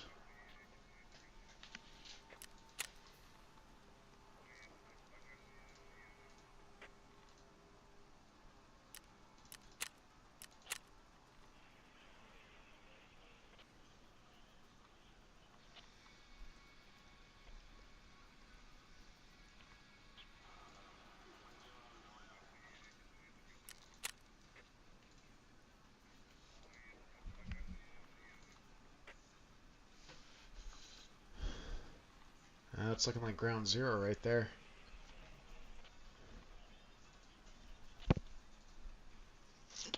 Oh, here's the note. 35.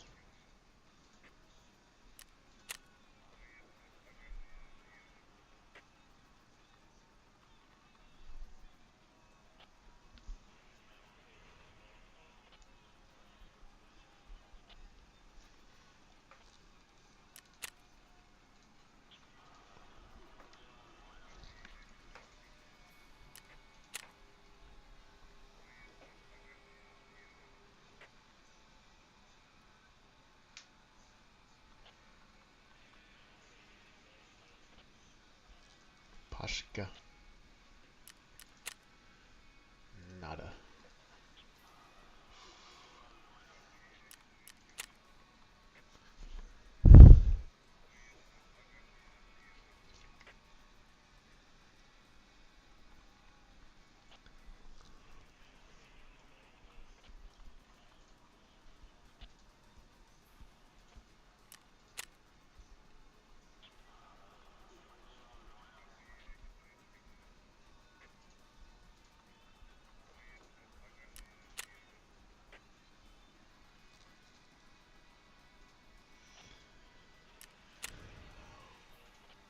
So we have a 70. So what was the first 35? So 35 and a 70. Wonder what that means.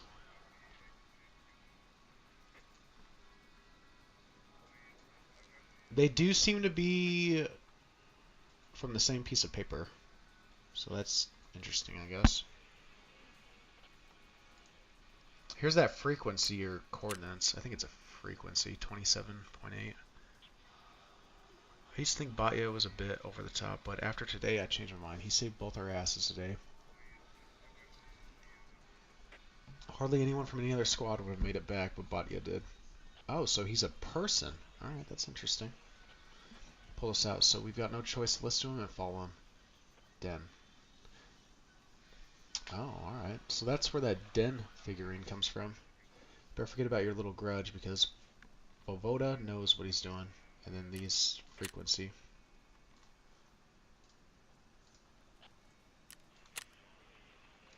Oh, God. Senior Sergeant.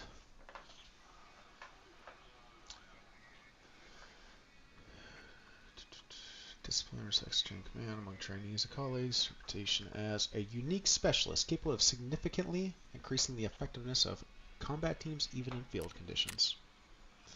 Sounds like a pretty good dude.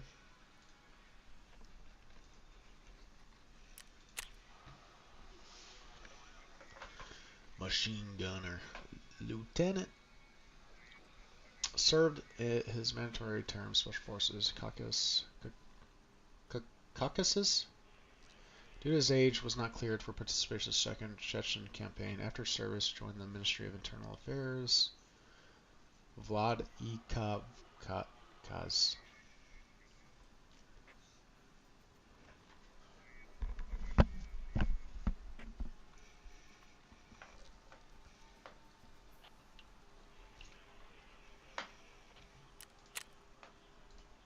Alright, interesting.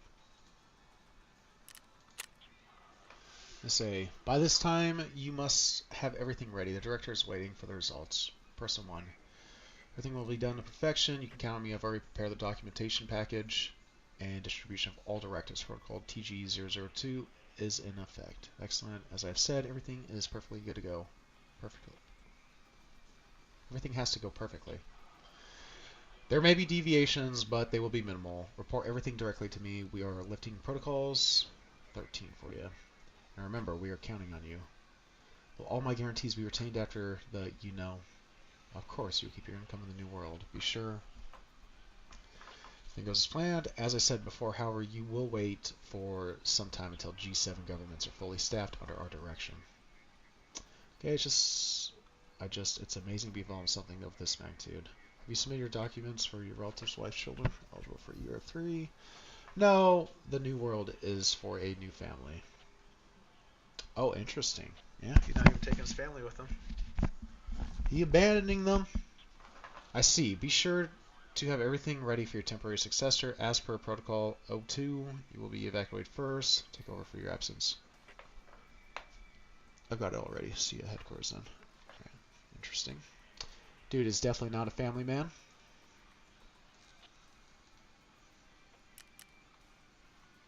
That kind of... No, it looks like Nikita with like blonde hair.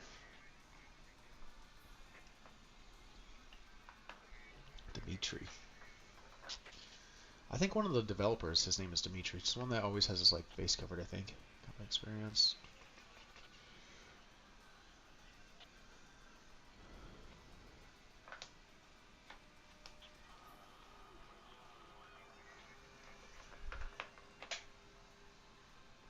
See, I didn't even know I could come over and touch that radio. I was watching Scrooge and I saw him do it. I'm like, well, what if I have it available?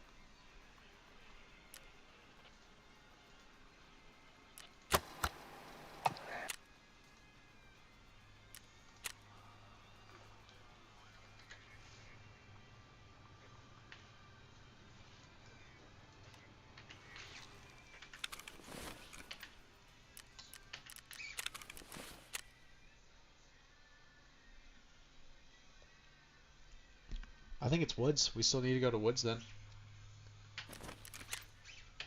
Oh, I did say I was going to swap the scope.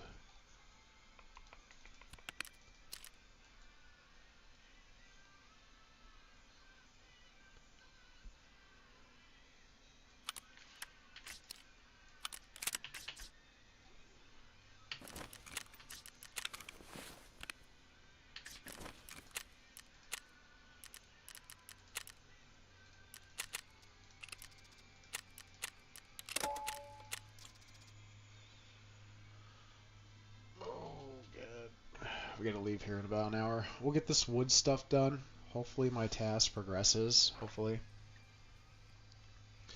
I'm gonna go to work for a little bit.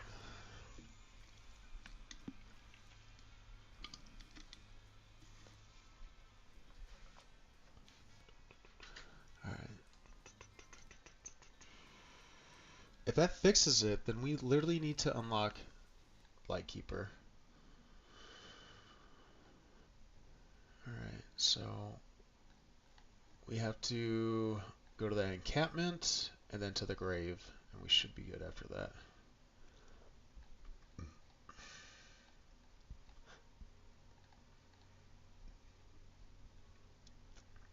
It might be dependent on our spawn on which one we go to first.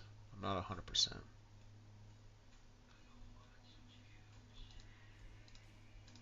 Would imagine it is extremely common. Loves pancakes? No, I'm telling you guys, like there are a lot of people that are into this kind of stuff. Yeah, I don't think people understand how common it really is. It is crazy, crazy, crazy popular. People are going apeshit about this stuff. And scroll up and listen to the woman. Well, this one here. Well, I'll get to that later on. But this is dark. Yeah, Ukraine is now my favorite country. So somebody sent a bunch of images here, and then it says Ukraine is my favorite country. Wow. Man. You told me when we last talked, this is 8 months ago when we did an interview at the FBI in Quantico, that you were... Bro, I watched James Keefe video earlier, like yesterday. They did like an interview with one of the FBI agents, like an undercover shit. And these guys just willy-nilly talk about their stuff, bro. It's dumb as fuck on their side. But he called Cash... Is it Cash Patel? It is Patel. I guess it's a really common name in India. Like my landlord at the previous house I was at, Mr. Al Patel. I didn't know it was a common name. And I was talking to my stepmom about it. She goes, oh, the Patels. I was like, what are you talking about? She goes, oh, Patels do a lot in land management or property management. They came from India. Then I watched a little documentary on YouTube about it. So a lot of Indians would come over here to the U.S. and they started off initially operating motels. So their entire family, because the Indians do be having big families,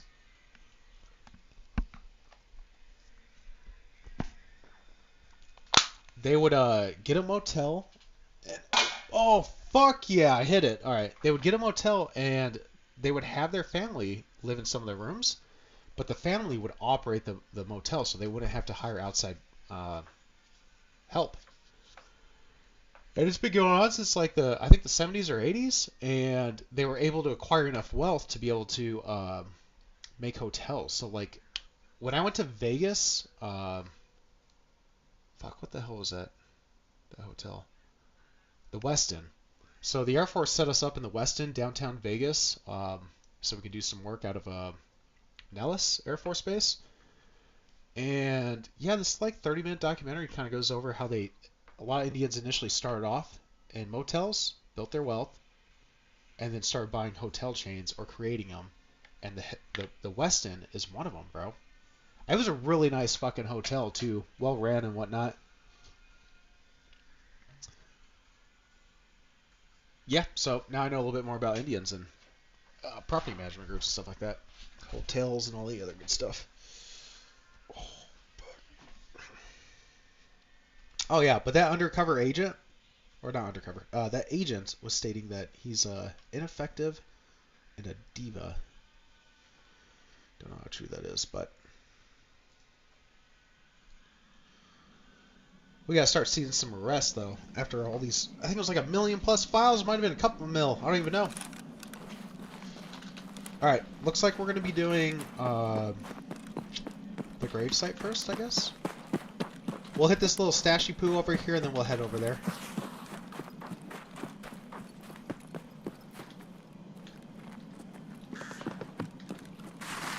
This stash always spawns, bro. Always. Nice.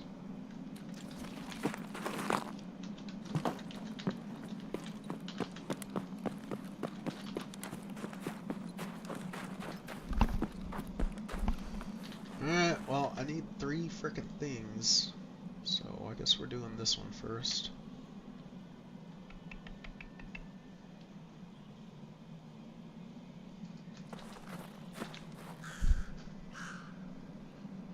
I hope I don't die. I don't want to have to do this map twice.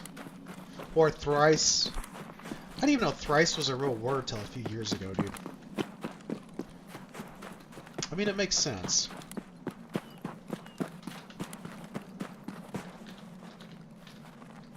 Oh, you know what? Fuck this. We're turning down the brightness, bro. I need to be able to see.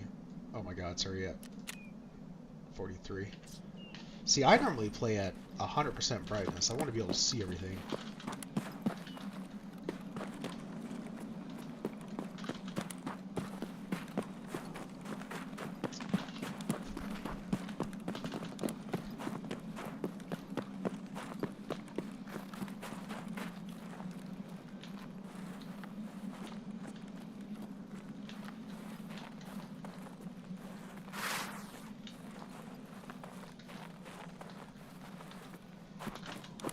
We'll probably go right side around the mountain. I do not want to be fucking around with the, dear god, I thought that was a PMC initially, dude.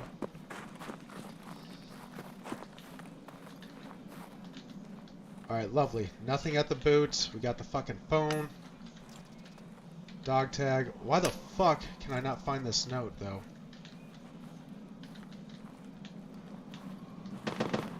It's whatever. Press forward.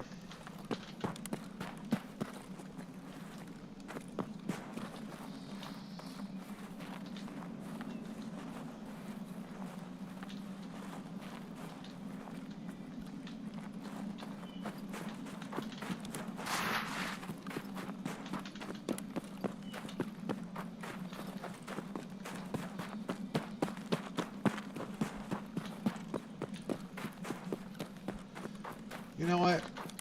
I changed my mind. We're going left side.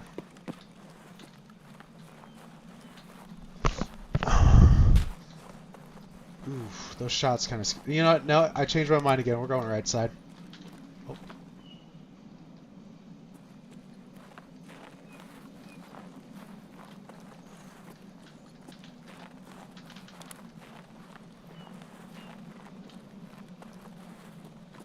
Literally a PMC right in front of me somewhere.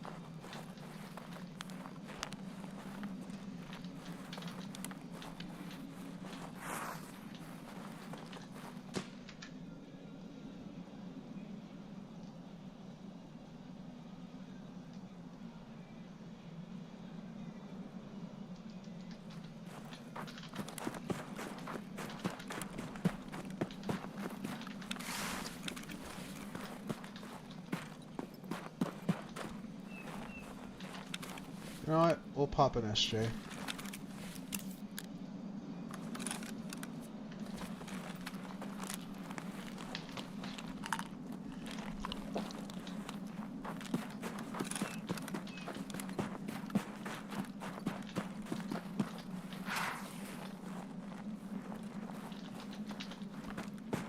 Could have swore I just seen something move down there, dude.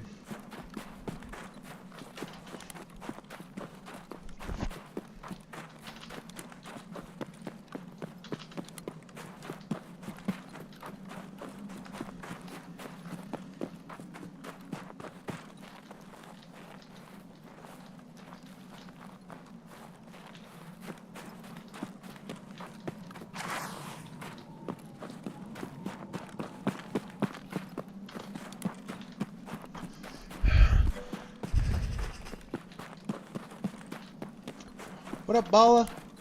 Bro, we're not trying to kill anything right now, to be honest, dude. My storyline quest is fucking bugged, bro. I keep having to grab the shenanigans, dude. It's driving me up the frickin' wall, dude.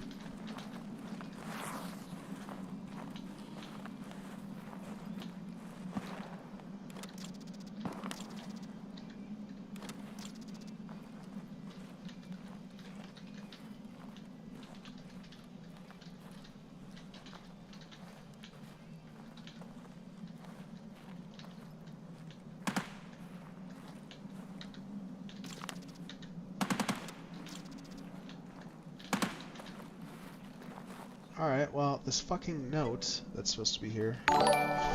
Oh my god. I see I need to learn the map loot locations a little bit better. Oh, bro, I've never looted over here either, but they've made some new areas for the storyline stuff. And yeah, this is part of it. A film artist? What does that mean? Who film artist? Alright, I know I need to come down here and there's like a little chair I have to find. Oh, right here.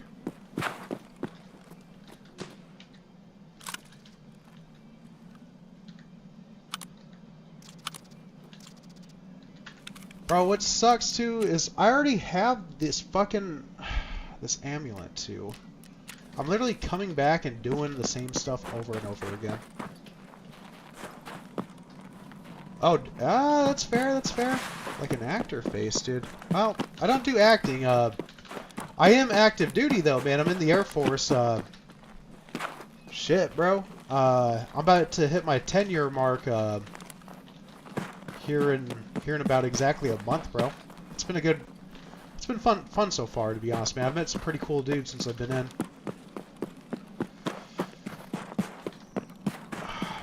Bro, what we did yesterday in preparation for deployment, I did some combatives training. Dude, I haven't gone down on the mat in fucking years, man. So I'm 32. I used to wrestle and whatnot. I think the last time I got down on the mat was probably back when I was like 15, bro. That was 17 fucking years ago, dude. My chest is banged up right now, dude. My arms are fucked up. Like it hurts taking in a full breath right now, dude. My arms are fucking bruised. My chest is bruised. This is all from yesterday too, dude. I gotta go back next Tuesday.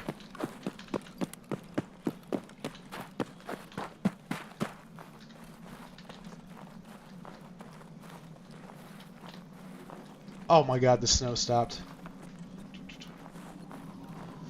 Bala, how long have you been playing Tarkov for, dude? They have me on the night schedule right now, man. That's why I'm drinking fucking coffee at 6:40. Well, you know what? I guess this is a normal time. But I've been up since like, I think like midnight. Or maybe 1 in the morning or something like that.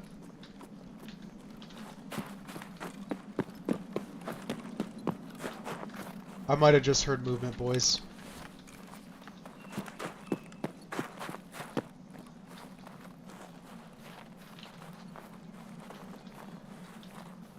You know what? I'm gonna take the normal extract. If we can find Partisan, I'm gonna kill his bitch ass, dude. If I can make a little bit of progress on that task or achievement, that'd make me a happy boy.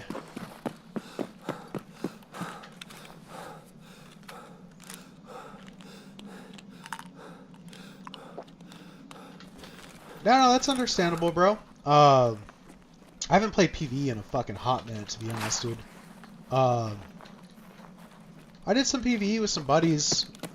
Ah, shit. That was probably like 9 months back. I was helping them catch Kappa on PvE. What's kind of insane, dude, is a cheater situation. I literally died to a cheater earlier, bro. I was on IDEA. I hear PMCs roll up. I'm just doing my task, so I fucking hide behind a wall. These dudes had no idea I was there. They come over and they fucking kill me. I'm just like... It's just so blatant now, dude. It's insane. Like, after I catch this Prestige 4... Uh-oh. I got movement.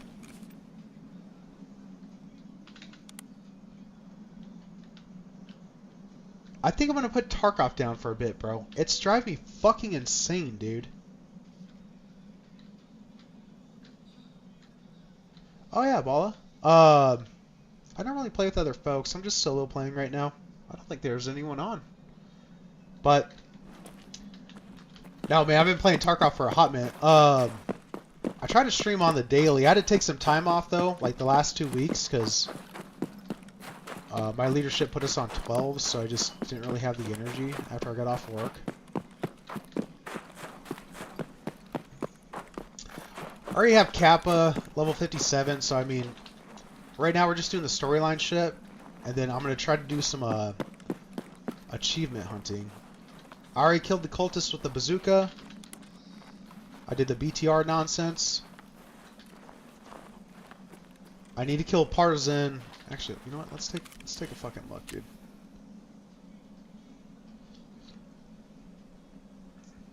Bro, oh yeah, I'm at 10 of 15, dude. So I need to kill that little shit 5 more times. And then what I'm going to try to do, I'm trying to do Snowball, man. I almost had it like 2 years ago, year and a half ago, or whatever it was, but I'll try to go back after it. I think I might be able to do it. It's just such a hard fucking achievement, dude. Like doing it legitimately. Oh, dude, I'm getting down some coffee right now.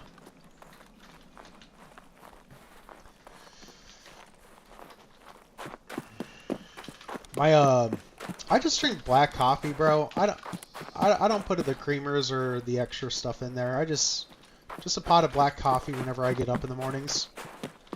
Keeps me going. Oof. I could do the transit bug, but I don't want to exit out of the game right now. If I come up here and fucking die, though, I'm gonna be kind of pissed. Oh, bro, that's the same with me. I think there's only like 3 things I really drink, to be honest, dude. Water, obviously, coffee, and beer. If I start drinking beer and playing Tarkov, dude, I start doing some dumb shit, bro. I start dying in dumb ways. I start doing stupid shit. It's not too bad, though. It's kind of fun.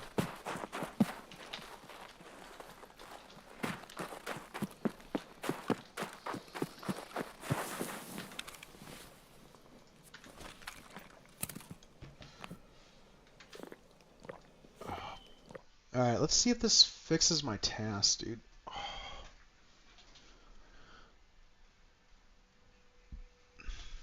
We're watching about Epstein, dude, and some of these nasty motherfuckers, dude. Like Bill Gates, dude. Fucking Bill Gates, man.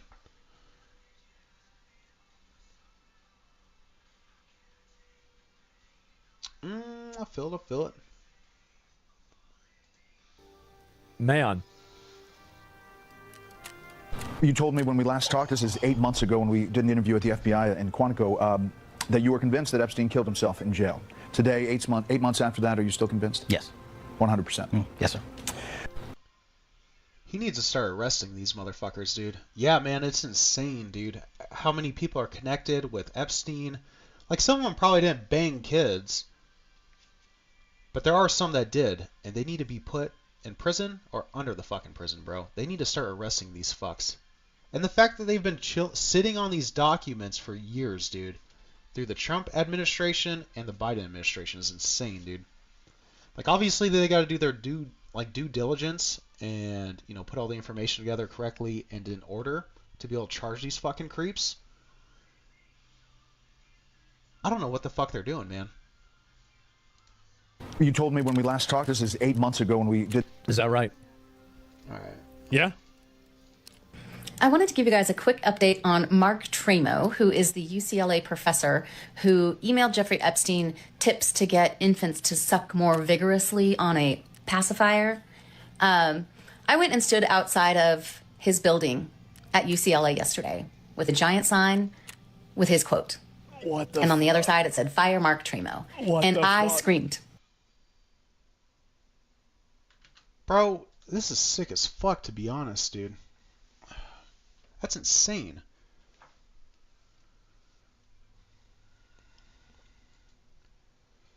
Alright, look at this. I literally redid the fucking quest, bro, and I don't know what I'm fucking up with, dude. I have everything. I've located everything.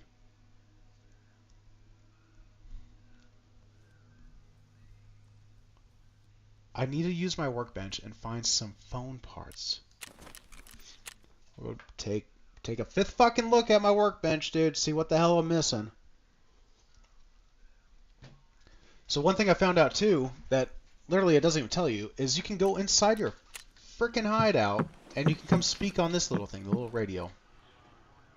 Oh.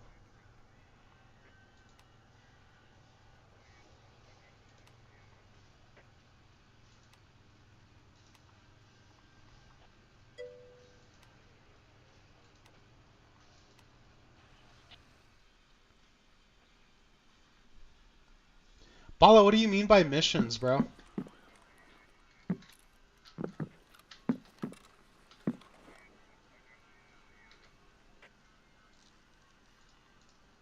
We already looked over all this fucking bullshit, dude.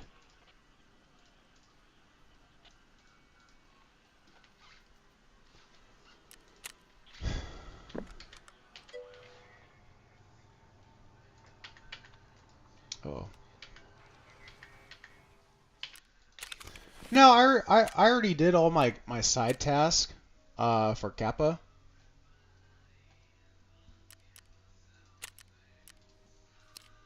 I hit level 57, so I can prestige. This is all I need to do to prestige, bro. I need to do Blue Fire and obtain the ticket from Tarkov. And then obviously, I don't know, obtain the ticket from Tarkov, I'm assuming that's how you end the game. I'd like to escape, because I want that background, dude, with the sun coming up. I think that looks pretty cool.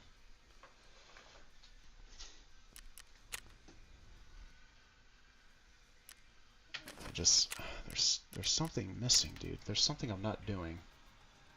I already did these though with the tapes.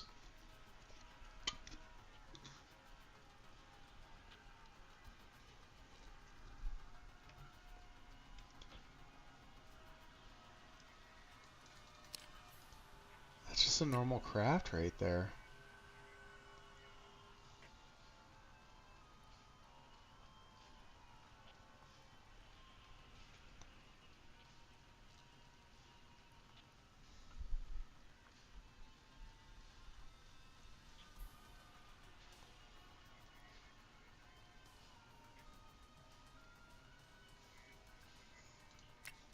Doesn't make any sense, dude.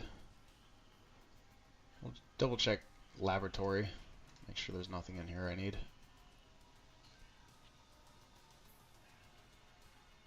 No.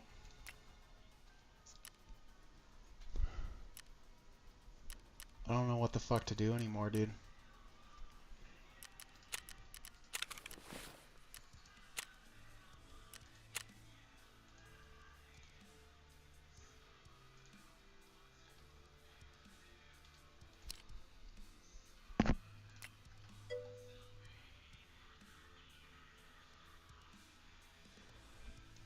You'll prepare something to do? What do you mean by that, Bala?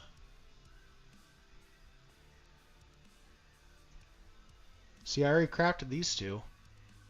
I found Mormon's phone, which might contain important data. Time to pull whatever's on the memory card once I'm back at the hideout. I found a body. It looks like Mormon, one of Bogyar's bard. So Bogyar was ambushed. I came across dogtag lying Mormon's grave. The mark where...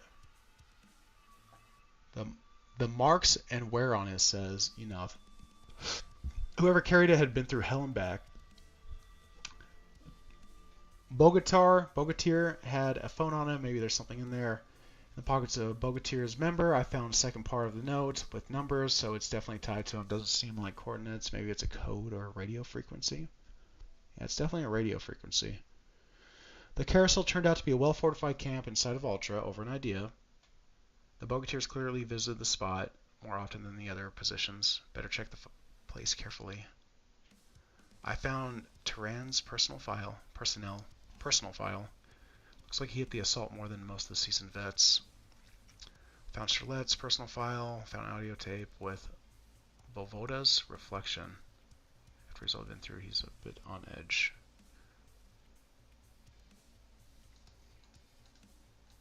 Interesting. Came across a note from Charlotte's to Den. There's some code inscribed on it. 27. Alright. So 27.8. That's the radio frequency.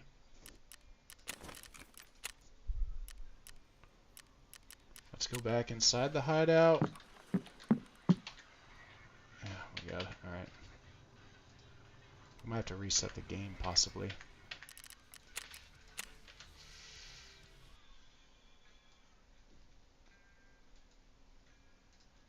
by myself for an hour. At the end, when my voice was shot and I was exhausted, should have used a whistle. The department head came up to me.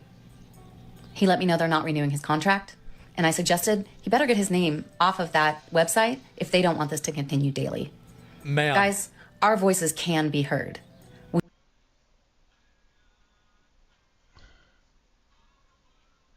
We just need to get out there and do it. Yeah, so it looks like they're getting rid of that guy. Thank God. This is how we should weaponize the Karens? I think so, yeah.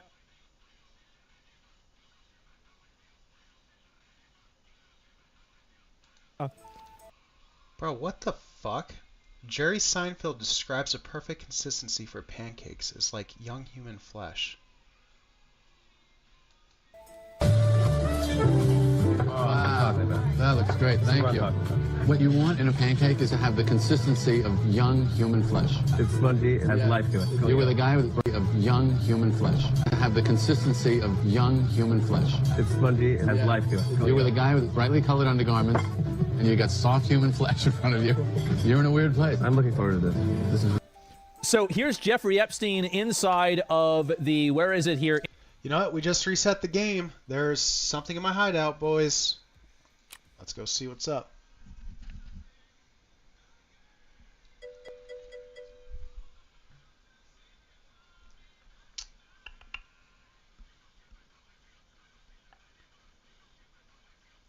What up, Doc? What the hell was that? I'm Dr. Sub emotes. Oh my god, it's my fucking cultist circle. It's fine. Alright, we'll put something else in there. Let it cook.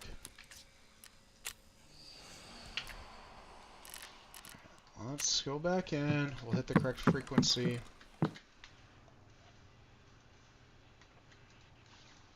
What? Oh, there it is. Alright, we're gonna look this up actually.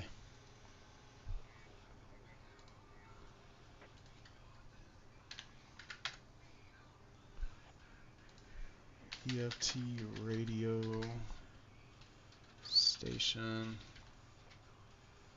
What?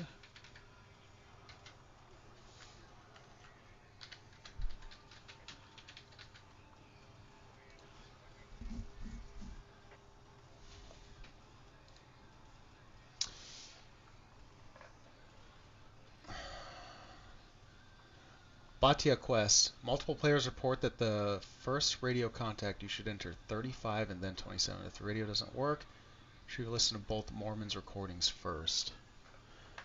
Radio interaction. Then get based on UF5R models. To use them, typically interact with the inventory before.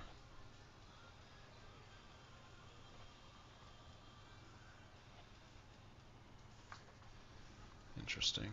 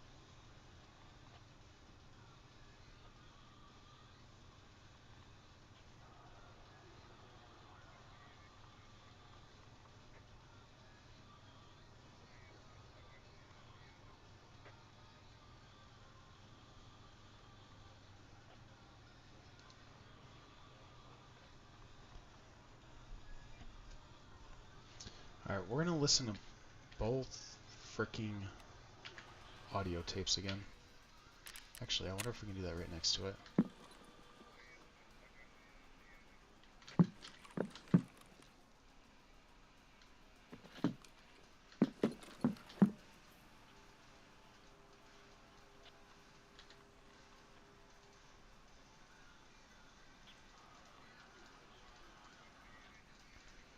We're going to listen to both audio tapes in the hideout. Or fuck it, we're going to listen to all of them. Командиру базы «Гнездо». Докладываю.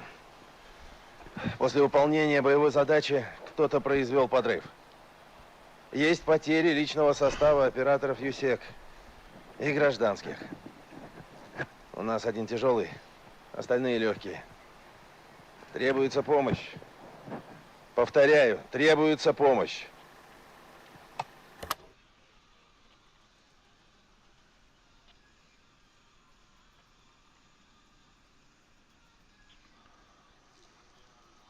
Alright, we listen to one, we'll listen to the next one.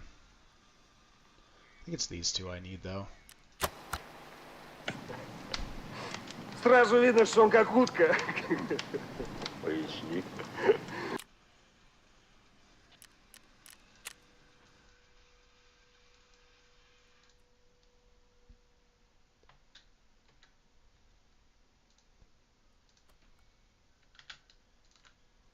Сразу видно, что он как утка. Не догоняешь, Таран? Ну, блядь, как мама утка. Вспомни, как нас в прошлый раз воевода выводил из-под огня. Ну, проверил, чтобы мы чуть ли не по линеечке шли. Это чё, сука? Помню. Зато ни у кого не было ранений. Да я ж не говорю, что это плохо. За кого ты меня принимаешь? Мне наш командир, как самый настоящий батя. Эй, Торла, вы что тут устроили? Товарищ командир, все по уставу, присоединяйтесь.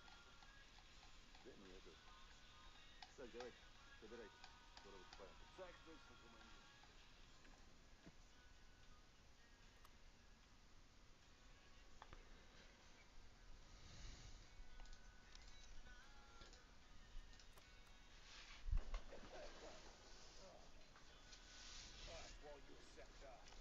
All USEC units.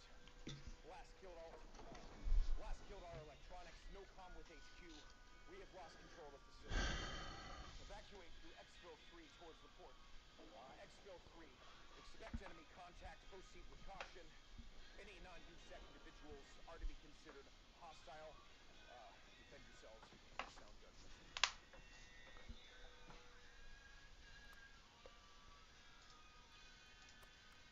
Dear God, a 2-minute fucking tape, bro?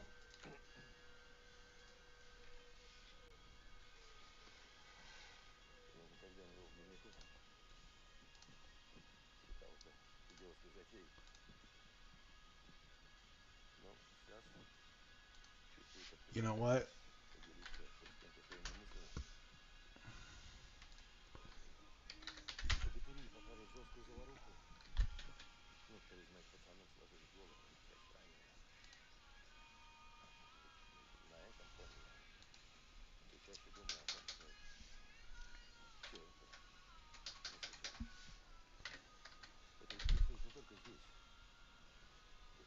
It doesn't even say radio, it says radar. Глобальное потепление. Люди как будто сходят с ума. Причем как-то странно, неожиданно.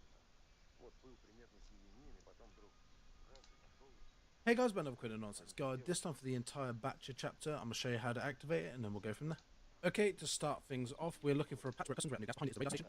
In this little hut here on the right of the patch, grab that, and you need to pressure with it. Okay, then establish that change the whole of the electricity there, sound like an open wilderness area. On a rocky hill somewhere you'll find this green tent. We're looking for 6 different items here. There's one there on that bed, one under the guitar, behind you on the screen box in the corner, one on that blue chest there. And you have 2 inside, you have a tape on the desk and then one on there. Make sure you listen to the tape, I'll show you now. Okay, the ambush site on woods, that's the train building there. If you follow up and keep to the white fence and you bear left, you'll see a little mud hill with like, white items on it, and there's a grave. Come over here, search the body, and then on here there will be a phone, there'll be a dog tag there. Что если сама Земля хочет избавиться от грязи? От этого вируса человечества. Double click the patch. I mean, I already did that.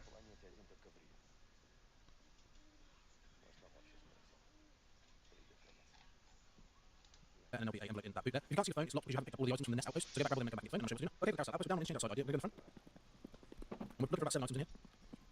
7? Oh, 7, yeah. Down here there are 2 sort of flat beds. There's an item by each one. There's a recorder here, and there's a tape on there as well. Make sure you listen to the tape. Then we go above it upstairs. Should be an item on this chair, should be an item on this thing right here. And then back here, there's a table, should be an item right there as well. Grab all those, extract them, and I'll show you what to do next. The riding outpost, you go towards the middle, follow the main road past this metal gate, up on the left. This place is all burnt out, so they're quite easy to see. There's a note down here on this box, and then if you follow this bit down, you'll see a pile of wood. You look for the dog tags on that ring box right there. Grab them, I'll show you what to do now. Okay, for the next few steps, come down to your workbench, type in 1, and then you need to craft both of these tapes 1 and 2. You should get all the rights for it as well. Once they're crafted, you get to go. If the power goes out while crafting, that's start crafting. You then need intelligence level 3, so you can use this radio to talk to the boat. You need to set a frequency, which is 35. You set, so come down to your workbench, type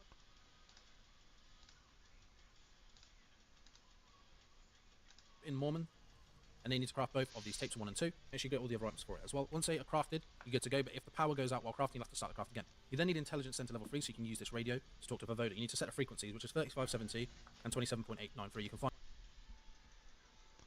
3570. Alright, we have done, we've listened to the audio tapes, bro.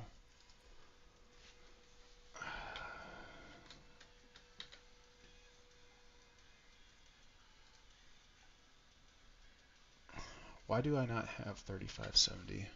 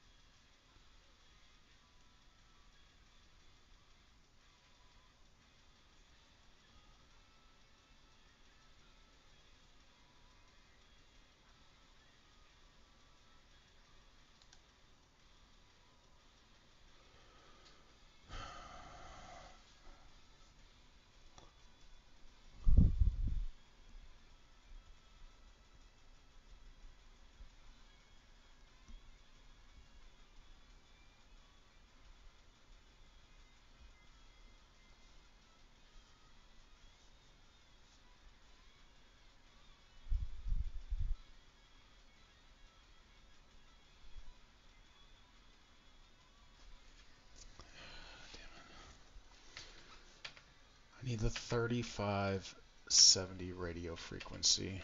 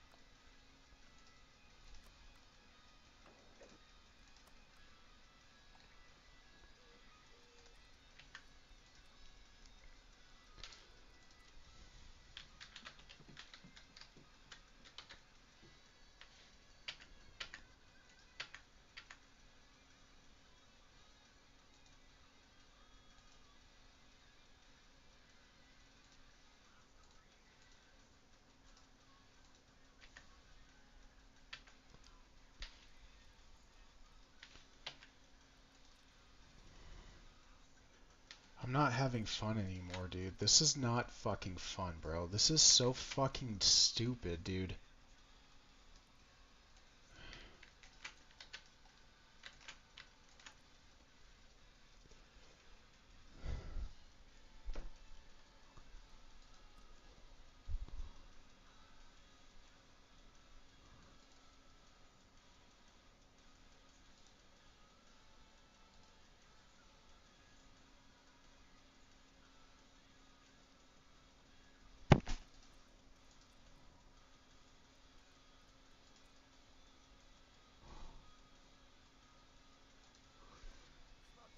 Just hurry the fuck up, dude.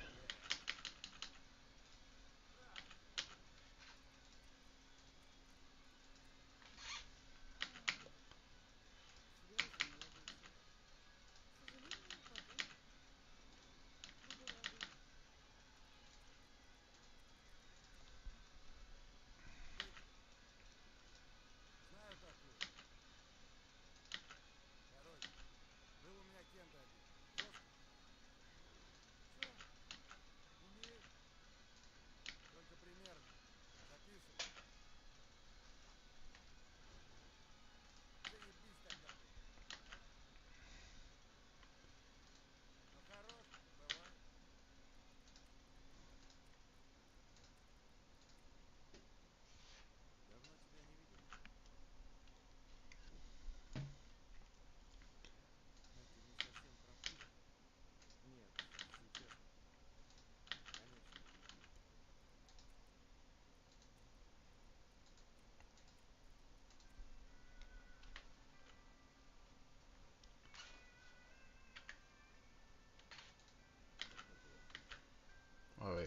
What was he asking? Oh, nice. He's got a shotgun this time. Oh, interesting. All right.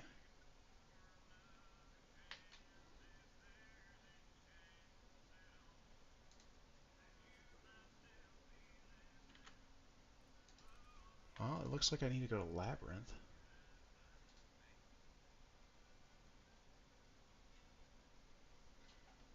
Alright, maybe we could do this off to the side. Let's go speak to Ref. No, we can't.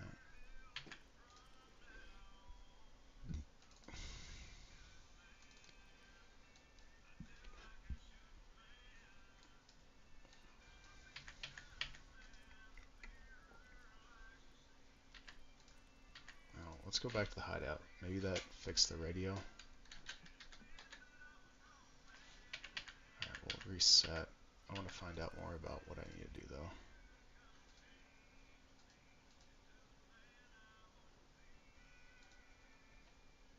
Access Skier's accomplice apartment.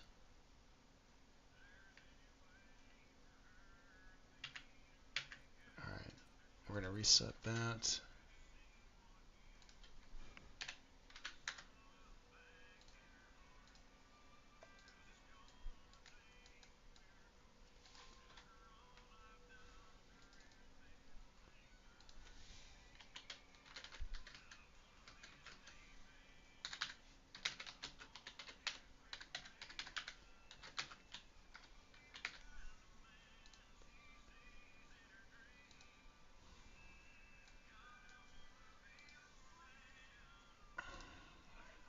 Too concerned about that right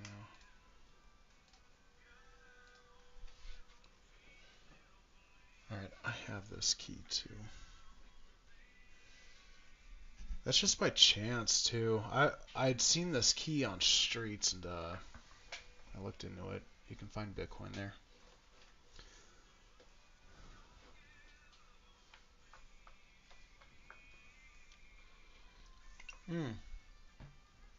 Zemeski. Zemeski 3 apartment. Alright, we're gonna try the radio again. If that doesn't fucking work, we're gonna go to streets. Get this. A little beat on this though, dude. Then I gotta head to work here in a little bit.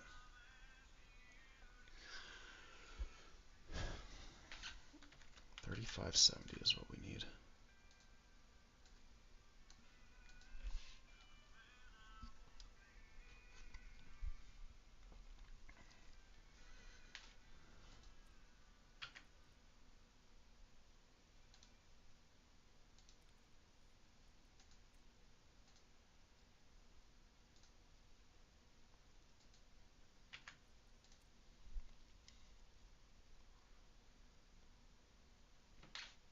$35.70. Hopefully it works.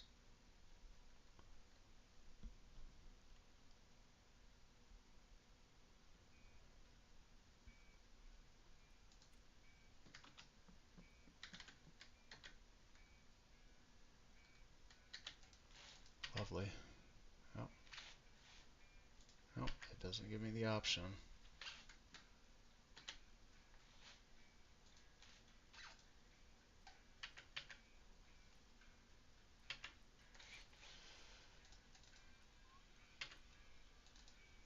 Alright, well, I guess we'll go to...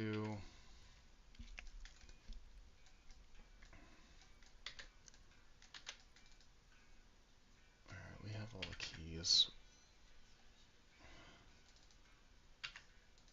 Zemeski apartment 3, that's what we need.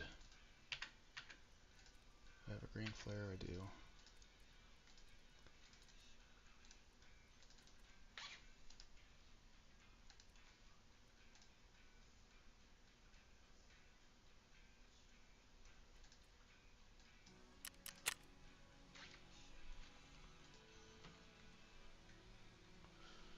Oh, my character's just disappeared right now.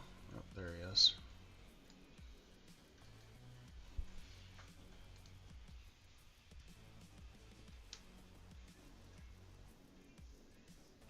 Looks like we need 4 items.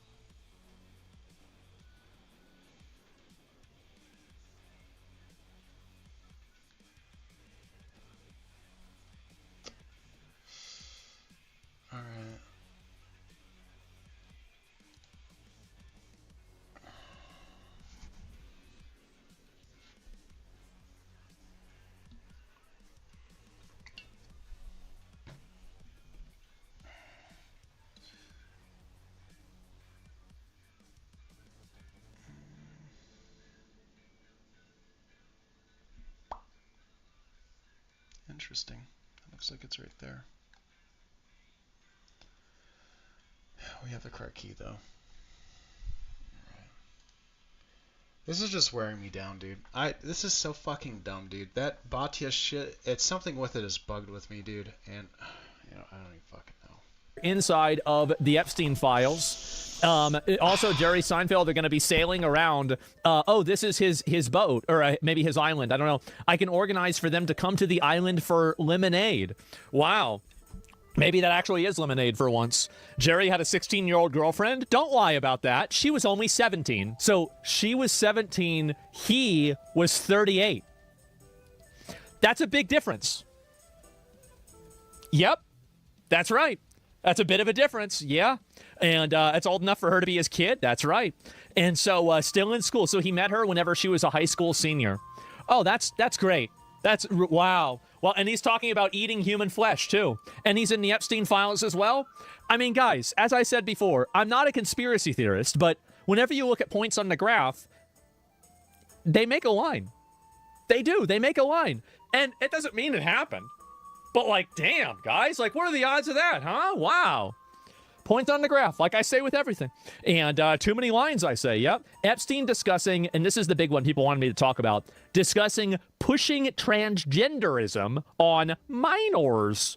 It's very simple. I will compare male and female with female to male. With greater molecular control over development, we are increasingly capable of producing novel phenotypes, more feminine men, by blocking testosterone receptors or castration, and at the same time increasing estrogen production, the one that blocks male features, the second encourages female features. More masculine women, heavy testosterone dosage, incredible external effects, heavily bearded men. You would never guess they had a female bone in their body. The first kind, male to female, is 4 more frequent than female to male. That's about right. The first is attractive. He is a woman with a cock. So if your fantasy is to suck a man's cock, otherwise you are completely heterosexual, it would be much nicer if the rest of the organism is female. Then you get the best of both worlds. So many transsexual women are very attractive and easily make money.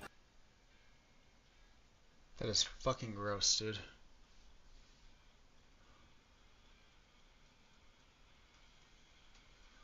A lot of men. 4 times the amount of men trying to become ladies than ladies trying to become men.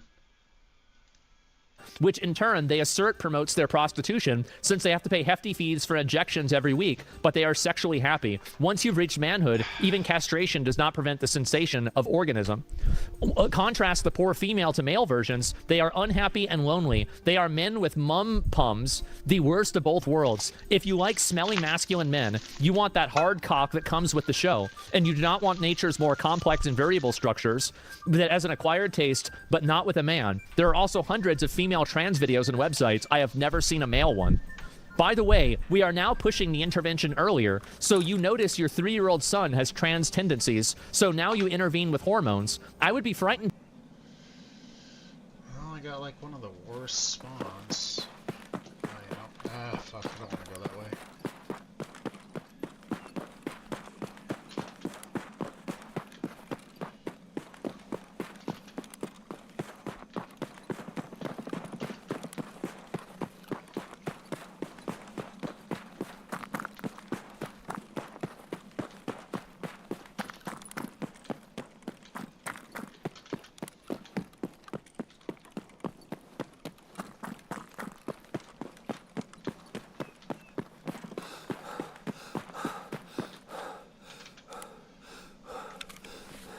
Damn, bro. That run just took me all the way over here. That was kind of far, to be honest. Alright, we'll let the map rotate a little bit. 39. 40, I guess. To do that, but who knows?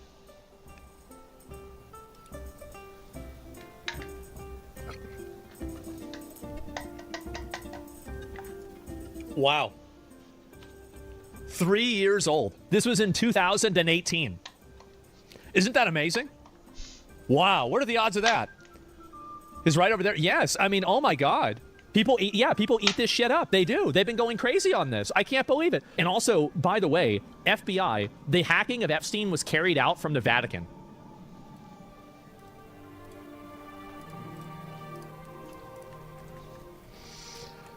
Man. Let me see if I can find this here. Was in Italy, drove the money to Switzerland. Where is the rest of it? In addition to his Vatican City passport. Oh my God. Big if true. Fucking based. Absolutely fucking based. My Pope, yep. I don't know, man. Jesus had the last laugh after all. This is Rome's fault. I'm not surprised. Yeah, if they actually were able to do that, that would be fucking insane, man. And it really would be. And so here's another one. I found this to be very interesting. Jeffrey Epstein said all of the gold at Fort Knox is completely missing. Did Trump ever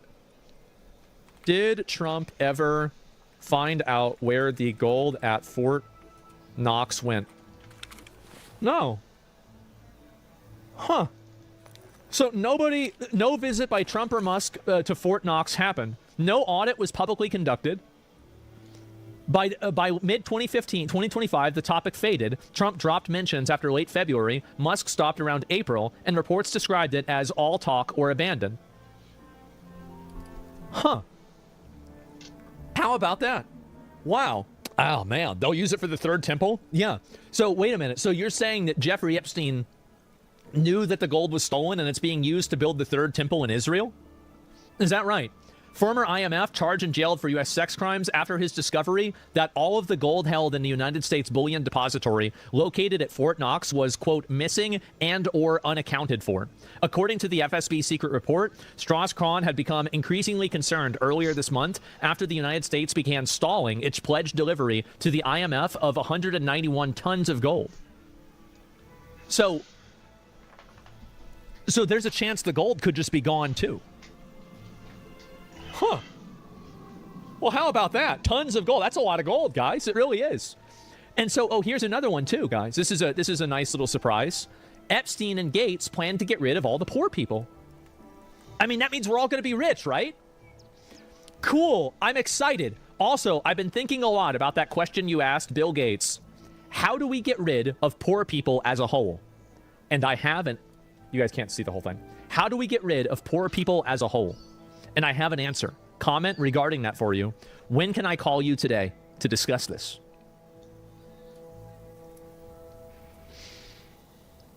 Yeah, that's possible. It is possible that it was COVID. Oh my God. What do you think? Batteries? I think that...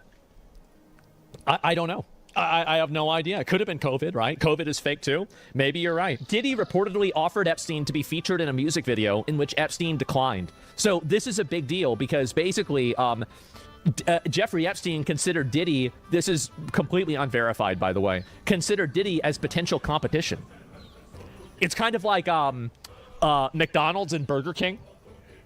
Yeah, real recognize real. I guess so, guys. Yeah, it's a little bit the same thing. Yeah, or like McDonald's and Taco Bell. And wow, they were colleagues. I don't know about that. And then also, let me go back. I'll see. This is it. Epstein uploaded a Minecraft series. This is how the lost media we got back. So, Minecraft Survival Episode 1 getting started. Let's pull this up. And it came out 10 years ago. Here it is.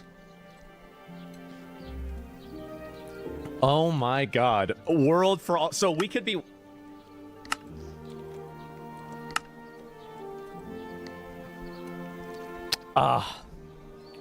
Loading world.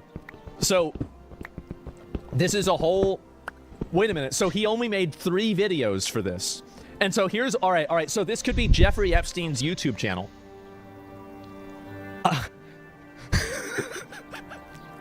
Someone says it's always the Minecraft YouTubers. What are the odds of that, huh? What are the odds of that? Wow, that's crazy. So let's read some of the comments here. So this is Jeffrey Epstein's YouTube video. Let's take a look at it. I can't wait for the Herbivine summoning episode. When's the apology video? We know you aren't dead, bro. Drop the next episode. Not all Minecraft YouTubers, but it's always a Minecraft YouTuber. No way this is him. I cannot believe it. All the cyberpunk taking up bro's space. It's always the Minecraft YouTubers. Bro is doing side quests. Next episode, you should build an island. All the... Cyberpunk. Cyberpunk was on his computer. This feels like watching Osama singing Poker Face. From Lady Gaga.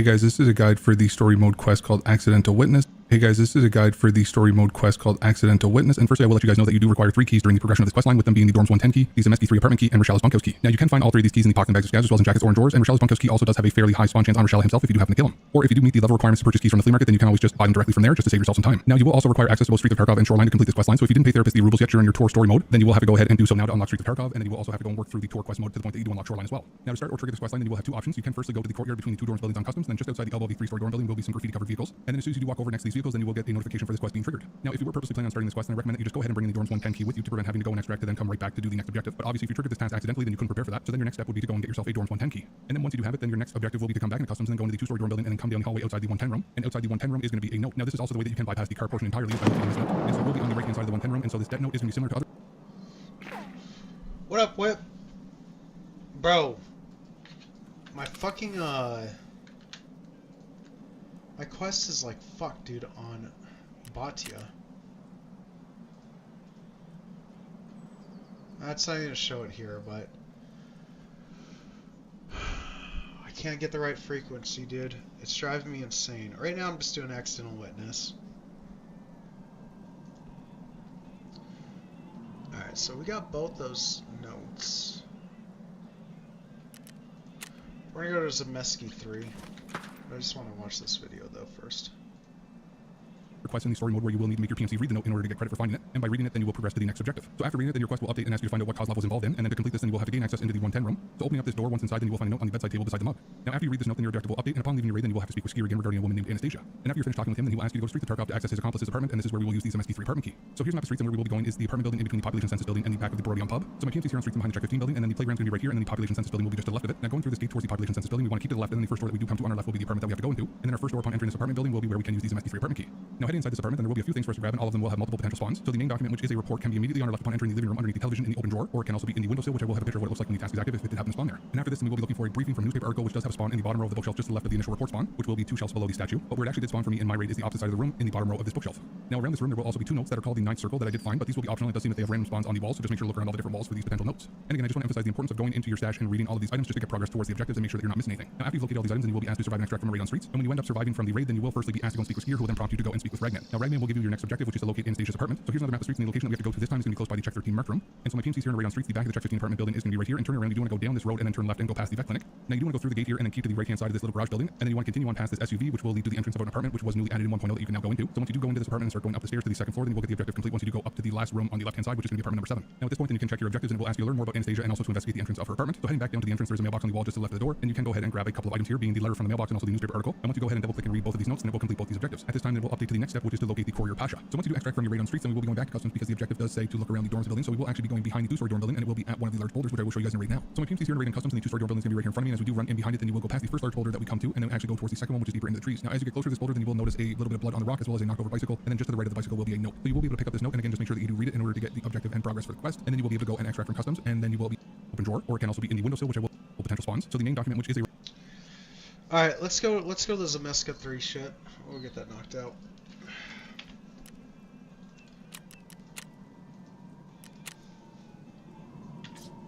Ooh.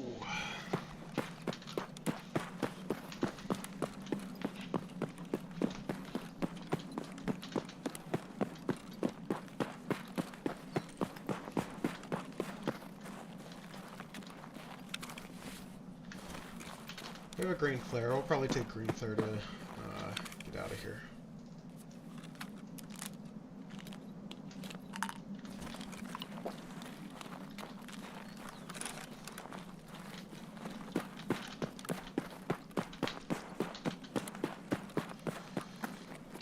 I want to say, fuck, dude, Streets might be 35 or 40 minutes.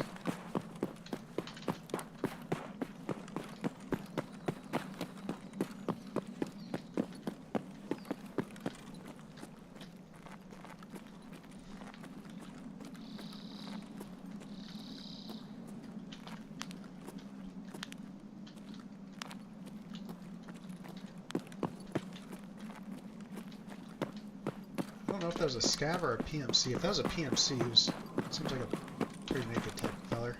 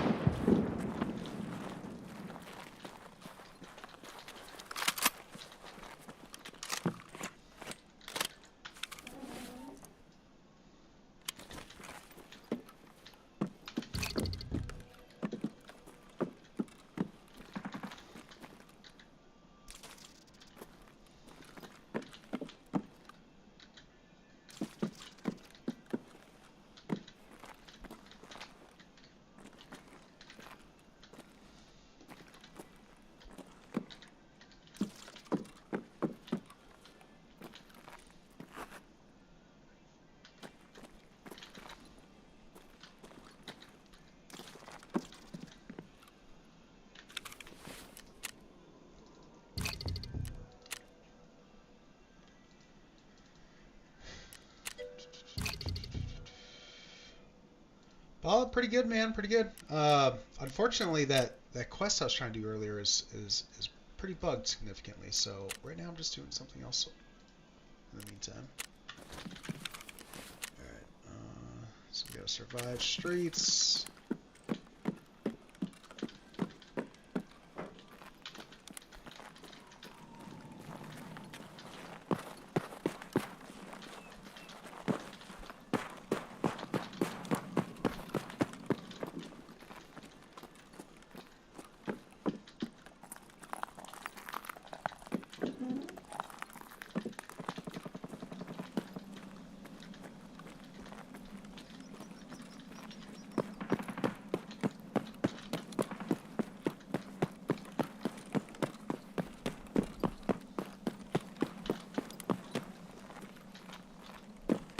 No, we might just transit bug out.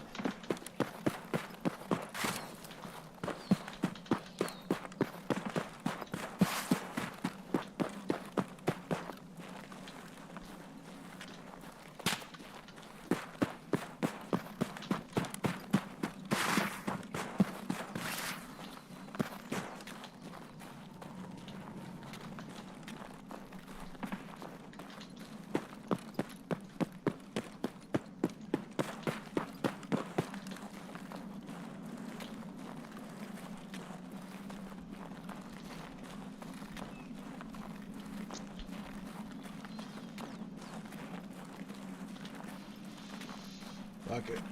We'll just head over to Green Flare.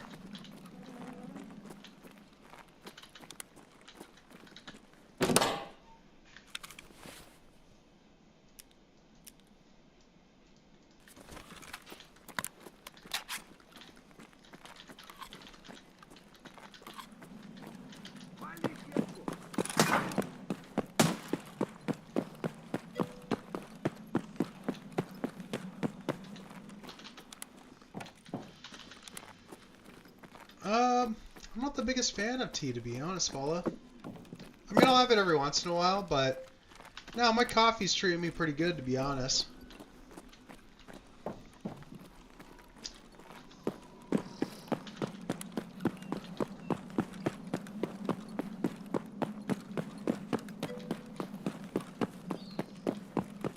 No, I'm good. I appreciate it, though. Oh, we just saw movement in front of us, boys.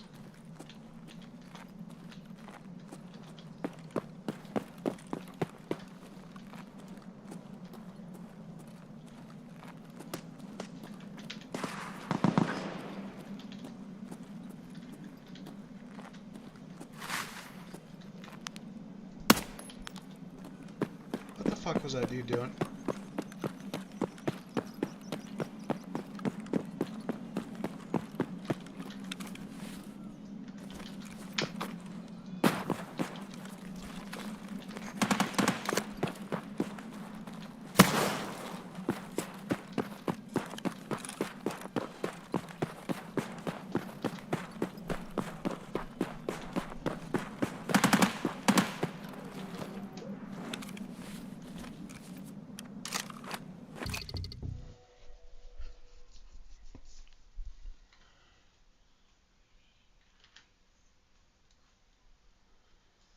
What the fuck was that guy doing? I have no idea.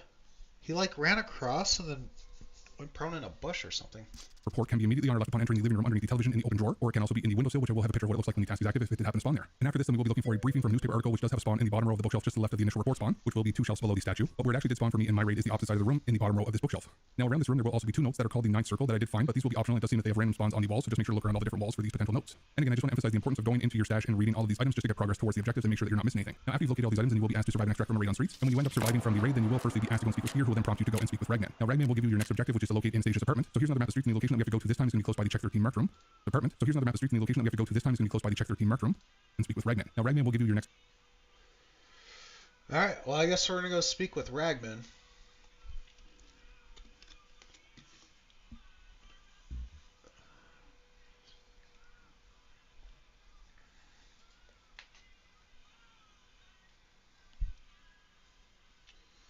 I don't think I need to get in a uniform. Fuck. Do I stay in civvies or get in uniform? I'm gonna stay in civvies, to be honest.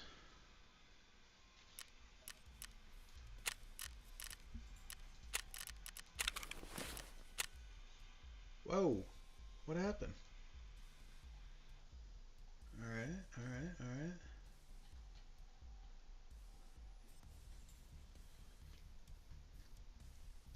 So we need to go speak to Skier. And then I think he gives us permission to speak to Ragman. Ну, красава! Чё стоишь? А вообще, барах... Чё это ты бычить начинаешь, а? Я обещал сказать все, что знаю. Ко мне 0 претензий. Все там были. На рынках стояли. Вот как... Не, пусто сейчас. Ну, бывай, бродяга. We'll go to Ragman, visit his bitch ass. Зачем ты новеньким пришел? Я догадываюсь о ком. Если бы я сам знал. Ага. Но во время эвакуации. Будто бы, может, она свалила из Таркова и теперь... Чеканная улица, дом 13. Футболки с одним из политиканов... Прости, брат, сейчас ничего. Жду в другой раз. Alright, so we're gonna head back to streets and go to that check 13 side. We'll grab another green flare. Fuck it.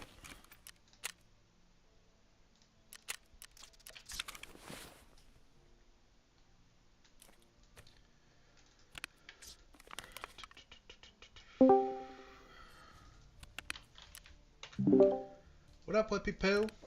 Yo, what's up, Wealthy? Just did 2 labs raids and got cooked. Cheater raid, or just gamer? First raid I died to Vibin, Prestige 6. That was fun. It was a vibe. And then second raid died to a Prestige 5 exfil camper. Prestige 5 exfil camper? Prestige 5 exfil camper, bro. What the fuck would you be doing that for, to be honest, dude? No clue, man. I'm not gonna lie, I got no clue. I'm gonna hit a button on you, though. A button on you? What the fuck are you talking about? No, no, no, no, no, no. Don't do a raid on me, because I gotta leave here soon. Send it somewhere else or anything. No, I wasn't raiding. I was sending you a collab request. Are you playing, though? Oh. I am playing, but I gotta leave here in like 10 minutes, bro. I'm gonna do one more raid on streets. Well, I gotta go up to base for about 45 minutes or so, maybe an hour, and then I'm gonna be playing for a few hours after that. So. Okay, yeah, maybe I'll join you after that then. Yeah, if you're not doing anything, just slide in. I'll be back in the channel and whatnot, and we're gonna get the stream back up, and I'm gonna go at it. I just need to get some shit done here soon. Yeah, I gotcha. All right, I'll see you then. Later, bye.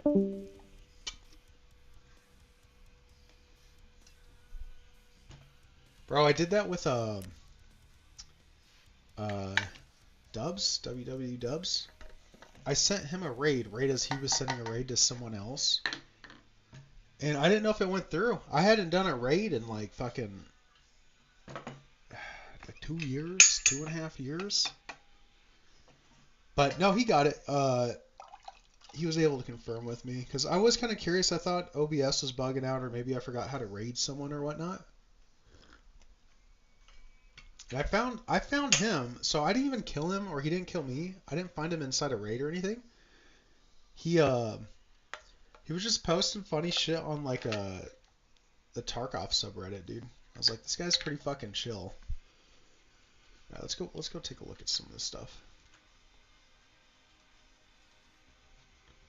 Objective, which is to locate Anastasia's apartment. So here's another map of streets and the location that we have to go to this time is going to be close by the Check 13 marked room. And so my PMC's here in the raid on streets. The back of the Check 15 apartment building is going to be right here. And turn around, you do want to go down this road and then turn left and go past the vet clinic. Now you do want to go through the gate here and then keep to the right-hand side of this little garage building. And then you want to continue on past this SUV, which will lead to the entrance of an apartment, which was newly added in 1.0 that you can now go into. So once you do go into this apartment and start going up the stairs to the second floor, then you will get the objective complete once you do go up to the last room on the left-hand side, which is going to be apartment number 7. Now at this point, then you can check your objectives and it will ask you to learn more about Anastasia and also to investigate the entrance of her apartment. So heading back down to the entrance, there's a mailbox on the wall just to the left of the door, and you can go ahead and grab a couple of items here, being the letter from the mailbox and also the newspaper article. And once you go ahead and double-click and read both of these notes, then it will complete both these objectives. At this time, then we'll update to the next step, which is to locate the Courier Pasha. So once you do extract from your raid on streets, then we will be going.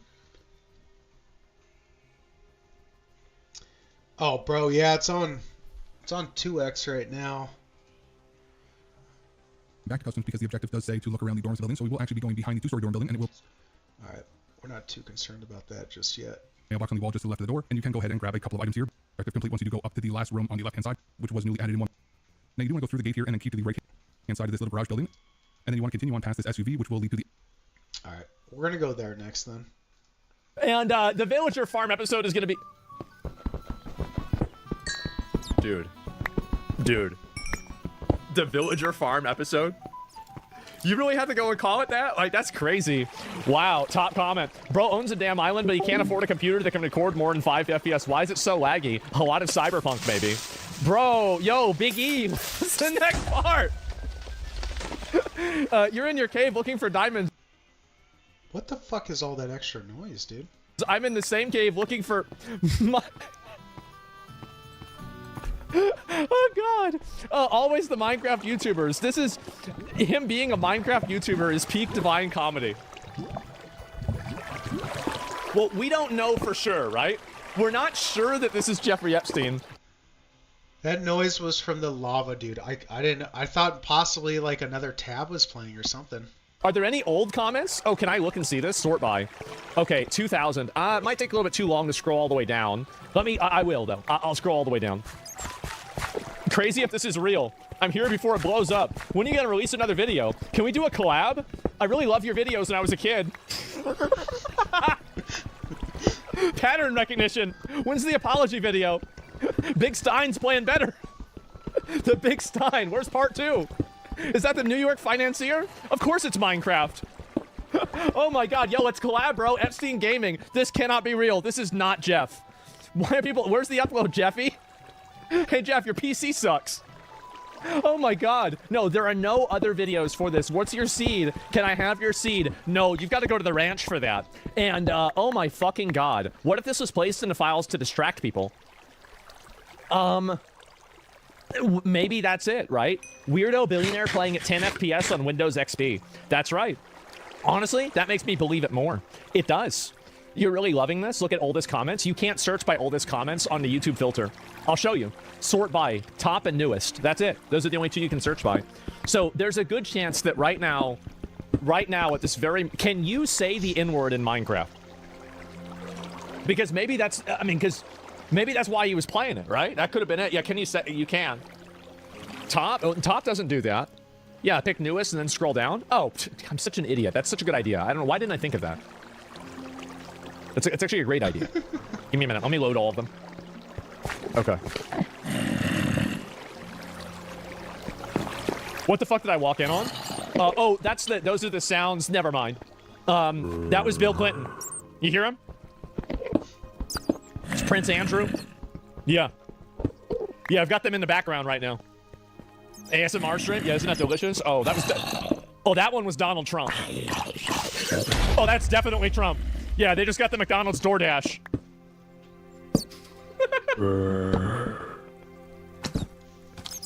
Those high-pitched squeaks, you might not know this, but that's actually Stephen Hawking's wheelchair. I've really got to stop. I've got to stop before I get banned. The zombie moans are Biden? Yeah, true. Yeah, that was Biden right there. His Minecraft skin is a BDSM outfit? Wait, what?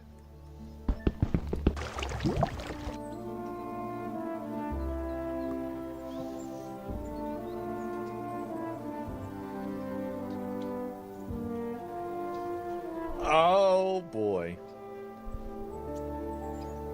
Oh boy.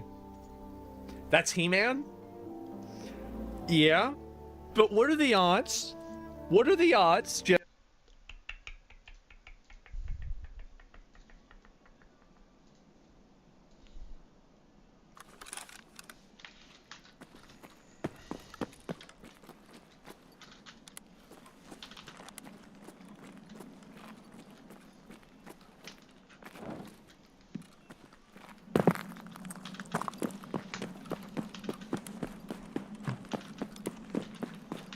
Hopefully I have Expo.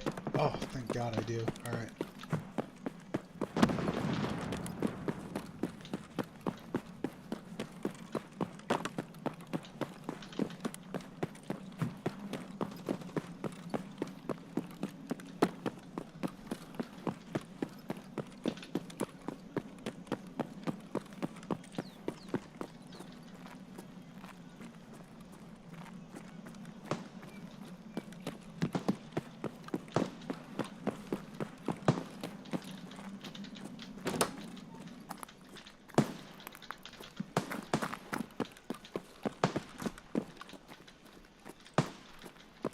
I did not know you could come back here. We're gonna take a little turd, let these boys push on through. Go back to the VOD though. Gentlemen, that an account with its name was Littlest Jeff at the beginning. So, I mean, you've got to admit that these sure are a lot of coincidences, huh? Like, what are the odds of all these coincidences happening at the same time?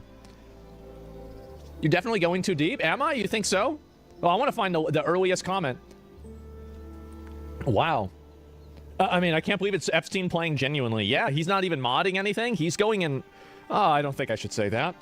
You think Bill Gates would have sorted Epstein's out with a good computer? No, I think, honestly, so this is the reason why. A lot of people use old technology because a lot of the current viruses don't function well with old technology. It's kind of like, basically, if you know how, like, in Pokemon, like, Alakazam using Psychic Blast, you use that on, like, a rock, it doesn't do anything, right? Because it's a rock, like, it doesn't know anything. And so, like, that's kind of the same idea, where, like, even if it's something that's, like, tremendously advanced or whatever, it's false. Well, I don't know. I mean, is it? That's not true. Oh, wow, okay, not true. Well, fuck, I was just making stuff up. Whoever taught you that should kill himself? Really? Well, how do you know it was a himself? Well, I guess, yeah, I mean, it's not like women can understand computers, so yeah, of course. But anyway, I can't wait for Survival Island. Where's episode 2? I want to find the oldest comment. What if the oldest comment is from the Microsoft account? You know, like, or from Bill Gates. When's the next party? This fucking sucks. Tel Aviv? Oh, he wants to build Tel Aviv. Wow. And this is nuts, man. And exploits stop being patched. Is that it? This might be, somebody says this might be Epstein. Epstein. It might be Epstein. Yeah, it's Epstein. Okay, well, there it is, guys. So there's a chance that people found Jeffrey Epstein's Minecraft tutorial video. And I don't know how the same things keep happening. I really find it to be impressive, but somehow it does.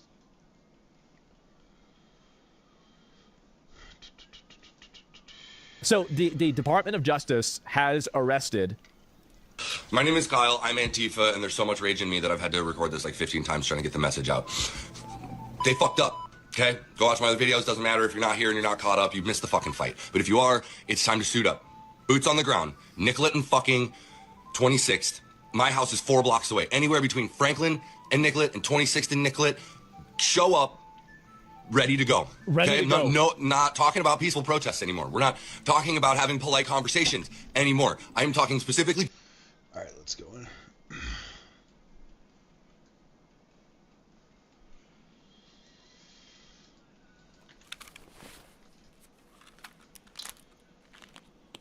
Zemeski. No, not Zemeski. We don't even need a key for this. We just need to go up the hallway. This should be pretty easy to... You know what? We're gonna pop an SJ.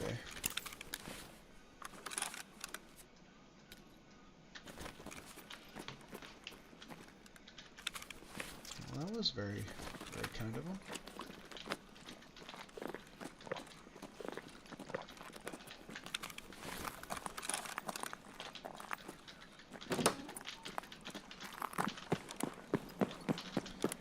Should I turn the brightness down before I came out here?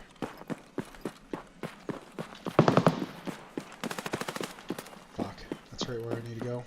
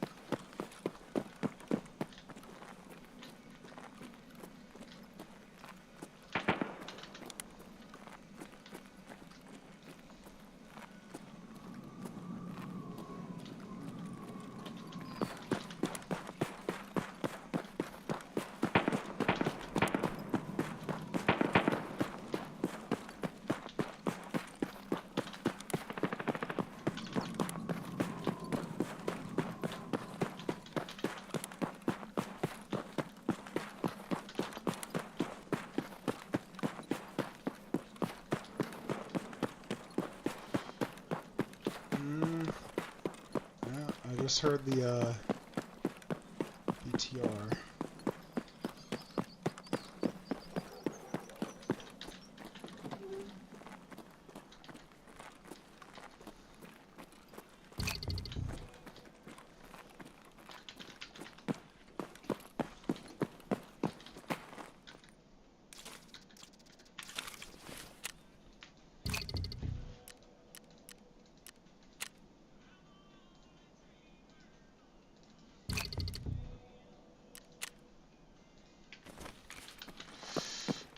We're hauling ass back to Expo and we're getting the fuck out of here.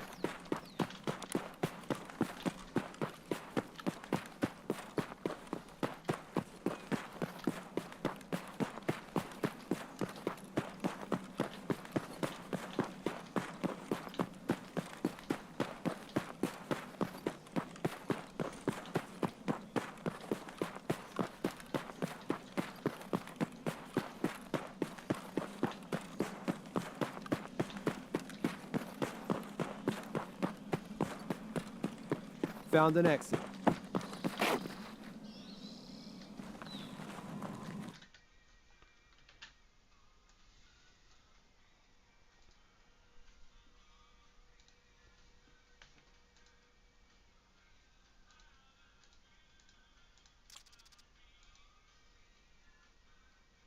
The entrance of an apartment, which was newly added in 1.0 that you can now go into. So once you do go into this apartment and start going up the stairs to the second floor, then you will get the objective complete once you do go up to the last room on the left-hand side, which is going to be apartment number 7. Now at this point, then you can check your objectives and it will ask you to learn more about Anastasia and also to investigate the entrance of her apartment. So heading back down to the entrance, there is a mailbox on the wall just to the left of the door, and you can go ahead and grab a couple of items here, being the letter from the mailbox and also the newspaper article. And once you go ahead and double-click and read both of these notes, then it will complete both these objectives. At this time, then it will update to the next step, which is to locate the Courier Pasha. So once you do extract from your raid on streets, then we will be going back to customs because the objective does say to look around the dorms building. So we will actually be going behind the 2-story dorm building, and it will be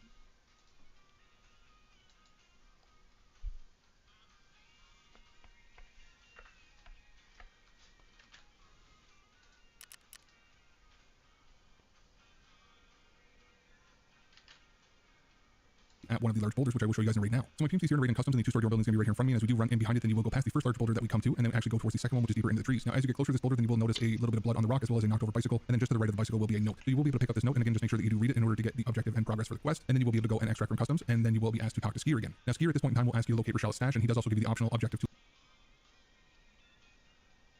locate and neutralize Rashala. And as mentioned earlier, you do always have the chance to get the Rashala's bunkhouse key directly from him if you happen to kill him, which is what you will need for this portion of the quest. But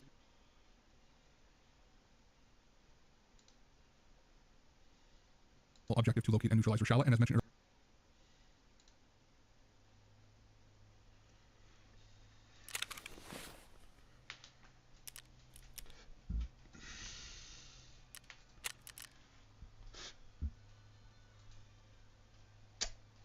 Where the fuck are the notes at? Well, that's fine. We are gonna head over to customs and go get that last note.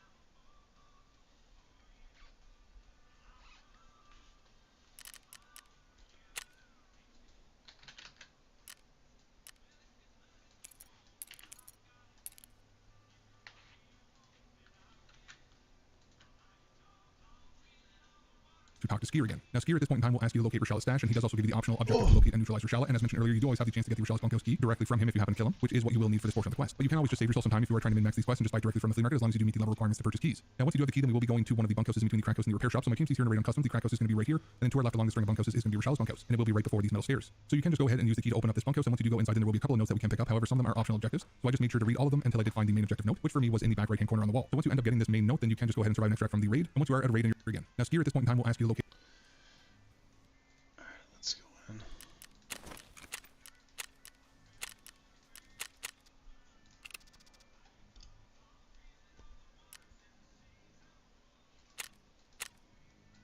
Just kind of weird how, like, the letters weren't in my stash, though. But I don't think this quest storyline has issues, though.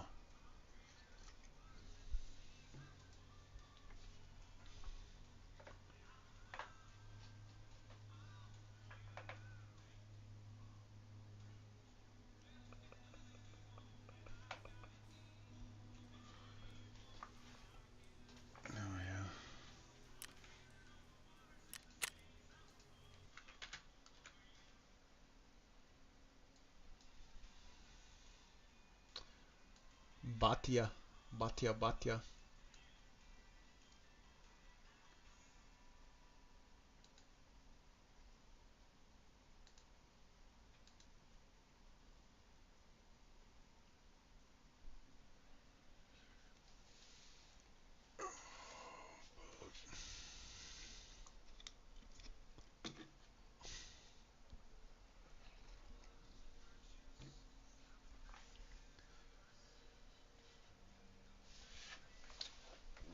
My testicles.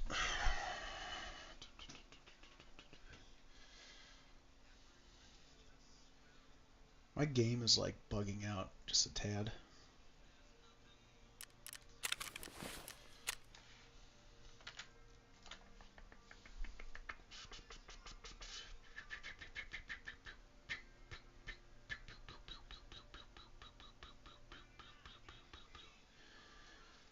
All right, I'm gonna go to work. I need to go do a few things, and I'll be back here in about an hour. I don't think it's gonna take that long, to be honest. But the MPF building opens up at 8. It is fucking 8 o'clock right now. I wanted to be on base by 8, so we already went past. What we're gonna do when I come back, I'll get the stream back up. Is we'll finish up with this task